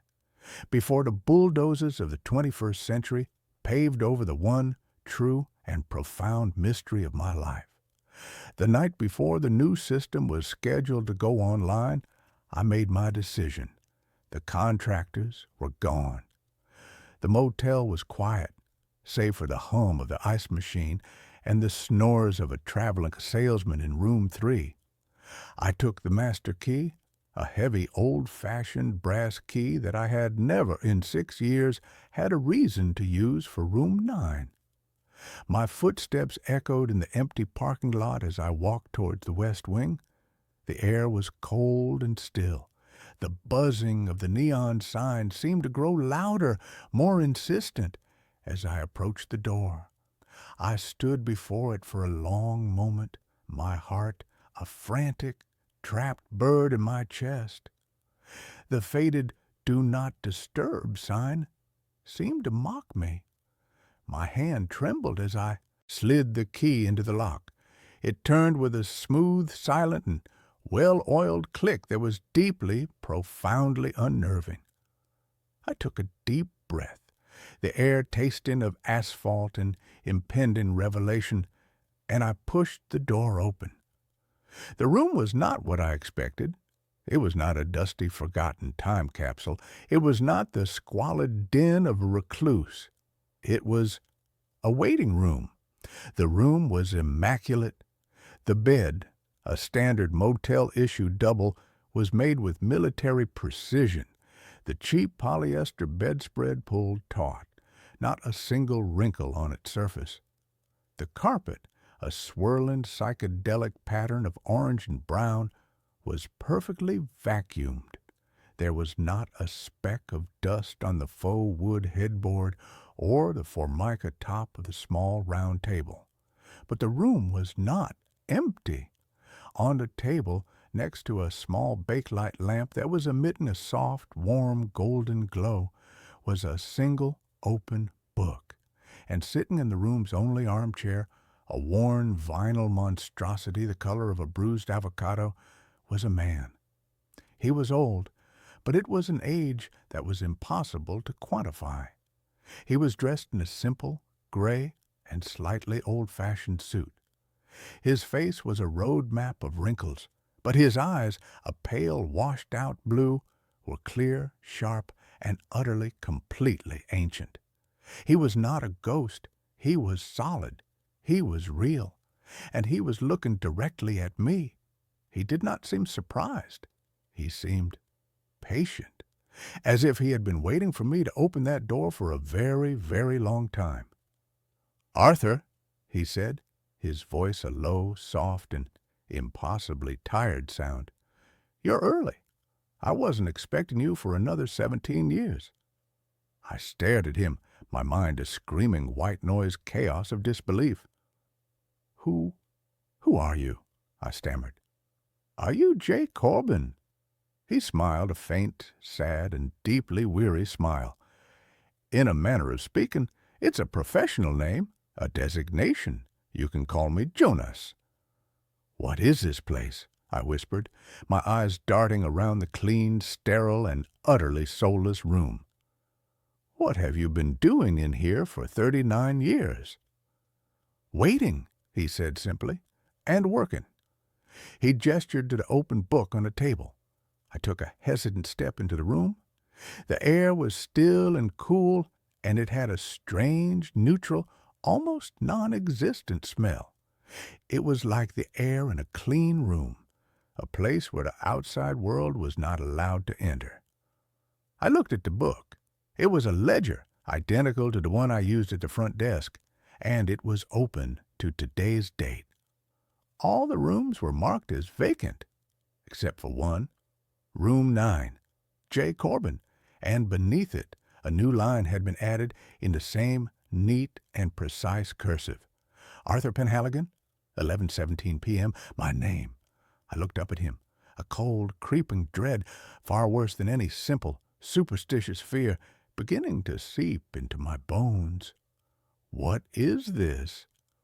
"I'm a clerk, Arthur," Jonas said, his ancient blue eyes holding mine. "Just like you. A manager of a very specific and very necessary kind of roadside motel." He gestured around the room.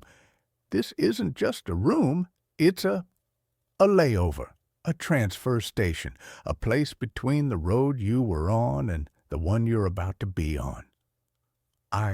I don't understand," I said, my voice trembling. "You're not supposed to," he said, his voice gentle. "Not yet.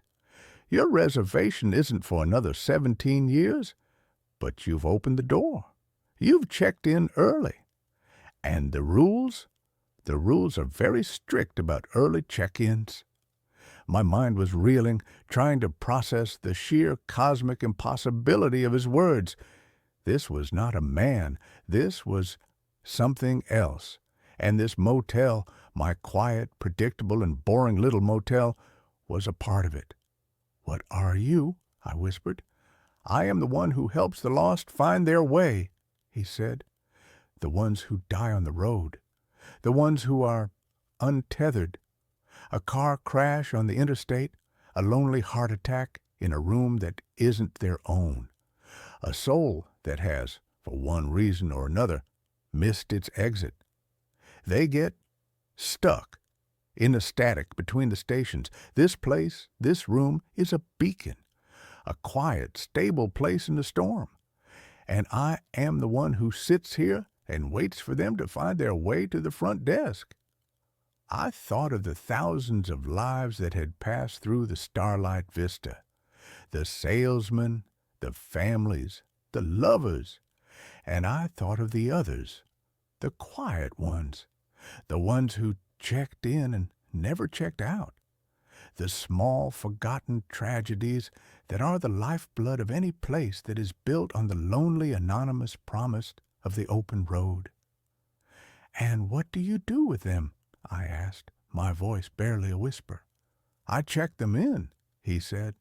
"I give them a key, and I help them to understand that the trip they were on is over, and that a new one is about to begin." He looked at me, and his eyes were filled with a sadness that was as old and as deep as the universe itself. "My work is very important, Arthur. It requires quiet. It requires discretion. It requires a place that is constant." I understood then. The reservation, the untouched room, the low, steady hum of the electricity. It was all a part of it, an anchor, a lighthouse for the lost souls of the highway, and my mundane, boring, and quiet little life had been lived unknowingly in the shadow of this profound and terrifying cosmic machinery. "But why me?" I asked. "Why are you telling me this?" "Because you opened the door," he said, his voice taking on a new, graver tone. "And because my own reservation is coming due. I have been a clerk here for a very, very long time. My own journey is about to continue, and a place like this can never be left unattended." The implication of his words hit me with the force of a physical blow. The room seemed to tilt, the walls closing in. "No," I said, shaking my head. "No, I have a life. I am a clerk at a motel." "You were a clerk at a motel," he corrected gently. "But you chose to open a door that was not meant for you. You have seen behind the curtain, Arthur, and once you have seen, you cannot unsee. You are a part of the mechanism now." He stood up, his movement slow and stiff, like a man who had been sitting in the same chair for 1,000 years. He walked over to me, and he placed a heavy, cold brass key in my hand. It was the master key for room 9. "Your training was supposed to be gradual," he said, his voice a soft, tired whisper in my ear. "Over the next 17 years, you would have begun to see, to understand. But now you will have to learn on the job." He walked past me, towards the open door of the room. He did not look back. He stepped out into the dark, silent parking lot of my world, and he dissolved. He didn't vanish in a puff of smoke. He just faded. He became a part of the darkness, a part of the quiet, a part of the lonely, endless night of the open road.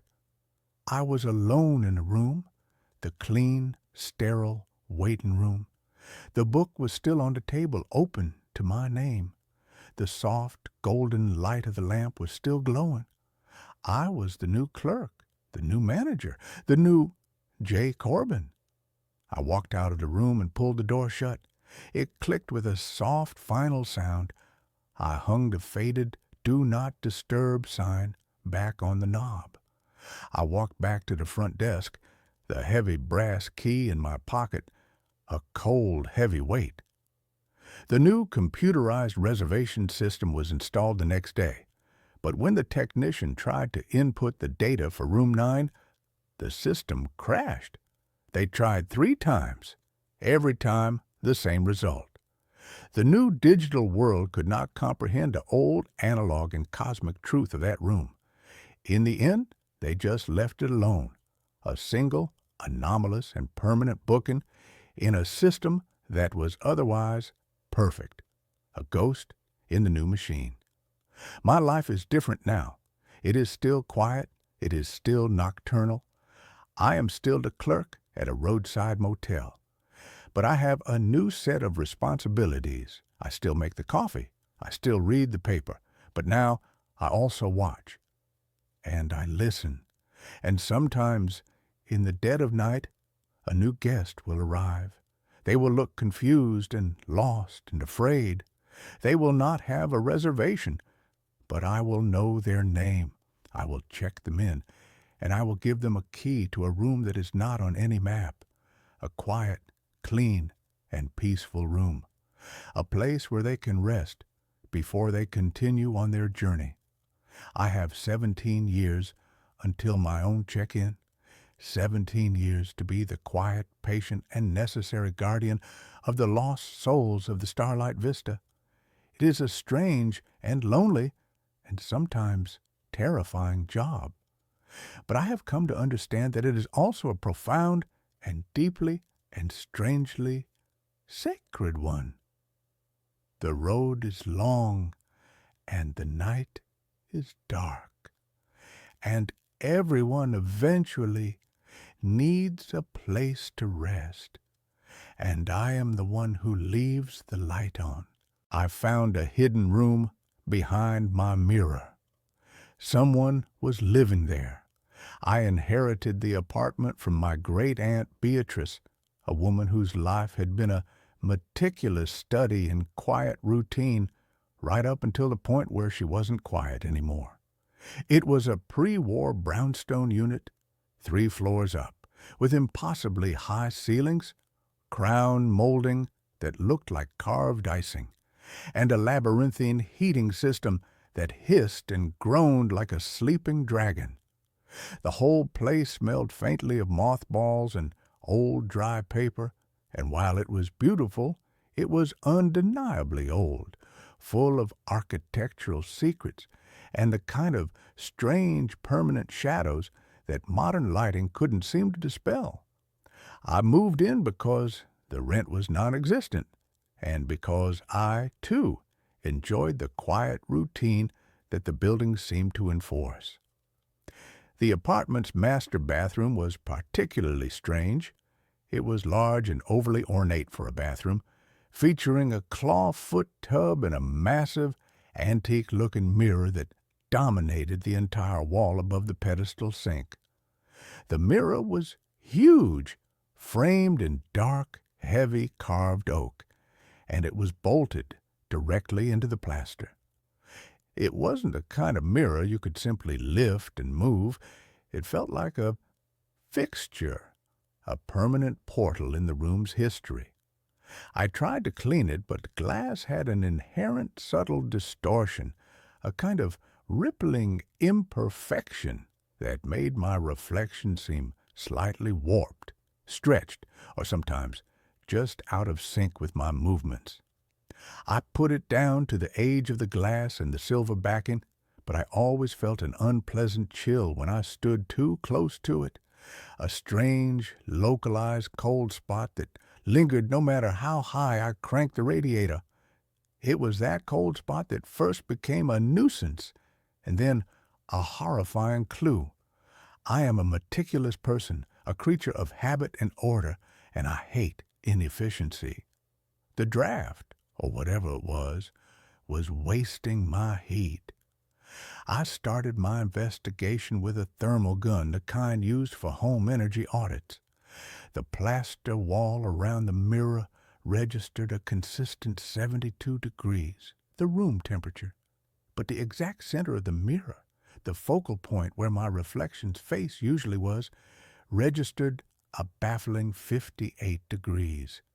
It was a localized, persistent cold, not a draft, but a chill coming from inside the wall. Intrigued, I tapped the glass. The sound was solid near the edges, a heavy, dull thud of glass against plaster. But as I moved my knuckles toward the cold spot, the thud changed. It became hollower, lighter, an echoing, unsettling tap, tap, tap that suggested a significant, unsupported cavity behind the frame. I ran my hand over the oak frame, feeling for a hinge or a latch, but the thing was bolted down with iron screws that had been painted over and sealed with layers of glossy enamel. I decided I had to see what was back there. It was likely a bricked-up chimney flue, a long-forgotten service shaft, or maybe just a clumsy repair job.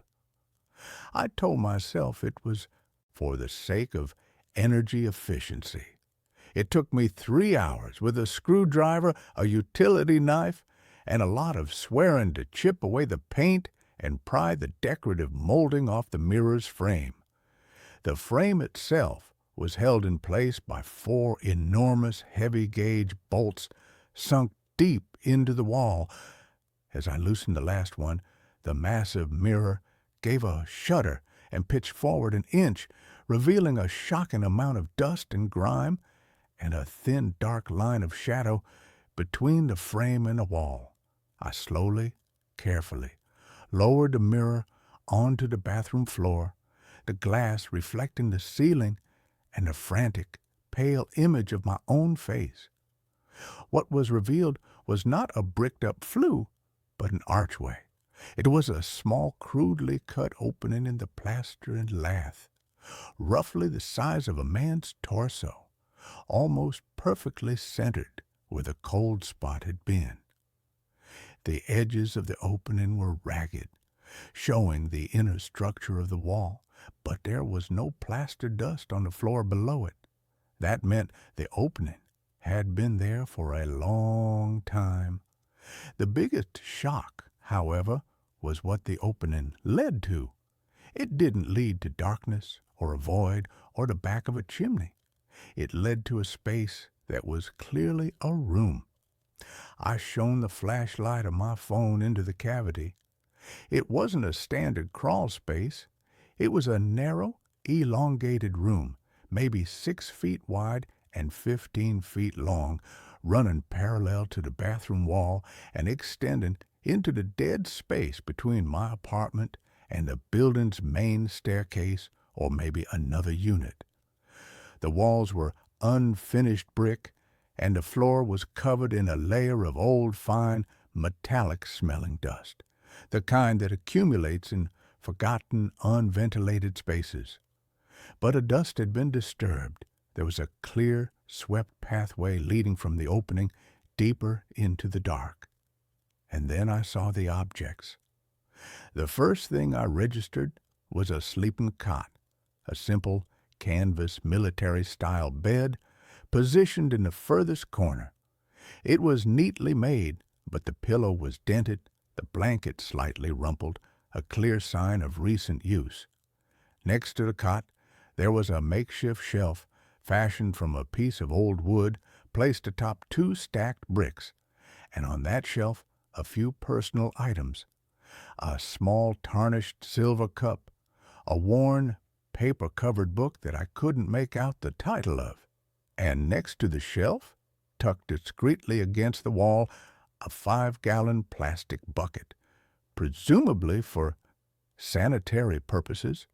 But the detail that locked the horror in my throat, freezing the air in my lungs, was the tray.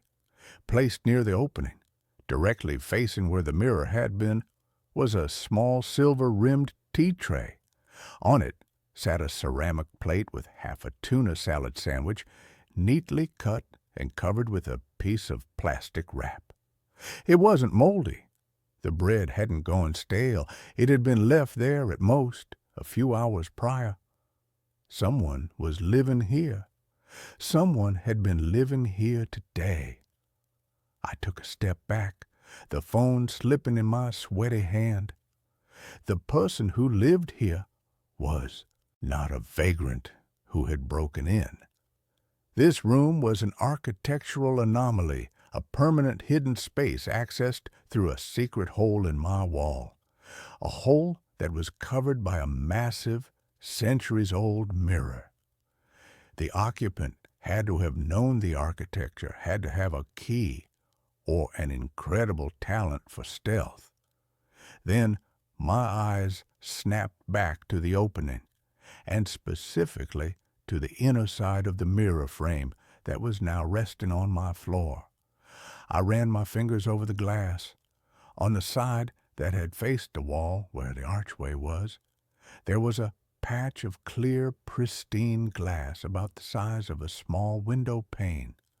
The rest of the backing was opaque and silvery, but this one section had been chemically stripped, replaced by a specialized translucent film. It wasn't a mirror on that side at all. It was a cleverly disguised one-way window. The realization hit me like a physical blow, a rush of nausea that made the already close air of the bathroom feel suffocating.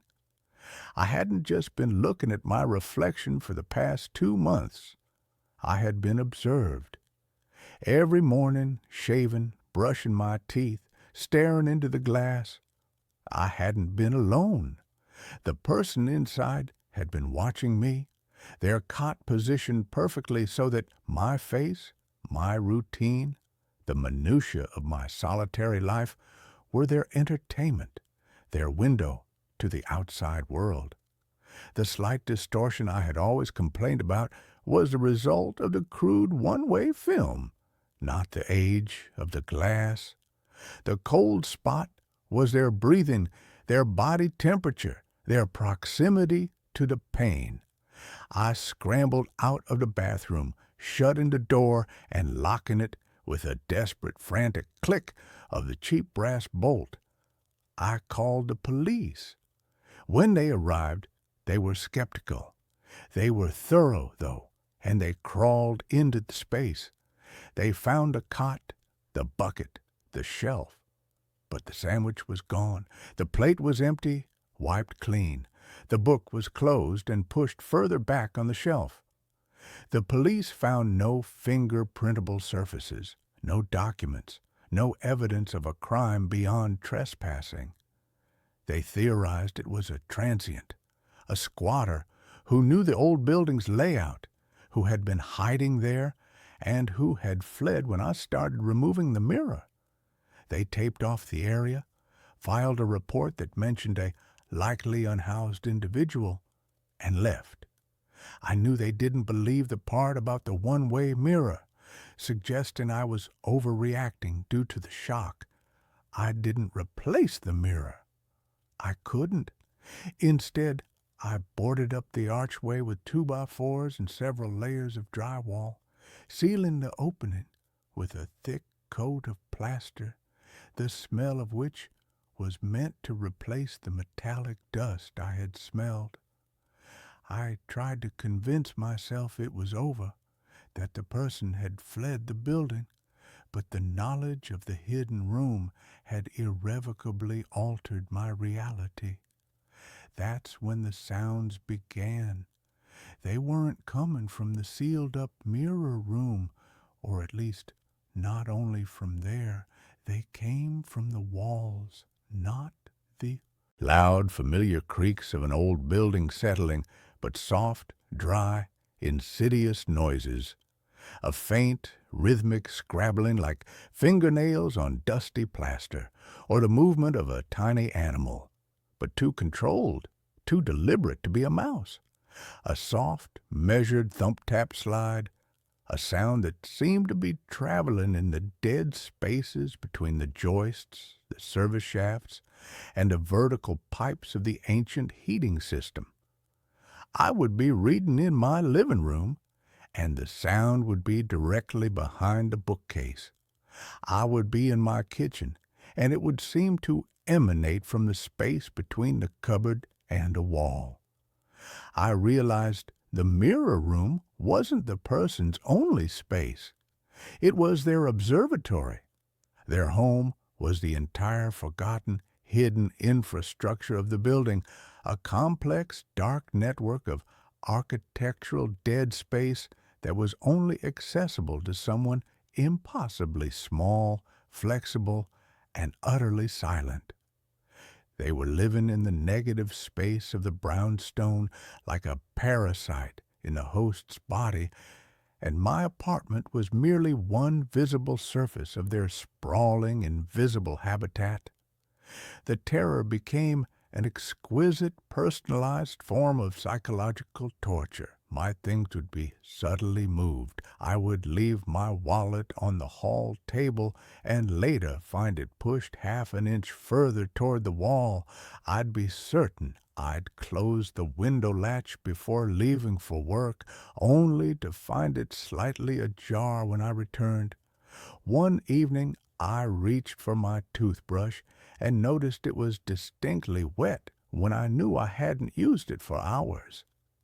These were not the signs of a burglar or a vandal. They were the signs of an intimate observer, someone who had learned my habits so well they could use the briefest moments of my absence to slip out, move freely, and then retreat back into the silent, dusty labyrinth. The ultimate psychological attack came one night when I was asleep. I woke up suddenly with that visceral jolt of someone watching you. The room was black, silent, the kind of absolute darkness that presses down on your eyelids. I held my breath, listening, the frantic hammering of my own heart deafening in my ears. And then I heard it, a soft, dry, almost papery cough that came from the wall directly behind my headboard. It was the cough of a person, but one whose lungs were choked with old dust and the dry air of unventilated space. It was right there. I shot out of bed, slammed on the light, and stared at the beige, innocuous wall. Nothing. No vent, no crack, no seam. Just the solid, painted plaster. I stopped trying to escape the reality. I accepted terrible truth. I was sharing my life with an elegant silent shadow, a forgotten dweller of the city's unseen spaces who used my apartment as a source of warmth and human observation. I went to the sealed-up bathroom. The freshly plastered archway looked solid, but I could hear a faint, high-pitched scritching sound coming from within the wall. I grabbed a Sharpie and a piece of paper, and I taped the note to the newly painted wall directly over where the one-way mirror had been. The words were a mix of desperation and challenge. Who are you? Please, stop. Why are you here? You need help? The next morning, the note was gone. The tape was still there, a pale frame around nothing. In its place, stuck to the plaster with a tiny, nearly invisible dab of what looked like dried mud, was a small, meticulously folded piece of paper, no bigger than a matchbook. I had to use tweezers to retrieve it. The handwriting was thin, elegant, almost spider-like, a script from a forgotten century, yet completely legible. The message was 3 chilling, impossible words. I am your silent twin. You are too loud. The insult wasn't just in the words.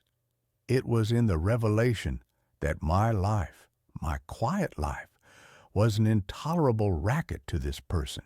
My movements, my breathing, the sound of my television, the scraping of my chair, all of it was a cacophony disrupting their perfect, absolute silence.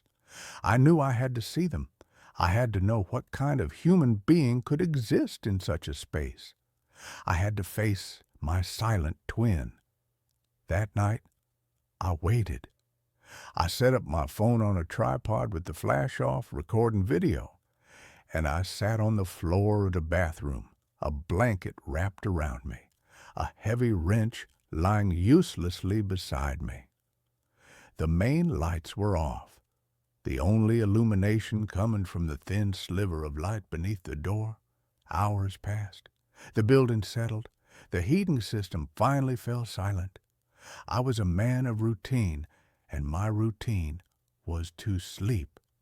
Despite the fear, despite the adrenaline, my body betrayed me. I slumped against the wall, and exhaustion, my old enemy, finally claimed me. I woke with a jolt. The air in the room was suddenly, drastically colder. I hadn't heard a sound. I fumbled for my phone, my hand shaking, and looked at the time. 3:17 a.m. I had been asleep for maybe 20 minutes. I stared at the sealed archway, expecting to see a fresh hole, but the plaster was intact. The scrabbling sound, however, was back, and it was loud, no longer behind the plaster, but right next to me. I realized the sound was coming from the air vent near the floor, the old cast-iron grill on the baseboard that fed the heating system. I spun around, wrench in hand, and focused the dim light of the phone screen on the vent. It wasn't just a sound. The vent cover was slightly ajar, tilted outward at a small, impossible angle, and from the thin black gap created by that angle, something was moving. It was a person, impossibly thin, dressed in layers of old dusty gray fabric that seemed to blend perfectly with the shadows and the dirty plaster. Their face was a pale, wedge-shaped mask, their hair matted with dust, but their eyes were the thing that held me. They were huge, dinner-plate-sized, dilated to absolute blackness, reflecting the pinprick of my phone light like twin black mirrors. They were the eyes of a creature accustomed to near absolute, perpetual darkness, eyes that found my faint illumination blinding. They were not menacing. They were terrified. They froze, seeing me, the light, the weapon. For a single, terrifying second, our lives intersected, the man of the light, the man of the dark. And then, with an impossible fluidity, a speed that defied the limits of the human skeleton, the creature slid backward, not running, but smoothly retreating, pulling their thin, dusty body through the narrow ventilation grill. I heard the sound of dry, brittle bones flexing and the rustle of old cloth. The cast-iron grill, which was heavy and usually required a screwdriver to move, pulled itself shut with a soft, decisive click. I sat there for an hour, the light blazing, the wrench still in my hand, staring at the perfectly closed vent. I knew I couldn't report this. I knew the police would institutionalize me. I knew I was not safe. I moved out the next day. I left the furniture, the keys, everything. I moved to a sleek, modern glass and steel apartment tower, a sterile world of new construction where there are no hidden spaces, no old service shafts, no architectural dead zones for a shadow dweller to hide. I live on the 22nd floor, surrounded by sealed walls and new HVAC systems. But I am not free. Every rhythmic thrum of the building's central air conditioning sends a cold wave of panic through me. Every shadow cast by the city lights at night seems to hold a shape that is impossibly thin. I jump at the sound of the elevator moving in the wall, and 1 month ago, a letter was forwarded to my new address from the old brownstone. It was a standard-sized envelope, the paper smelling faintly of ozone and old metallic dust. Inside, there was a single, meticulously folded piece of paper, the same spider-like script. I miss the quiet routine of your sleep. The new walls are too thin. You are still too loud. My terror is now complete. He is not in the walls of the brownstone anymore. He is not a squatter. He is a predator, or perhaps a shadow twin, and he has been following me.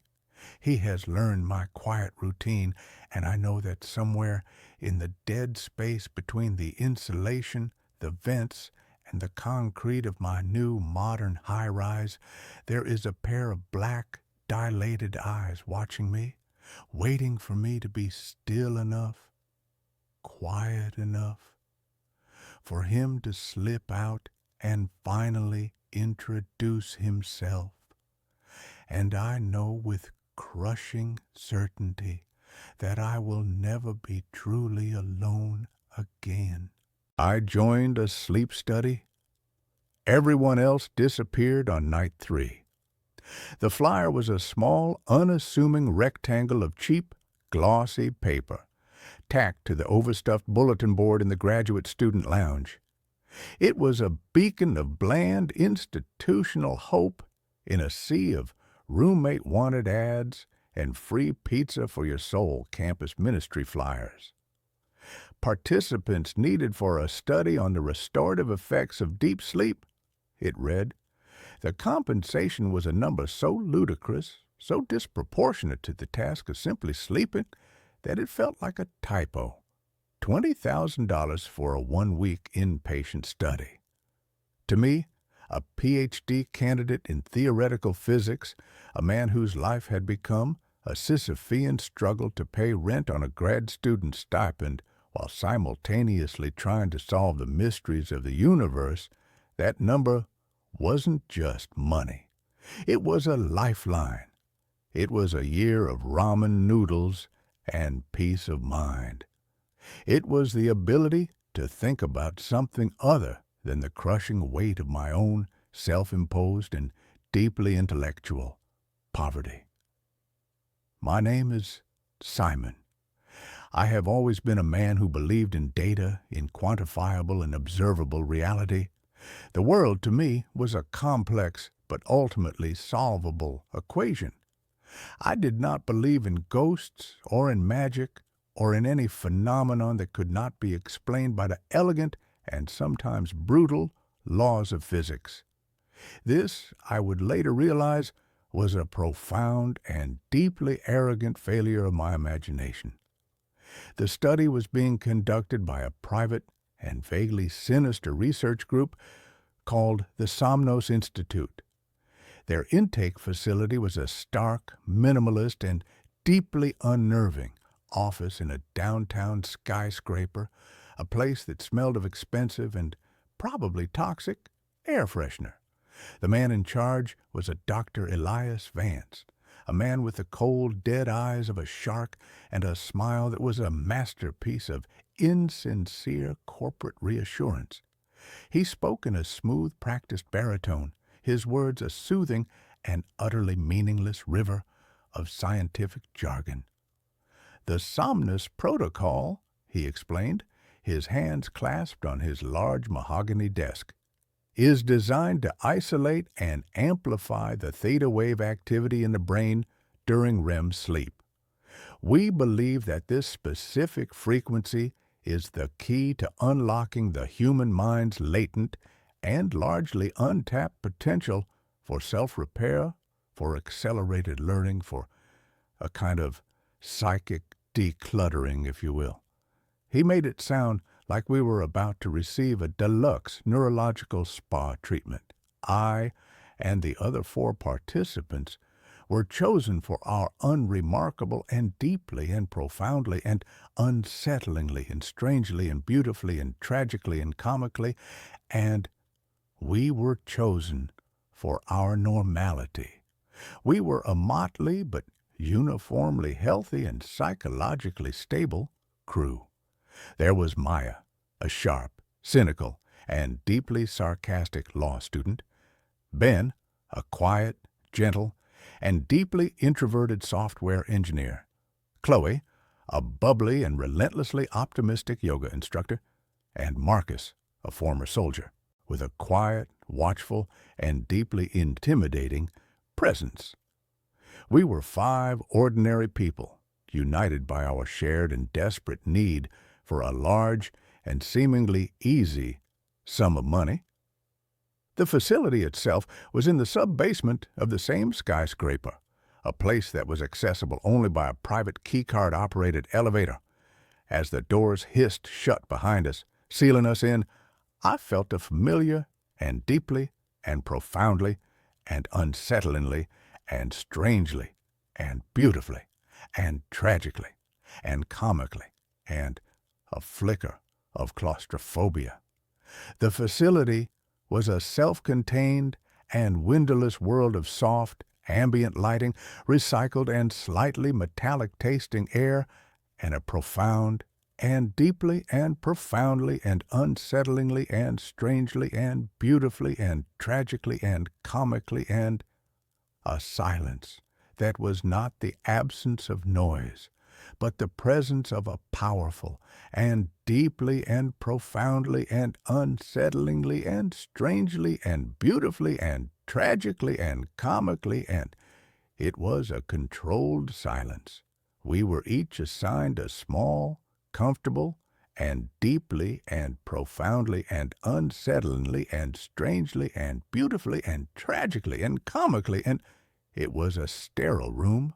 The bed was a marvel of biometric technology, its mattress a complex and deeply and profoundly and unsettlingly and strangely and beautifully and tragically and comically, and it was a web of sensors that would monitor our every heartbeat, our every breath, our every neurological flicker, a small, unobtrusive, and deeply and profoundly and unsettlingly and strangely and beautifully and tragically and comically, and a camera was mounted in the corner of the ceiling, its single, black, and deeply and profoundly and unsettlingly and strangely and beautifully and tragically and comically, and its unblinking eye a constant and silent observer.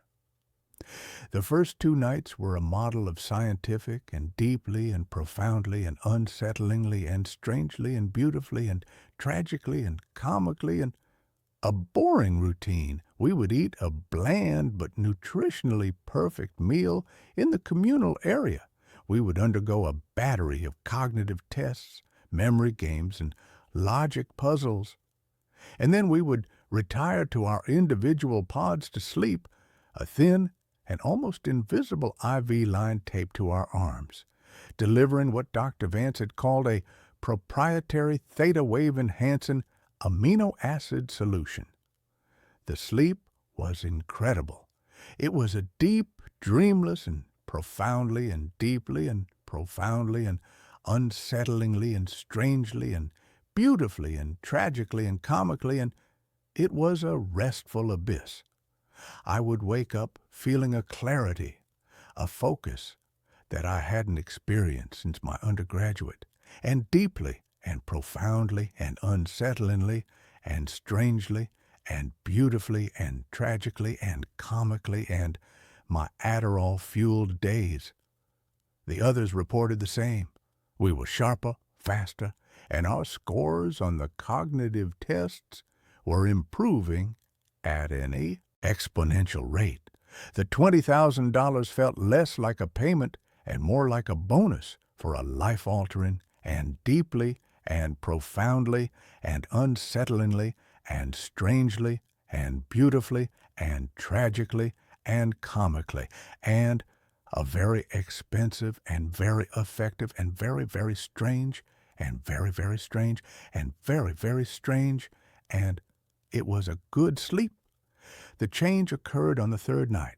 I woke up as usual to the soft, gentle, and deeply and profoundly and unsettlingly and strangely and beautifully and tragically and comically, and a chime that signaled the beginning of our waking cycle. I felt the same, profound and deeply and profoundly and unsettlingly and strangely and beautifully and tragically and comically, and I felt the same clarity. I sat up. The IV had been disconnected, as it always was, by some silent and unseen and deeply and profoundly and unsettlingly and strangely and beautifully and tragically and comically, and a mechanism. I went to the communal area for breakfast. The room was empty. The table was set for 5, as it always was, with 5 identical bowls of the same bland and deeply and profoundly and unsettlingly and strangely and beautifully and tragically and comically, and the same oatmeal-like paste. I waited. Ben was usually the first one up, a creature of quiet and deeply and profoundly and unsettlingly and strangely and beautifully and tragically and comically, and a creature of habit. Then Chloe and Maya. Marcus was always the last. I waited for 20 minutes. The silence in the room was no longer the controlled and sterile silence of the facility. It was a deep and profound and deeply and profoundly and unsettlingly and strangely and beautifully and tragically and comically, and it was an empty silence. I went to Ben's room. The door was slightly ajar. I pushed it open. The room was empty. The bed was made the same, perfect and deeply and profoundly and unsettlingly and strangely and beautifully and tragically and comically, and the same military precision neatness as my own. I checked the other rooms, Maya's, Chloe's, Marcus's. They were all empty. Their beds were all made. Their few personal belongings, a book, a tube of chapstick, a pair of running shoes, were all gone. It was as if they had never been there. My first thought was that this was a part of the study, a psychological test, a test of my reaction to sudden and unexplained isolation. It was a logical and deeply and profoundly and unsettlingly and strangely and beautifully and tragically and comically, and it was a rational explanation. I went to the main door, the one that led to the elevator, to the outside world. I had expected it to be locked. It was not.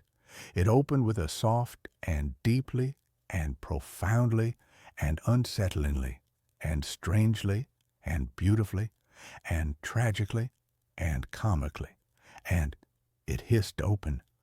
I stepped out into the elevator lobby. The elevator was there, its doors open, waiting. I stepped inside. I pressed the button for the ground floor. The doors closed, and the elevator began its ascent. I was free to go. The thought was not a comforting one. It was a deeply and profoundly and unsettlingly and strangely and beautifully and tragically and comically, and it was a terrifying one. If this was a test, it was a very strange one. The elevator doors opened onto the lobby of the skyscraper. The morning sun was streaming through the large plate glass windows, and the city was a bustling and beautiful and wonderfully and finally, blessedly, real and deeply and profoundly and unsettlingly and strangely and beautifully and tragically and comically, and it was a normal city. No one stopped me. No one questioned me. I walked out of the building and onto the street. The air was cool, and it smelled of exhaust fumes and roasted nuts and the 1,000 other beautiful and wonderful, and finally, blessedly, real and deeply and profoundly and unsettlingly and strangely and beautifully and tragically and comically, and the smells of life. I was free. The $20,000 had been wired to my account that morning as promised. The study was over. I was a free and very rich man. But the others, where were the others? I went to the police. I tried to explain. My voice was a shaky and deeply and profoundly and unsettlingly and strangely and beautifully and tragically and comically, and it was an unconvincing mess. 4 missing people from a secret and vaguely sinister sleep study.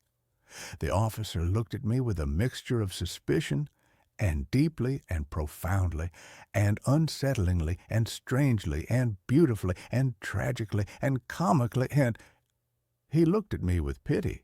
He took a report. He promised to look into it. I knew he would not. I went home to my own small and cluttered and blessedly real and deeply and profoundly and unsettlingly and strangely and beautifully and tragically and comically, and my apartment, and I began my own investigation. The Somnus Institute, it turned out, did not exist. The address of their corporate office was a mail drop. Their website was a shell, a collection of stock photos and meaningless corporate jargon. The phone number was disconnected. The entire organization had, like my fellow participants, vanished into thin air.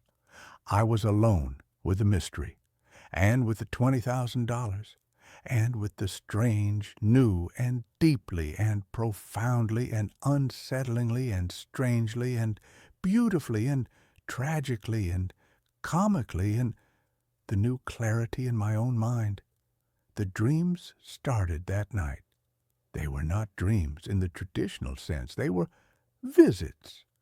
I would find myself in a place that was not a place, a landscape of pure, white, and endless light. And they would be there, Maya, Ben, Chloe, Marcus.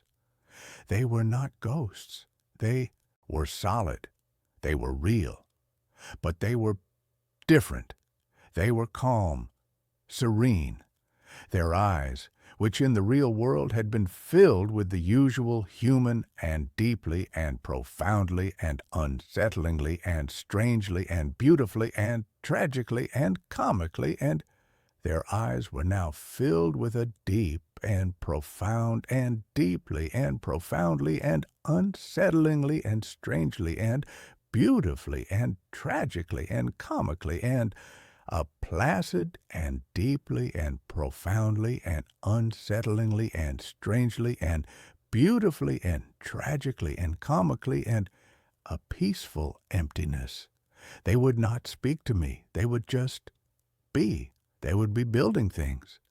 Strange, intricate, and deeply and profoundly and unsettlingly and strangely and beautifully and tragically and comically, and they would be building things out of pure white light. They were architects of a world that was made of dreams, and I was the only one who could see them. I understood then. The Somnus Protocol was not about enhancing sleep. It was not about unlocking the mind's potential. It was about something else entirely. It was about migration. Dr. Vance had not been lying when he said he was opening a door, but it was not a door to a new level of consciousness. It was a door to a new place, a new dimension, a world that existed on the other side of sleep, a world that was, perhaps, quieter, simpler, more restful. And the others, they had chosen to stay. They had not disappeared. They had emigrated. They had left the messy and chaotic and beautiful and wonderful and finally blessedly real and deeply and profoundly and unsettlingly and strangely and beautifully and tragically and comically, and they had left this world for a world of pure and endless and deeply and profoundly and unsettlingly and strangely and beautifully and tragically and comically, and a world of sleep, and I had been the one who had come back. I was the one who had, for some reason, chosen to wake up. I live my life now in two worlds, the waking world with its noise and its chaos and its beautiful and wonderful, and finally, blessedly real and deeply and profoundly and unsettlingly and strangely and beautifully and tragically and comically, and its imperfections, and the sleeping world, the world of the endless white and silent light, where my four lost and deeply and profoundly and unsettlingly and strangely and beautifully and tragically and comically, and my friends are building their new and quiet and deeply and profoundly and unsettlingly and strangely and beautifully and tragically and comically, and their new home. I am a tourist in the land of dreams. I am the last remaining and deeply and profoundly and unsettlingly and strangely and beautifully and tragically and comically, and I am the last link to the world they left behind. I do not know if I made the right choice. The quiet and the peace and the profound and deeply and profoundly and unsettlingly and strangely and beautifully and tragically and comically, and the serenity of their world is a powerful and deeply and profoundly and unsettlingly and strangely and beautifully and tragically and comically, and it is a seductive song. But I am a man of data, a man of the observable world, and this world with all its flaws and all its noise and all its beautiful and wonderful and finally blessedly real and deeply and profoundly and unsettlingly and strangely and beautifully and tragically and comically, and this world is the one I have chosen, and I will live in it for them. I will be their memory. I will be their proof that this messy and beautiful and wonderful and finally, blessedly, real and deeply and profoundly and unsettlingly and strangely and beautifully and tragically and comically, and this world was once their home.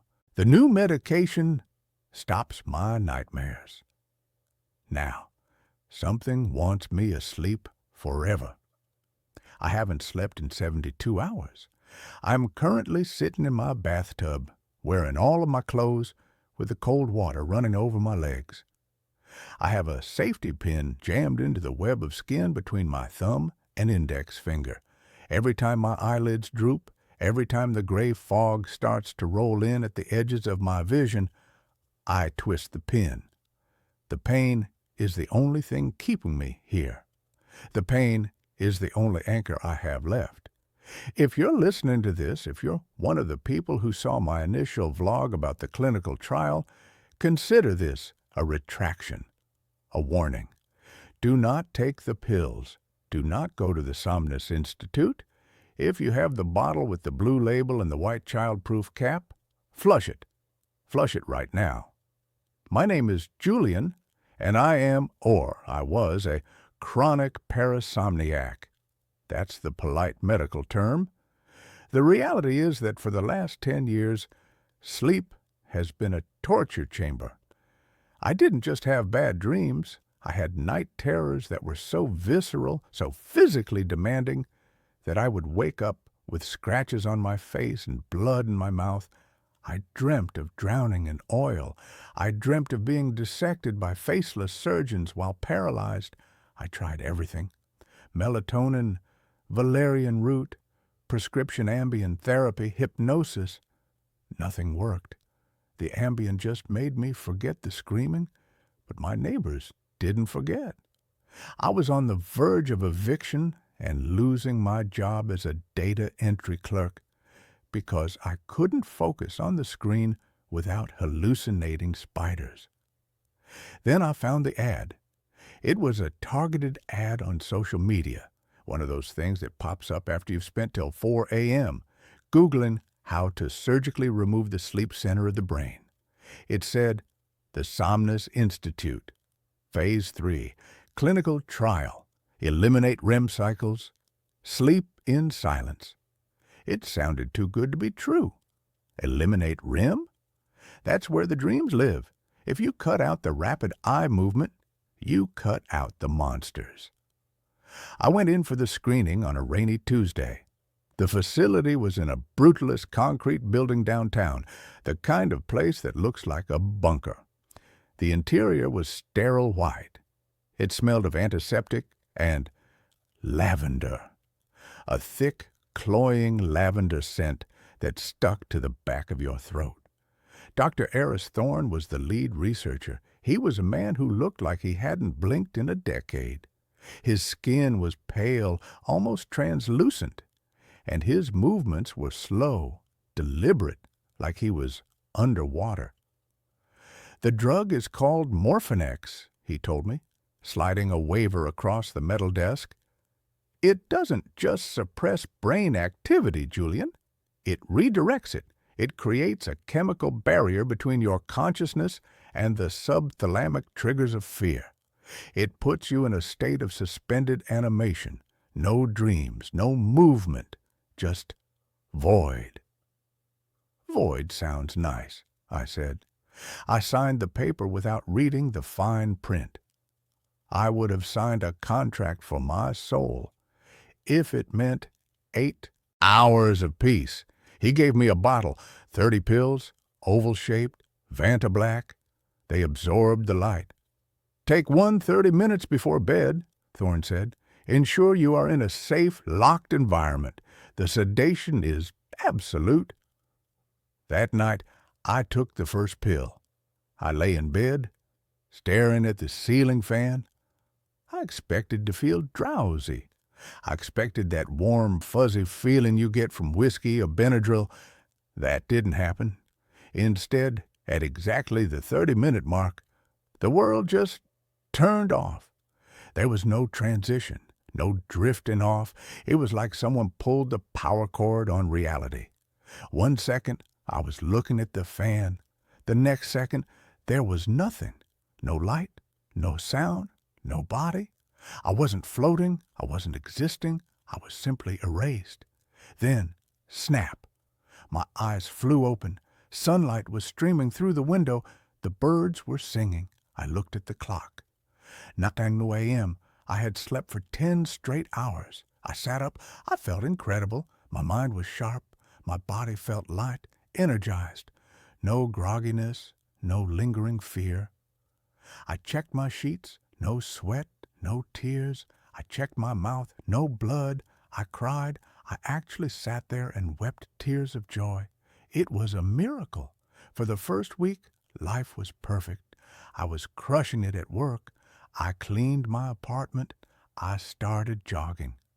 Every night, I took the black pill, ceased to exist for 10 hours, and woke up reborn. The first sign that something was wrong happened on day 8. I woke up, but I didn't open my eyes immediately. I was lingering in that warm, comfortable state between sleep and wakefulness. I felt a weight on the bed. It wasn't heavy. It was a subtle depression in the mattress, right beside my hip, like someone was sitting there watching me. I snapped my eyes open. The room was empty. The depression in the mattress slowly rose back up as I watched. I dismissed it. Hypnopompic hallucination, a residual trick of the brain. I got up, made coffee, and went to work. But that night, I hesitated before taking the pill, just for a second. The memory of that weight on the bed gave me a shiver. But the fear of the old nightmares was stronger. I swallowed the pill. Click. Darkness. I woke up the next morning on the floor. I was lying on the hardwood 3 feet from my bed. I was curled in a fetal position, shivering. My bedroom window was wide open. It had been 40 degrees last night. I scrambled up, shutting the window. I checked my body. My feet were dirty, not dusty from the apartment floor, dirty. There was mud caked under my toenails. Soil. I live on the 4th floor. I called Dr. Thorne. The receptionist told me he was unavailable, but that parasomniac ambulation was a rare but known side effect. She told me to lock my bedroom door and hide the key if I was worried. "It's working though, right?" she asked. "No nightmares?" "No nightmares," I agreed. "Just blankness." "Then continue the dosage." I did. I was an addict to the silence. Night 12. The turning point. I took the pill. The darkness took me. But this time, the darkness wasn't empty. Usually, the sleep was instantaneous. But this time, I felt a sensation of time passing. I was in the void, unable to see, unable to move, but I was conscious. I was floating in a thick, viscous fluid. It felt like warm oil. It was filling my ears, my nose, and I heard something. It wasn't a sound exactly. It was a vibration against my skin, a low, thrumming frequency that rattled my bones. "Do not wake up." The voice was everywhere. It sounded like tectonic plates grinding together. "Stay. beneath. I tried to scream, but I had no mouth. I tried to thrash, but I had no limbs. I was just a spark of consciousness trapped in amber. Then I felt a hand, a massive hand, larger than my entire body, closed around me. The fingers were soft, gelatinous, but strong. It squeezed me gently. It wasn't trying to crush me. It was cradling me. You are safe here. I fought it. I willed myself to wake up. I focused everything I had on the concept of eyes open. I woke up screaming. I was in my bed. My sheets were soaked, not with sweat, but with a thick, clear slime that smelled of salt water and lavender. I sat up, hypoventilating. I looked at the clock. It was 4 p.m. I had been asleep for 18 hours. My phone had 40 missed calls from work. I had missed my shift. I had missed the entire day. I ran to the bathroom to wash the slime off. As I scrubbed my skin raw under the shower, I saw the bruise. It wrapped around my torso. 4 distinct, long finger marks. And a thumb. But the bruise was massive. If the hand was real, the owner would have been 20 feet tall. I flushed the rest of the pills. I was done. I didn't care about the nightmares. I'd take the demons over the giant in the void. That was 3 days ago. Here's the problem. Morphinex doesn't leave your system. The first night without the pill, I sat on my couch, drinking Red Bull, watching TV. I was determined to pull an all-nighter to reset my cycle. Around 3 a.m., the lights in my apartment dimmed. Not a power surge. They didn't flicker. They just got heavy. The light itself seemed to become solid, turning a sickly, jaundiced yellow. The air in the room grew thick. It became hard to breathe, like the oxygen had been replaced with syrup. I stood up, dizzy. My limbs felt like lead. Gravity. The gravity in the room shifted. It wasn't pulling me down to the floor anymore. It was pulling me toward the bedroom. I grabbed the door frame of the kitchen. My fingers slipped.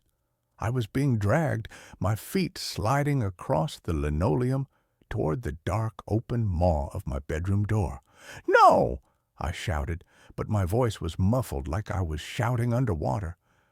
I looked into the bedroom. The bed was there, but it wasn't a bed anymore. The mattress had split open. In the center, where the sheets should be, was a hole. A black, swirling vortex of that same oily liquid I had felt in the dream. And rising out of the hole were arms, dozens of them, long, gray, translucent arms. They were waving gently like sea anemones. They were reaching for me. "Come back." The voice vibrated through the floorboards. "The waking hurts. We heal. I grabbed a steak knife from the counter. I stabbed it into the doorframe to anchor myself. The pull was immense. It felt like a vacuum seal trying to suck me in. "Leave me alone!" I screamed. The arms in the bedroom stretched. They elongated, crossing the distance of the living room in seconds. They were wet. They dripped that lavender-smelling slime. One of them wrapped around my ankle. It didn't feel like a monster. It didn't feel violent. It felt loving. It felt like a mother picking up a child. It was warm. It was comforting. And that was the most terrifying part. A wave of euphoria hit me. My eyelids fluttered. I felt an overwhelming desire to just let go, to let it drag me into the mattress, to sink into the oil and sleep for 1,000 years. Just sleep. "Julian." I stabbed the arm with the steak knife. It didn't bleed blood. It hissed, releasing a jet of black steam. The grip loosened. I scrambled back, kicking at the thing. I ran out the front door into the hallway of the apartment building. The hallway was normal. The gravity was normal. I haven't gone back inside. I went to the hospital, but I couldn't tell them the truth. They put me in the psych ward, and in the psych ward, they sedate you. If they sedate me, I'm gone. I know that with absolute certainty. If I fall asleep again, I am never waking up. The thing has tasted me now. It has a grip on my mind. I broke into the Somnus Institute last night. I needed answers. I needed an antidote. The building was abandoned. It looked like it had been abandoned for years. Dust everywhere. Paper scattered.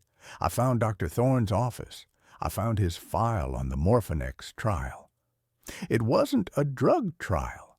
I found a journal on his desk. The last entry was dated 6 months ago. Subject 14 has successfully bridged. The compound does not inhibit the amygdala. It thins the membrane. We were wrong about sleep. Sleep isn't a biological reset. Sleep is a location. It is a dimension of entropy. We have been building a dam against it for millennia, waking up to keep the waters back. Morphinex breaks the dam. There was another note, scrawled in shaky handwriting in the margin. They are lonely. They are so huge and so lonely, they just want to hold us. I found Dr. Thorne in the next room. He was sitting in a chair. He was dead. But he didn't look dead. He looked preserved. He was encased in a cocoon of hardened gray translucent material like amber, but soft. His eyes were closed. There was a smile on his face, a look of pure, blissful ecstasy. Roots or veins of that gray material were growing out of his ears and into the floor, pulsating. He had become part of the building, part of the hive. I ran. Now I'm here, in the bathtub of a motel room 3 towns over. The water is freezing. My skin is blue, but the cold is fading. I can feel the warmth starting in my chest. It's not the water warming up. It's the internal warmth, the sedation. The shadows in the corners of the bathroom are starting to move. They aren't casting correctly. They are detaching from the wall. I can smell the lavender. It's getting harder to type this. My fingers are stiff. I just saw the reflection in the mirror. My pupils are gone. My eyes are entirely black. And behind me, in the reflection, the shower curtain is bulging. Something is standing in the tub with me. I can feel the heat radiating off it. I am going to turn around now. I have the safety pin. I have to stay awake. But God, I am so tired, and the voice is right. The waking world is so painful.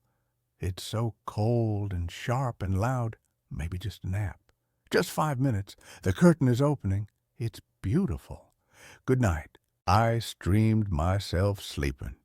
Someone knocked on my door while I was watching.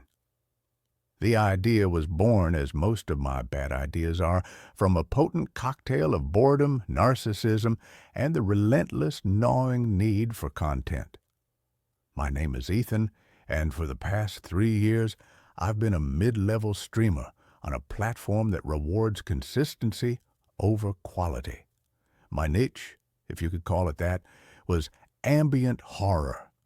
I'd play obscure, atmospheric horror games, narrate creepypastas in a low, sonorous voice, or simply host long, quiet streams from my dimly lit apartment, allowing the natural, unsettling sounds of my pre-war building to become the star of the show.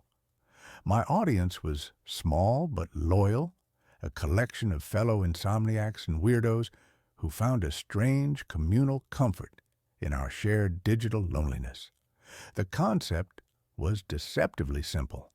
A 24/7, uninterrupted live stream of me sleeping. I called it the Somnus Project. The tagline I came up with was, "What happens when we're not watching?" It was a nod to the paranormal, a wink to my horror-loving audience, but in reality, it was a gimmick. A high-concept, low-effort way to keep my channel active, to hoover up a few extra donations while I was literally unconscious. Setting it up was easy. I mounted a wide-angle, night vision capable webcam on a tripod in the corner of my bedroom, positioning it to capture my bed and most of the room. I set up a dedicated laptop to handle the stream, its screen a glowing, hypnotic eye in the darkness. On the first night, I went through my usual pre-stream ritual, talking to the chat which was buzzing with a mixture of curiosity and mockery. "Bro is literally gonna get paid to sleep," one user typed. "What if he snores?" another asked.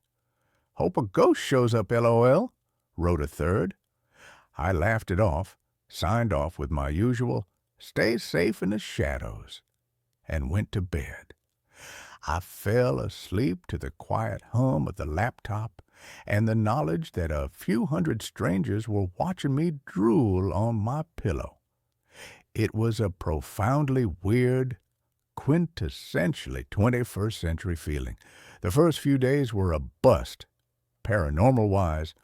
I snored, I tossed and turned. I once mumbled something about a missing spreadsheet in my sleep. The stream was, as expected, mind-numbingly boring, but my viewership numbers were up. People would leave the stream on in the background, a kind of bizarre human white noise machine. The donations trickled in, small amounts with messages like, "For your electric bill, Sleep King," or "Hope you're having sweet dreams." It was working. I would spend my waking hours in my living room, which doubled as my office, editing videos, answering emails, and of course watching the stream. It was a strange, out-of-body experience to be sitting on my sofa, drinking coffee, while simultaneously watching a live feed of my own empty, unmade bed. The bedroom door was always visible in the shot. It was a heavy, solid oak door, and I had a habit of closing it firmly every night. The first anomaly occurred on the fourth night. I was up late reviewing the VOD, video on demand, from the previous night, looking for any highlights I could clip for social media. A particularly loud snore, a funny sleep mumble. I was fast-forwarding through the long, static hours of darkness when I saw it. At exactly 3:13 a.m., the bedroom door, which I had distinctly remembered closing, slowly, silently, crept open. I stopped the playback, my heart giving a sudden hard thump against my ribs. I rewound it and watched again, in real time. The movement was almost imperceptible. A thin black sliver appeared between the door and the frame, widening by a millimeter every few seconds, until the door was open by a good 6 inches. There was no sound, no creak of hinges. It was like the door was made of smoke. It stayed open for the rest of the night. My blood ran cold. My building was old, the floors uneven. It was possible, I told myself, that the door hadn't been properly latched and had swung open on its own. A draft, perhaps. It was a rational, logical explanation, and I clung to it like a life raft. But I had never known that door to swing open on its own before. It was a heavy, well-fitted door. That night, before I went to bed, I made a point of not just closing the door, but locking it. I even gave the knob a hard jiggle on camera for the chat to see. "Just making sure we don't have any drafts tonight, guys," I said with a nervous laugh. I watched the VOD the next day. The door had stayed closed. I felt a wave of relief, followed by a pang of disappointment. A small, content, hungry part of me had been hoping for a ghost. But the next night, something else happened. Something I couldn't explain away with drafts or uneven floors. I was watching the VOD from the night before. At 2:47 a.m., one of the books on my bedside table, a heavy hardback copy of House of Leaves, slid off the table and fell to the floor with a soft, muffled thud. I hadn't even noticed it when I woke up. I had just picked it up and put it back without a second thought, but watching it on the replay, it was unnerving. It didn't just tip over, it slid, as if pushed by an invisible hand, moving a good 2 inches horizontally before it fell. The chat, which was watching the VOD along with me, went wild. You WTIF, was that? Okay, that's not a draft. Demon, confirmed. I was skeptical, but I was also a streamer. I knew content when I saw it. I clipped the video of the fallen book and the opening door and posted them online. The clips got more views than anything I had ever produced. My follower count started to climb. I was no longer just the Sleep King. I was the guy with the haunted apartment. The phenomena grew in intensity, but they were always subtle, always deniable. A shadow that would move in a way that didn't match any light source. A soft, whispering sound that was barely audible on the microphone. A sound I always dismissed as audio. Artifacting. My alarm clock, a digital one, would sometimes be set to a different time when I woke up, always just a few minutes off. I was living a strange, bifurcated life. During the day, I was the excited, slightly spooked host, analyzing the footage with my growing audience, speculating about ghosts and poltergeists. But at night, when I had to actually go into that room and sleep, a real gnawing fear began to take root. The room felt different. The air was heavier, colder. I felt like I was sleeping on a stage, not just for my viewers, but for an unseen silent audience that was already in the room with me.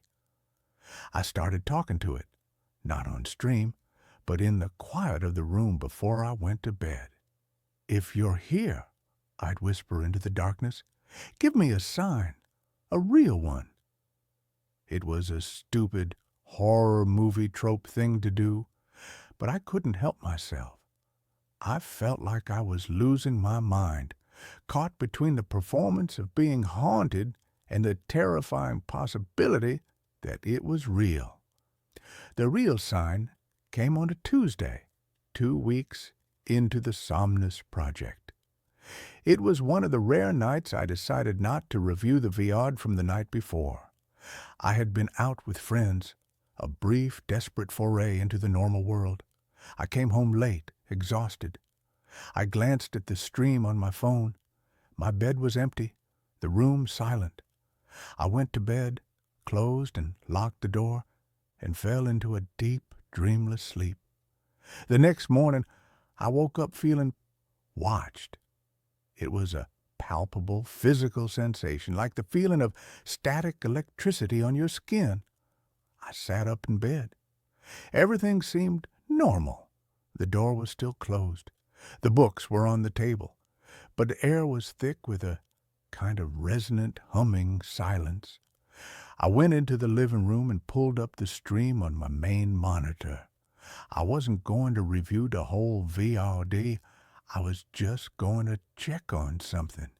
A new paranoid ritual I had developed. I would check the moment I got into bed and the moment I woke up, just to make sure no time was missing, that there were no gaps in the recording. I scrubbed the timeline back to the moment I had entered the room last night. There I was, walking into frame, getting into bed, pulling up the covers. Everything was normal. Then I scrubbed forward to this morning, to the moment I had woken up. I watched myself sit up, look around, and then get out of bed. Normal. But something was nagging at me, a sliver of unease.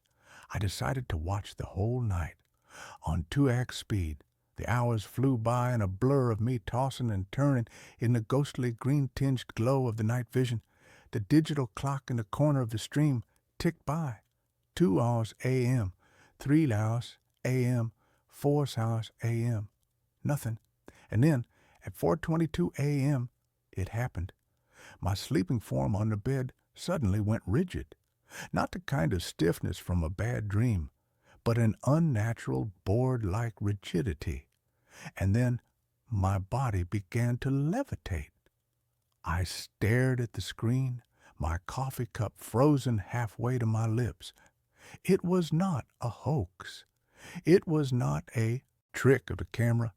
My body, my sleeping, unconscious body, was lifted a good foot off the mattress, held there for nearly 30 seconds by an unseen force, and then gently, slowly, lowered back down. There were no wires. There was no one else in the room. I just floated. My coffee cup slipped from my numb fingers and shattered on the floor. I didn't even flinch. I just kept staring at the screen, at the impossible, undeniable evidence of what had happened in my room while I slept. The whispers, the moving objects, they weren't prelude. They were the opening act. This was the main event. I replayed the clip a dozen times. My mind, a frantic, drowning thing, tried to find a rational explanation, a dream, a hallucination. But I wasn't asleep when I was watching this. This was a recording. It was real. The thing in my apartment wasn't just moving my books, it was moving me. My first impulse was to end the stream, to pack a bag and leave, to burn the apartment to the ground. But the second impulse, the one that had been conditioned by years of chasing views and engagement, was different. This was the Holy Grail. This was the kind of footage that could make a career. This was the ghost I had been hoping for, even though its reality was 1,000 times more terrifying than I had ever imagined. Against every instinct of self-preservation I possessed, I clipped the levitation video. I posted it to my social media with a single, trembling, all-caps caption. I need help. This is not a joke. My channel exploded. The clip went viral, ricocheting across the internet. It was debated on Reddit, analyzed on YouTube, and even picked up by a few mainstream paranormal news sites. My viewer count skyrocketed from a few hundred to tens of thousands. I was no longer a mid-level streamer. I was a global phenomenon. I was the levitating man. The world was divided. Half believed it was one of the most convincing pieces of paranormal evidence ever captured. The other half believed I was a master hoaxer, a digital magician who had somehow pulled off the perfect illusion. The debate only fueled a fire. I was a prisoner in my own home. I was too terrified to sleep in the bedroom, but I was also too terrified to end the stream. I had created a monster, and now I had to keep feeding it.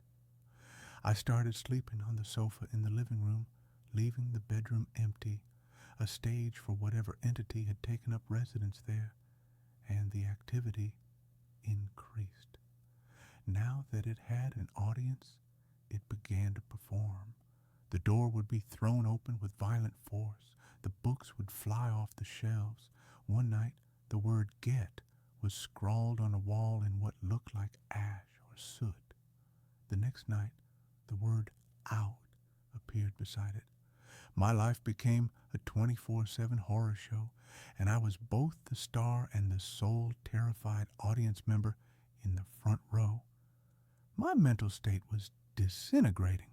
I was a raw nerve, jumping at every shadow, my hands in a perpetual shaky tremor. The money was pouring in, but I couldn't spend it. The fame was suffocating. I was the ringmaster of a circus I could not control. And then came last night. I had been awake for nearly 48 hours, surviving on caffeine and raw fear. I couldn't bring myself to sleep, not even on the sofa. I was sitting in my computer chair, the warm glow of the monitor, my only companion, watching the live feed from the bedroom. The chat was a frantic, scrolling waterfall of text. Thousands of people from all over the world watching the empty, haunted room with me. For hours there was nothing, just the quiet, malevolent stillness of the room. The "Get Out" on the wall seemed to pulse in the night vision.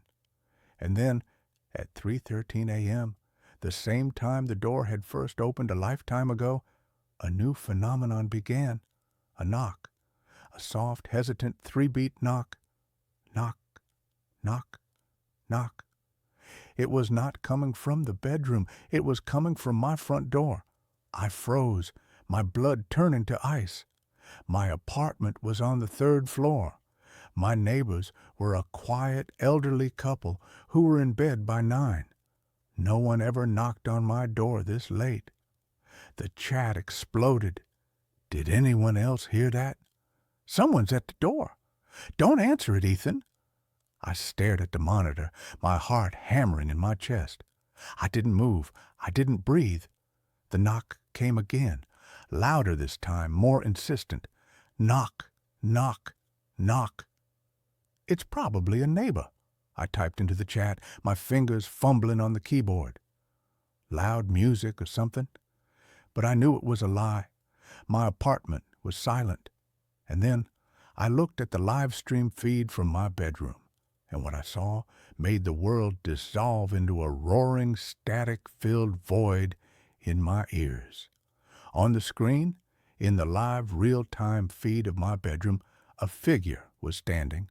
It was a tall, thin silhouette, featureless and black, standing in the center of the room where there had been nothing but empty air a second before. It was not a shadow. It had depth, dimension. It was a hole in the shape of a man, a void that seemed to suck the very light out of the room. It was perfectly still, and it was facing the camera. I couldn't scream. The sound was trapped in my throat, a hard, painful knot of pure, undiluted terror. The thing on my screen was not a ghost. It was not a poltergeist. It was something else, something that had been drawn to the attention, to the energy of thousands of people, all focused on this one small room. I had not just opened a door for a ghost. I had opened a portal, and something had stepped through. Knock, knock, knock. The knocking at my front door was louder now, a frantic, angry pounding. It was in sync with the pulsing of the blood in my ears. I couldn't tear my eyes away from the monitor. The figure in the bedroom slowly lifted an arm. Its hand was a blur of static, but it was pointed directly at the camera, pointed at me. And then the voice. It wasn't in the room. It wasn't on the stream. It was inside my head. A dry, rasping, impossibly ancient sound like the crumbling of a tombstone. You opened the door. Now let me in. The knocking on my front door was no longer a knock. It was a violent, splintering crash, as if someone was throwing their entire body against the wood. The heavy, solid oak was groaning, the frame vibrating. My mind finally broke free from its paralysis. I scrambled back from my desk, my chair tipping over and crashing to the floor. I looked wildly around my living room, my sanctuary, which now felt like a death trap. The bedroom was compromised. The front door was about to give way. I am writing this now frantically on my phone, huddled in the one place I have left to hide, the small windowless bathroom. I have barricaded the door with a laundry hamper, a pathetic, flimsy defense against the impossible. The pounding on the front door has stopped, but the silence that followed is so much worse.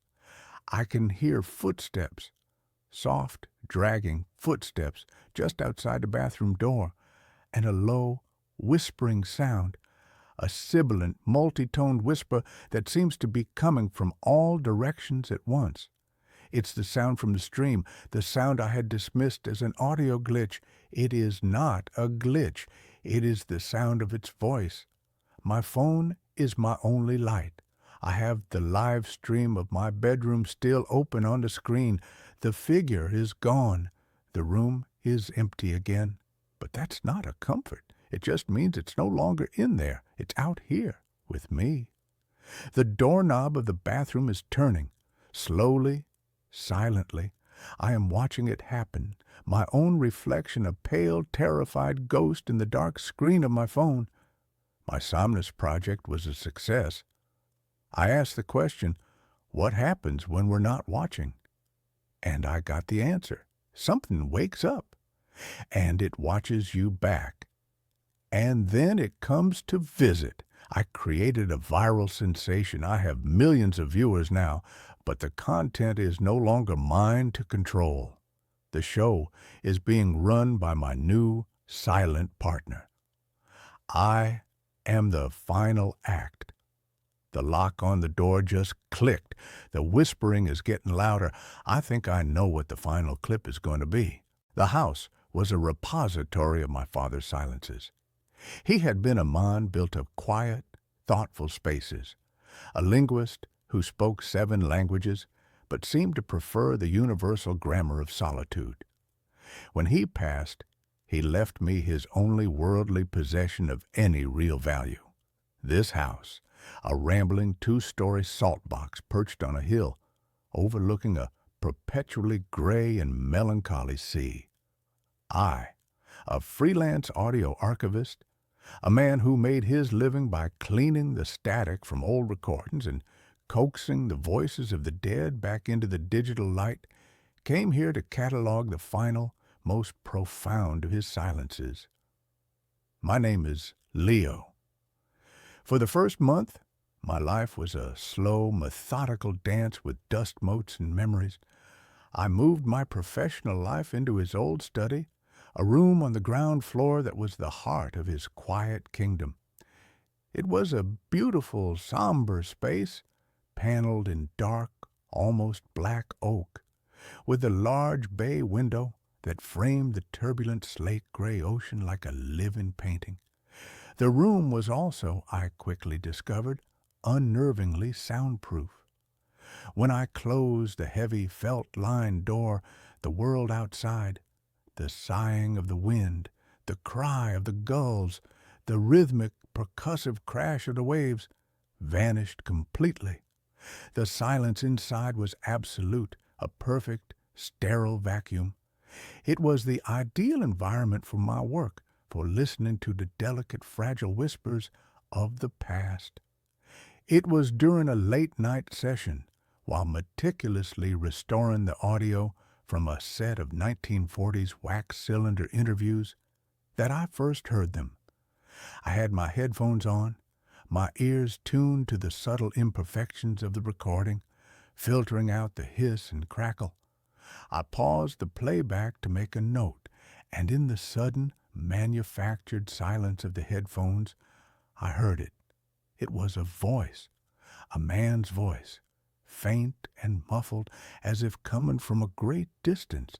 It was followed by the softer, melodic cadence of a woman's reply.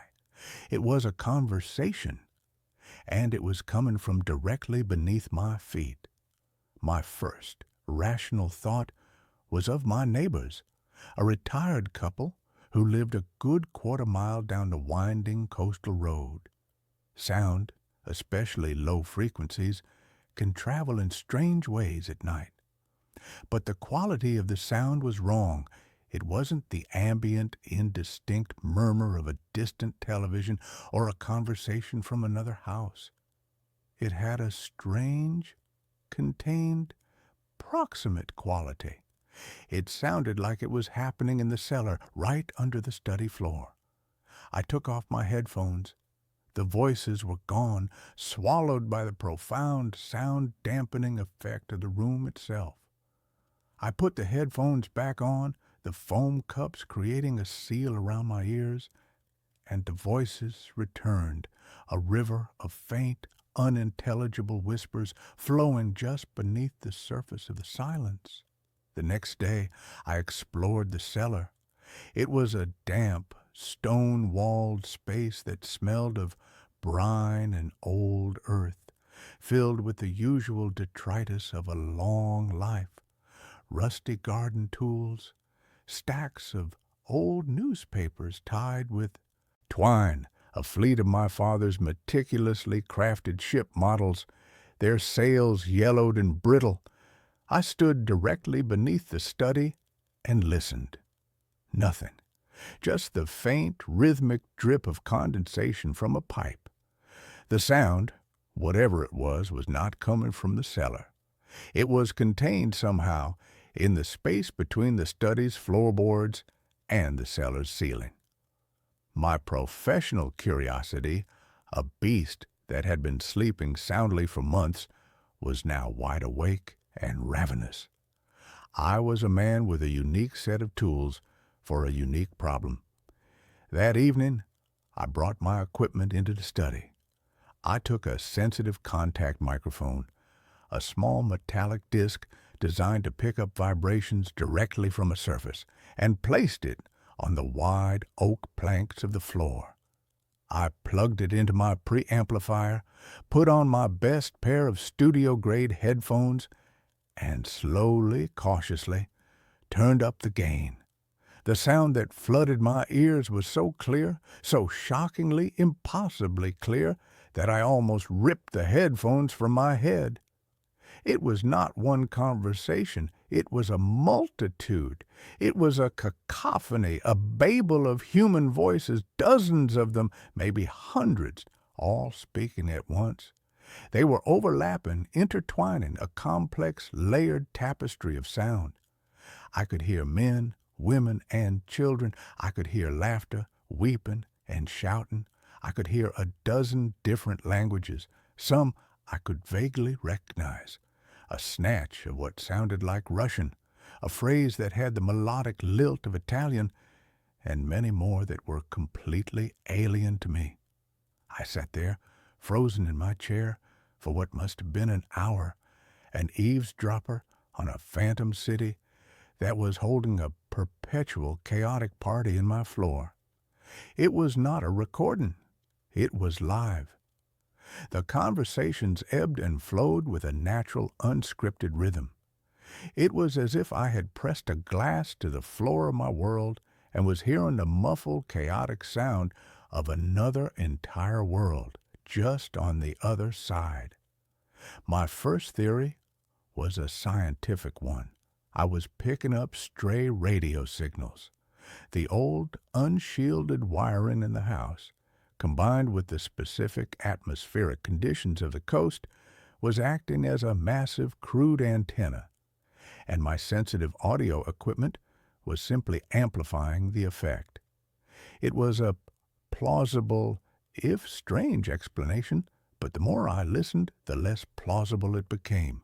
There was no music, there were no commercials, there was no station identification, and the sound had a strange, echoic, three-dimensional quality that no radio broadcast possessed. It felt real. It felt close. My investigation turned to my father. The soundproofing of the room, which I had initially seen as a professional convenience, now seemed like a deliberate, almost desperate act. He had not been trying to keep the outside world out. He had been trying to keep the inside world in. I began to search the study, no longer as a son sorting through his father's belongings, but as an investigator looking for clues. My father was a meticulous man. He kept journals. I found them, a neat row of identical black leather-bound volumes on the top shelf of his bookshelf. For years, the entries were what I expected. Notes on his linguistic research, observations on the local bird life, quiet, thoughtful musings on the books he was reading. And then, 5 years ago, the entries changed. October 12th. The phenomenon is growing stronger. The insulation I installed is no longer sufficient. I can hear them now even without the amplifier. They seem more agitated than usual. There is a recurring phrase in the dominant Slavic dialect. It translates roughly to, "The sky is thinning." My blood ran cold. He had heard them too. For years. This had been his secret, his obsession. I read on, my hands trembling, devouring his neat, precise script, a record of his own descent into the same acoustic rabbit hole. He had started, as I had, with the radio wave theory. He had dismissed it, as I had. He had then moved on to more esoteric, more frightening possibilities. He had filled pages with complex equations, with diagrams of quantum waveforms, with theories about multidimensional topology. He had come to a conclusion that was both scientifically rigorous and utterly insane. He believed the house, or more specifically, the ground beneath the house, was a nodal point, a place where the membrane between parallel realities was unusually thin. He believed he was not hearing ghosts or radio waves, but the actual, real-time, audio-visual bleed-through from another adjacent universe. A universe that was, according to his increasingly frantic linguistic analysis, in a state of profound and terrifying collapse. January 4th. I have finally isolated a clear, repeating signal from the chaos. It is a child's voice, a little girl. She is singing the same lullaby over and over, a song about a silver ship that will carry her away to a land of stars. Her language is one I have never encountered. It is beautiful and heartbreaking. In the background, I can hear a constant, low humming sound, a sound of machinery, or is it something else? March 22nd. The humming is louder. The other voices are more fearful. They are speaking of the great silence. They are speaking of things being erased. The little girl has stopped singing.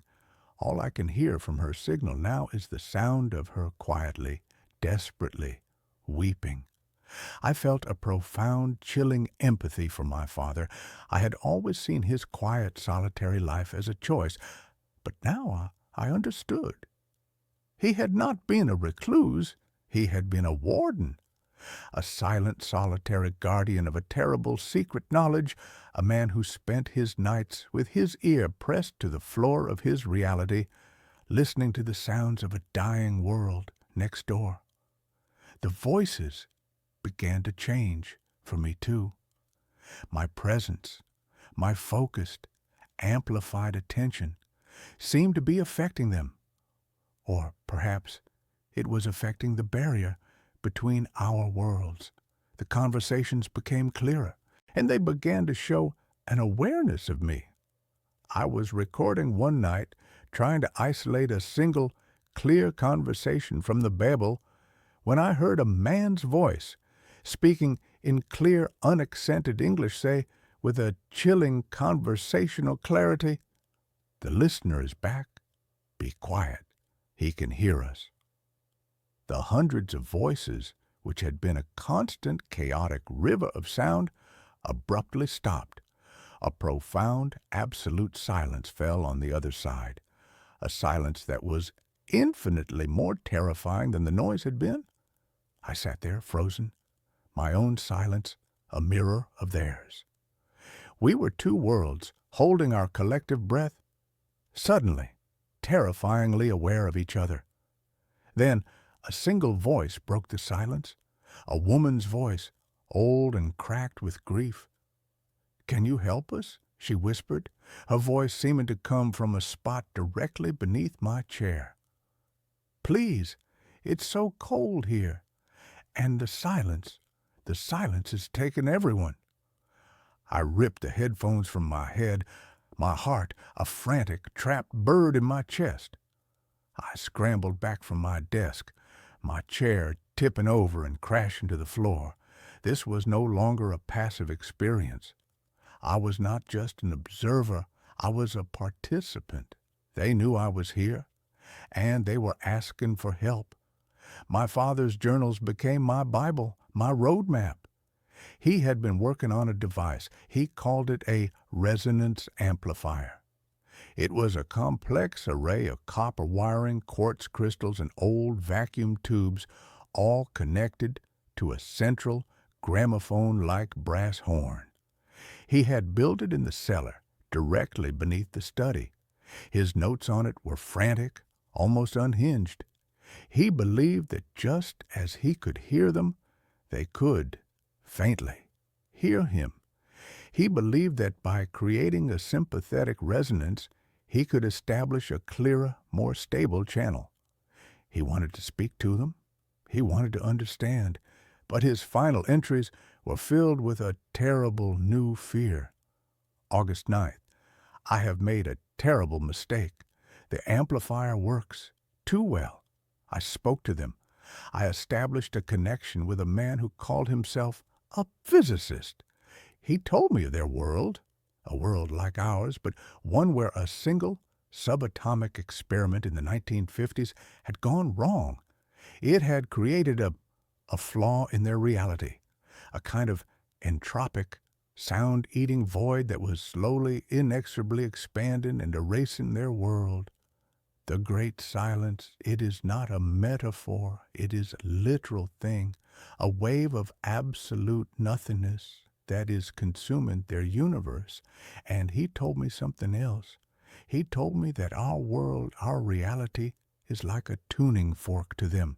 They can feel our vibrations, and they believe that by creating a strong enough bridge, they can escape. They can cross over. August 14th, he was lying. The physicist, he is not a man, he is a mouthpiece. There is something else there in the silence, something that has been drawn to the decay, something that is wearing the voices of the dead like a mask. The little girl is gone. They are all gone. All that is left is the echo and the hunger behind the echo. I have to dismantle the amplifier. I have to reinforce the silence. I pray it is not too late. That was his last entry. He had died of a heart attack 2 weeks later. I went down to the cellar. In the far corner, hidden under a dusty canvas tarp, was the device. It was just as he had described it, a strange, beautiful, and terrifying piece of steampunk technology. The brass horn was aimed up at the floorboards of the study. My father had not been able to dismantle it. He had simply covered it up, a sleeping monster he hadn't had the strength or the time to kill. And now it was my monster, my responsibility.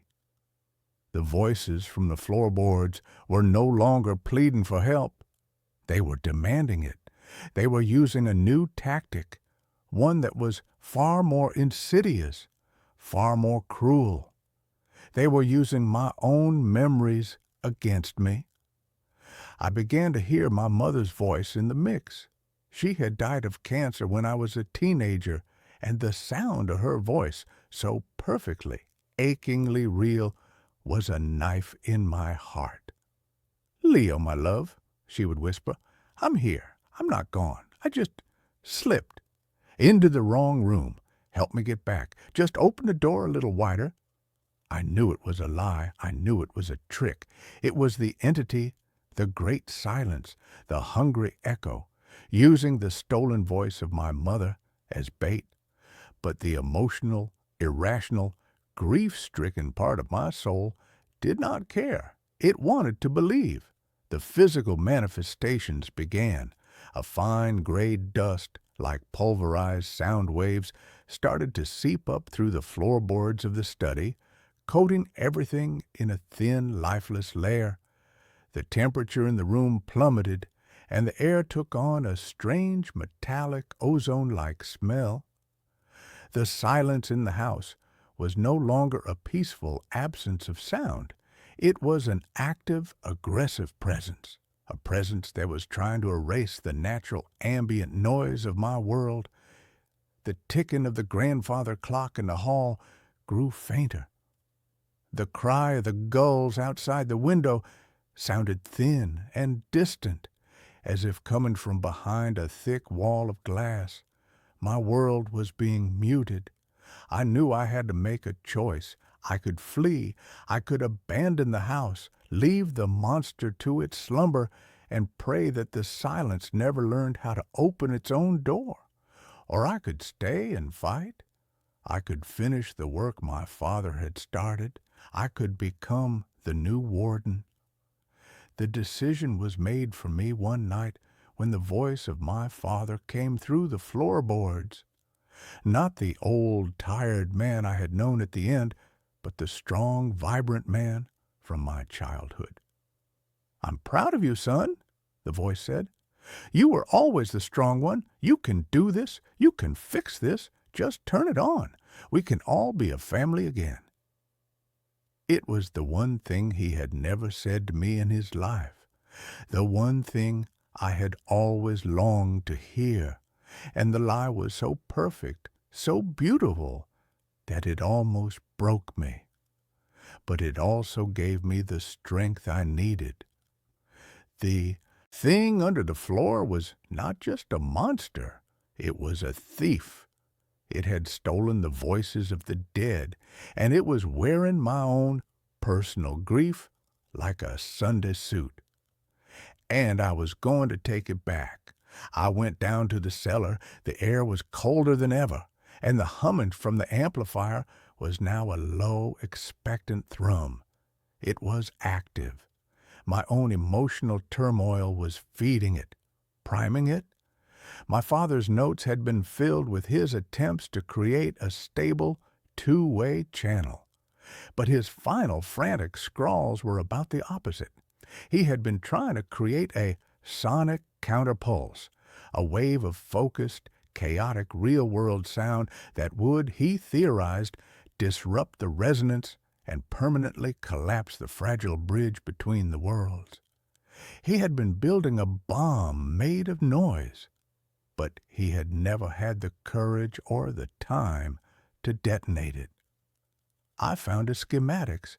The plan was terrifyingly simple. It required me to reverse the polarity of the main amplifier and then feed a single, powerful, complex audio signal into it, a signal that was the antithesis of the cold, entropic silence on the other side, a signal that was full of life, of chaos, of love, of pain, a signal that was as messy, as imperfect, and as real as the world I was trying to protect. I knew what I had to use. I went back up to the study and found the box of old family audio recordings I had been meaning to archive, the recordings my father had made of all of us. I found the one I was looking for, a cassette tape from the summer of 1995, a family barbecue. I threaded the tape into an old player and plugged it into the amplifier's input. I put on a pair of heavy, industrial-grade ear protectors. My hands trembled as I made the final adjustments, reversing the wires as my father's frantic diagrams instructed. The humming from the amplifier grew to a deafening, bone-jarring roar. The stone walls of the cellar seemed to vibrate. The gray dust was now pouring from the ceiling, and in it I could see faint, screaming, spectral faces. The voice of my mother, of my father, of Eleanor, of every loss I had ever known, was screaming in my head, a chorus of beautiful, perfect lies, begging me to stop. I closed my eyes. I thought of my father, the lonely, silent warden. I thought of his last, brave, desperate act. And I hit the play button. The sound that erupted from the brass horn was not a single, clean tone. It was a wave of pure, chaotic, beautiful life. It was the sound of my father laughing, a deep, rumbling sound I had almost forgotten. It was the sound of my mother calling my name, telling me to be careful with the fireworks. It was the sound of my own 10-year-old voice shrieking with delight. It was the sound of crickets, of a crackling bonfire, of a badly played guitar, of a screen door slamming. It was the sound of a messy, imperfect, and profoundly real summer night. It was the sound of my life. The amplifier roared, and the brass horn glowed with a cherry red heat. The floorboards of the study above me began to crack and splinter.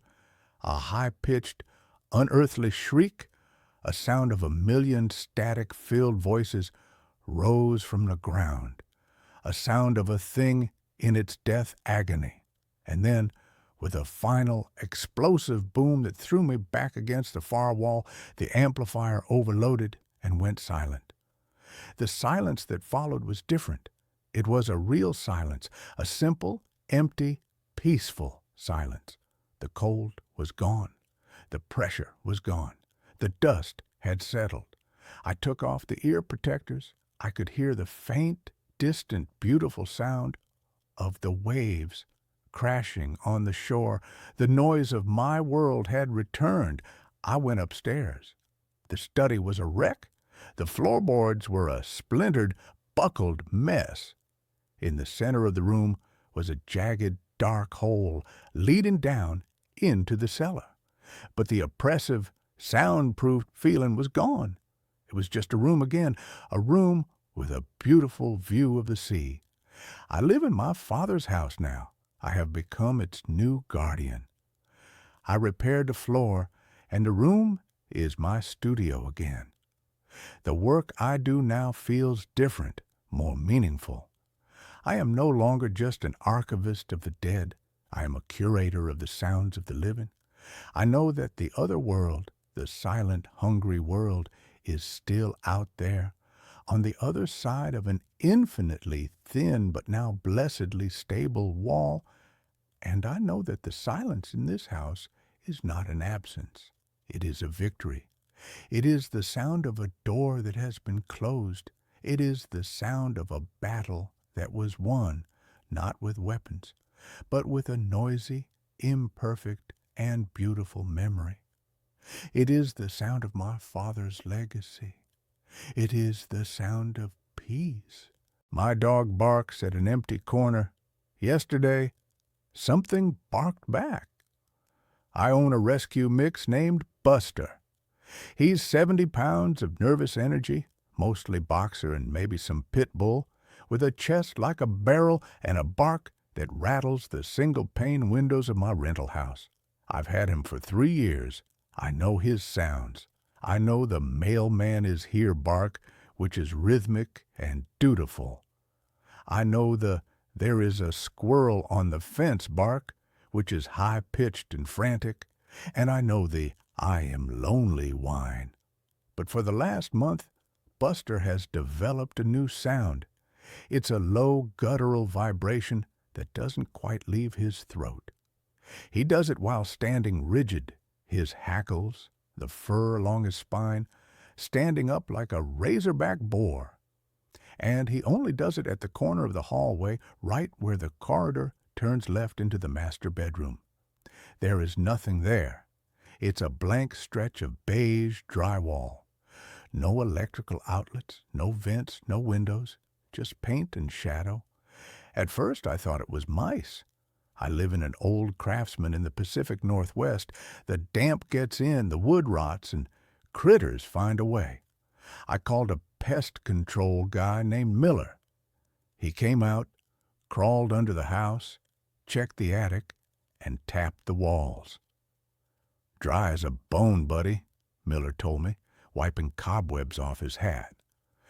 "No droppings, no nests. You got no termites either. Whatever your dog is hearing, it ain't biological." "Maybe it's pipes," I suggested. "Pipes run on the other side of the house. That wall is just studs and plaster."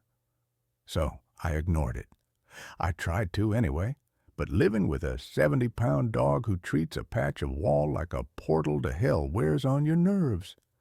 Every night at around 10 hours p.m., Buster would trot into the hallway, plant his feet, and stare. He wouldn't blink. He would just vibrate with that low growl. If I tried to pull him away, he would snap, not at me, he's never bitten me, but at the air, as if something invisible was reaching for him. Yesterday was Tuesday. It was raining, a hard, relentless sheet of gray water hammering the roof. The house felt small and cold. I was in the living room watching a documentary, trying to drown out the sound of the wind. Buster was asleep on the rug, or I thought he was. At 10:15 p.m., his head snapped up. His ears swiveled toward the hallway. He didn't growl this time. He got up slowly, his movement stiff, like an old man. He walked into the hallway and stood before the corner. I paused the TV. The silence in the house was heavy. "Buster!" I called out softly. "Leave it. Come here." He ignored me. He took a step closer to the wall, his nose almost touching the beige paint. Then he let out a bark. It wasn't his usual bark. It was a singular, explosive sound. Woof! Deep, resonant, aggressive. He waited. I held my breath, listening for the echo. But it wasn't an echo that answered. From inside the wall, not behind it, but seemingly from within the plaster itself, a sound came back. Woof! I froze.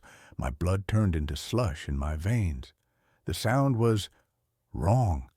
It was a bark, yes. It had the cadence of a bark. It had the volume of a bark. But the timbre was horrific. It sounded wet. It sounded like a human throat trying to make a dog sound. But the throat was filled with gravel and phlegm. It was a mockery of a bark. Buster went berserk. He launched himself at the wall, scrabbling his claws against the paint, snarling, snapping, foam flying from his jowls. "Buster, no!" I scrambled off the couch and ran into the hallway. I grabbed his collar. He was a solid muscle of rage. I had to drag him backward, his claws carving grooves into the hardwood floor. He was fixated on the corner, eyes rolling back in his head. And then I heard it again. Whine. It was the specific high-pitched whine Buster makes when he wants dinner. But it was coming from the corner, and it was layered. It sounded like 3 or 4 voices doing it at once, slightly out of sync. Whine! I dragged Buster into the bedroom and slammed the door. I locked it. I shoved the dresser in front of it. I sat on the bed, clutching the dog, my heart hammering against my ribs like a trapped bird. We stayed there all night. I didn't sleep. Every time the house creaked, I flinched. Buster sat at the foot of the bed, staring at the door, trembling. When the sun came up, everything felt different. Daylight has a way of making terror feel foolish. I moved the dresser. I opened the door. The hallway was empty. The wall was just a wall, though now it was scratched and marred by Buster's claws. I had to go to work. I couldn't afford to miss a shift at the warehouse, but I couldn't leave Buster there. I took him to my sister's place 3 towns over. "He's acting weird," I told her. "Just keep him in the yard." I went back to the house alone. I needed to prove to myself that I wasn't crazy. I needed to find a logical explanation. Maybe a squatter in the attic, a radio left on by a neighbor. I set up my laptop on a stool in the hallway. I pointed the webcam at the corner. I set it to record. Then I left for work. My shift dragged. All I could think about was that sound, that wet, gravelly woof. I got home at 6:00 p.m. The house was quiet. Too quiet. I walked into the hallway. The laptop was still there on the stool. The recording light was off. The battery had died. I plugged it in and booted it up. I sat on the floor, my back against the opposite wall, and opened the video file. The first 4 hours were boring. Just the empty hallway, the shifting shadows of the sun moving across the floor. Then, At the 4-hour and 12-minute mark, around 1 p.m., something happened. In the video, the hallway is empty. Then the audio picks up a sound. Scritch, scritch, scritch. It sounds like fingernails on the inside of the drywall. Then the wall ripples. I leaned closer to the screen. The paint in the corner seemed to bulge outward, like fabric stretching over a fist. It pressed out, retreated, then pressed out again. Then a voice. It wasn't a bark this time. Buster. It was my voice. It was a perfect recording of me calling the dog. But it was distorted, skipping like a bad CD. Buster! Leave it! Come! Here! The voice on the recording repeated it over and over, faster and faster. Buster, leave it! Come here! Buster, leave it! Come here! Then the thing in the wall started to improvise. Good boy! Who's a good boy? Daddy's home. Daddy's home. I felt sick. I felt violated. It had been listening. For months, it had been listening to me talk to the dog. On the screen, the bulge in the wall grew larger. The drywall started to crack. A hairline fracture appeared in the paint. And then something seeped out of the crack. It looked like black oil or smoke that was heavy enough to fall. It trickled down the wall, pooling on the floor. The pool of black liquid began to rise. It took shape. It formed a quadrupedal shape. It formed legs, a tail, a head. It formed a perfect silhouette of Buster. The shadow dog on the screen shook itself, sending droplets of black ichor flying. It turned its head and looked directly into the webcam. It didn't have eyes. It had holes that went all the way through its head to the wall behind it. It opened its mouth. I am lonely, it said, but it didn't say it in my voice. It said it in a voice that sounded like grinding metal. Then the battery died. The video cut to black. I sat there on the hallway floor, the laptop burning my legs. I stood up. I needed to leave. I needed to get my things, get in the car, and never come back. I turned to go to the bedroom to grab my wallet. I froze. At the end of the hallway, right in the corner, the crack was there. It wasn't a video anymore. The hairline fracture in the drywall was real, and black fluid was leaking out of it, staining the beige carpet. I heard a sound from the living room behind me. Click, clack, click, clack, dog nails on hardwood, but Buster was at my sister's house. I turned around slowly. Standing in the entryway to the kitchen was a dog. It looked like Buster. It had his golden fur. It had his white chest patch. But it was standing on its hind legs. It was balancing perfectly, unnaturally upright. Its front paws hung limply at its sides. Its head was cocked to the side at a 90-degree angle. It smiled at me. Dogs can't smile. Not like that. Its lips curled back all the way to its ears, revealing teeth that were too long, too sharp, and too human. Daddy, the thing said. The jaw moved up and down like a ventriloquist dummy. Daddy, come here. It took a step toward me. It walked on 2 legs, bending its knees backward like a bird. I didn't think. I threw the laptop at it. The computer hit the thing in the chest. It didn't flinch. It didn't make a sound of impact. It just absorbed the blow, the flesh rippling like water. I turned and ran into the bedroom, slamming the door. I locked it. I am in here now. I have pushed the dresser, the bed, and the nightstand against the door. Outside, in the hallway, I can hear it. It is barking, woof, woof, woof. But in between the barks, it is speaking. Let me in. I learned the tricks. I can sit. I can stay. I can shake. The doorknob is turning. The metal is groaning. I just realized something terrifying.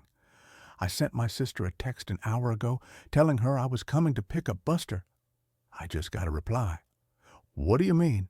You picked him up an hour ago. You look terrible, Sam. You didn't even say hi. You just grabbed the dog and drove off. My phone is ringing. It's my sister. I can't answer it. Because from the other side of the bedroom door, I hear two voices now. One is the gravelly, wet voice of the thing. The other is a whimper, a real terrified whimper. And then the sound of Buster screaming. The scratching on the door has stopped. There is a silence now. And then a soft, familiar voice right against the crack of the doorframe. Sam, open the door. Buster is hurt. He needs his daddy. It sounds exactly like my sister. I am looking at the window. It's a 20-foot drop to the concrete driveway. I think I have to jump because the thing just started barking again. But this time, it's not barking at the door. It's barking from inside the closet behind me.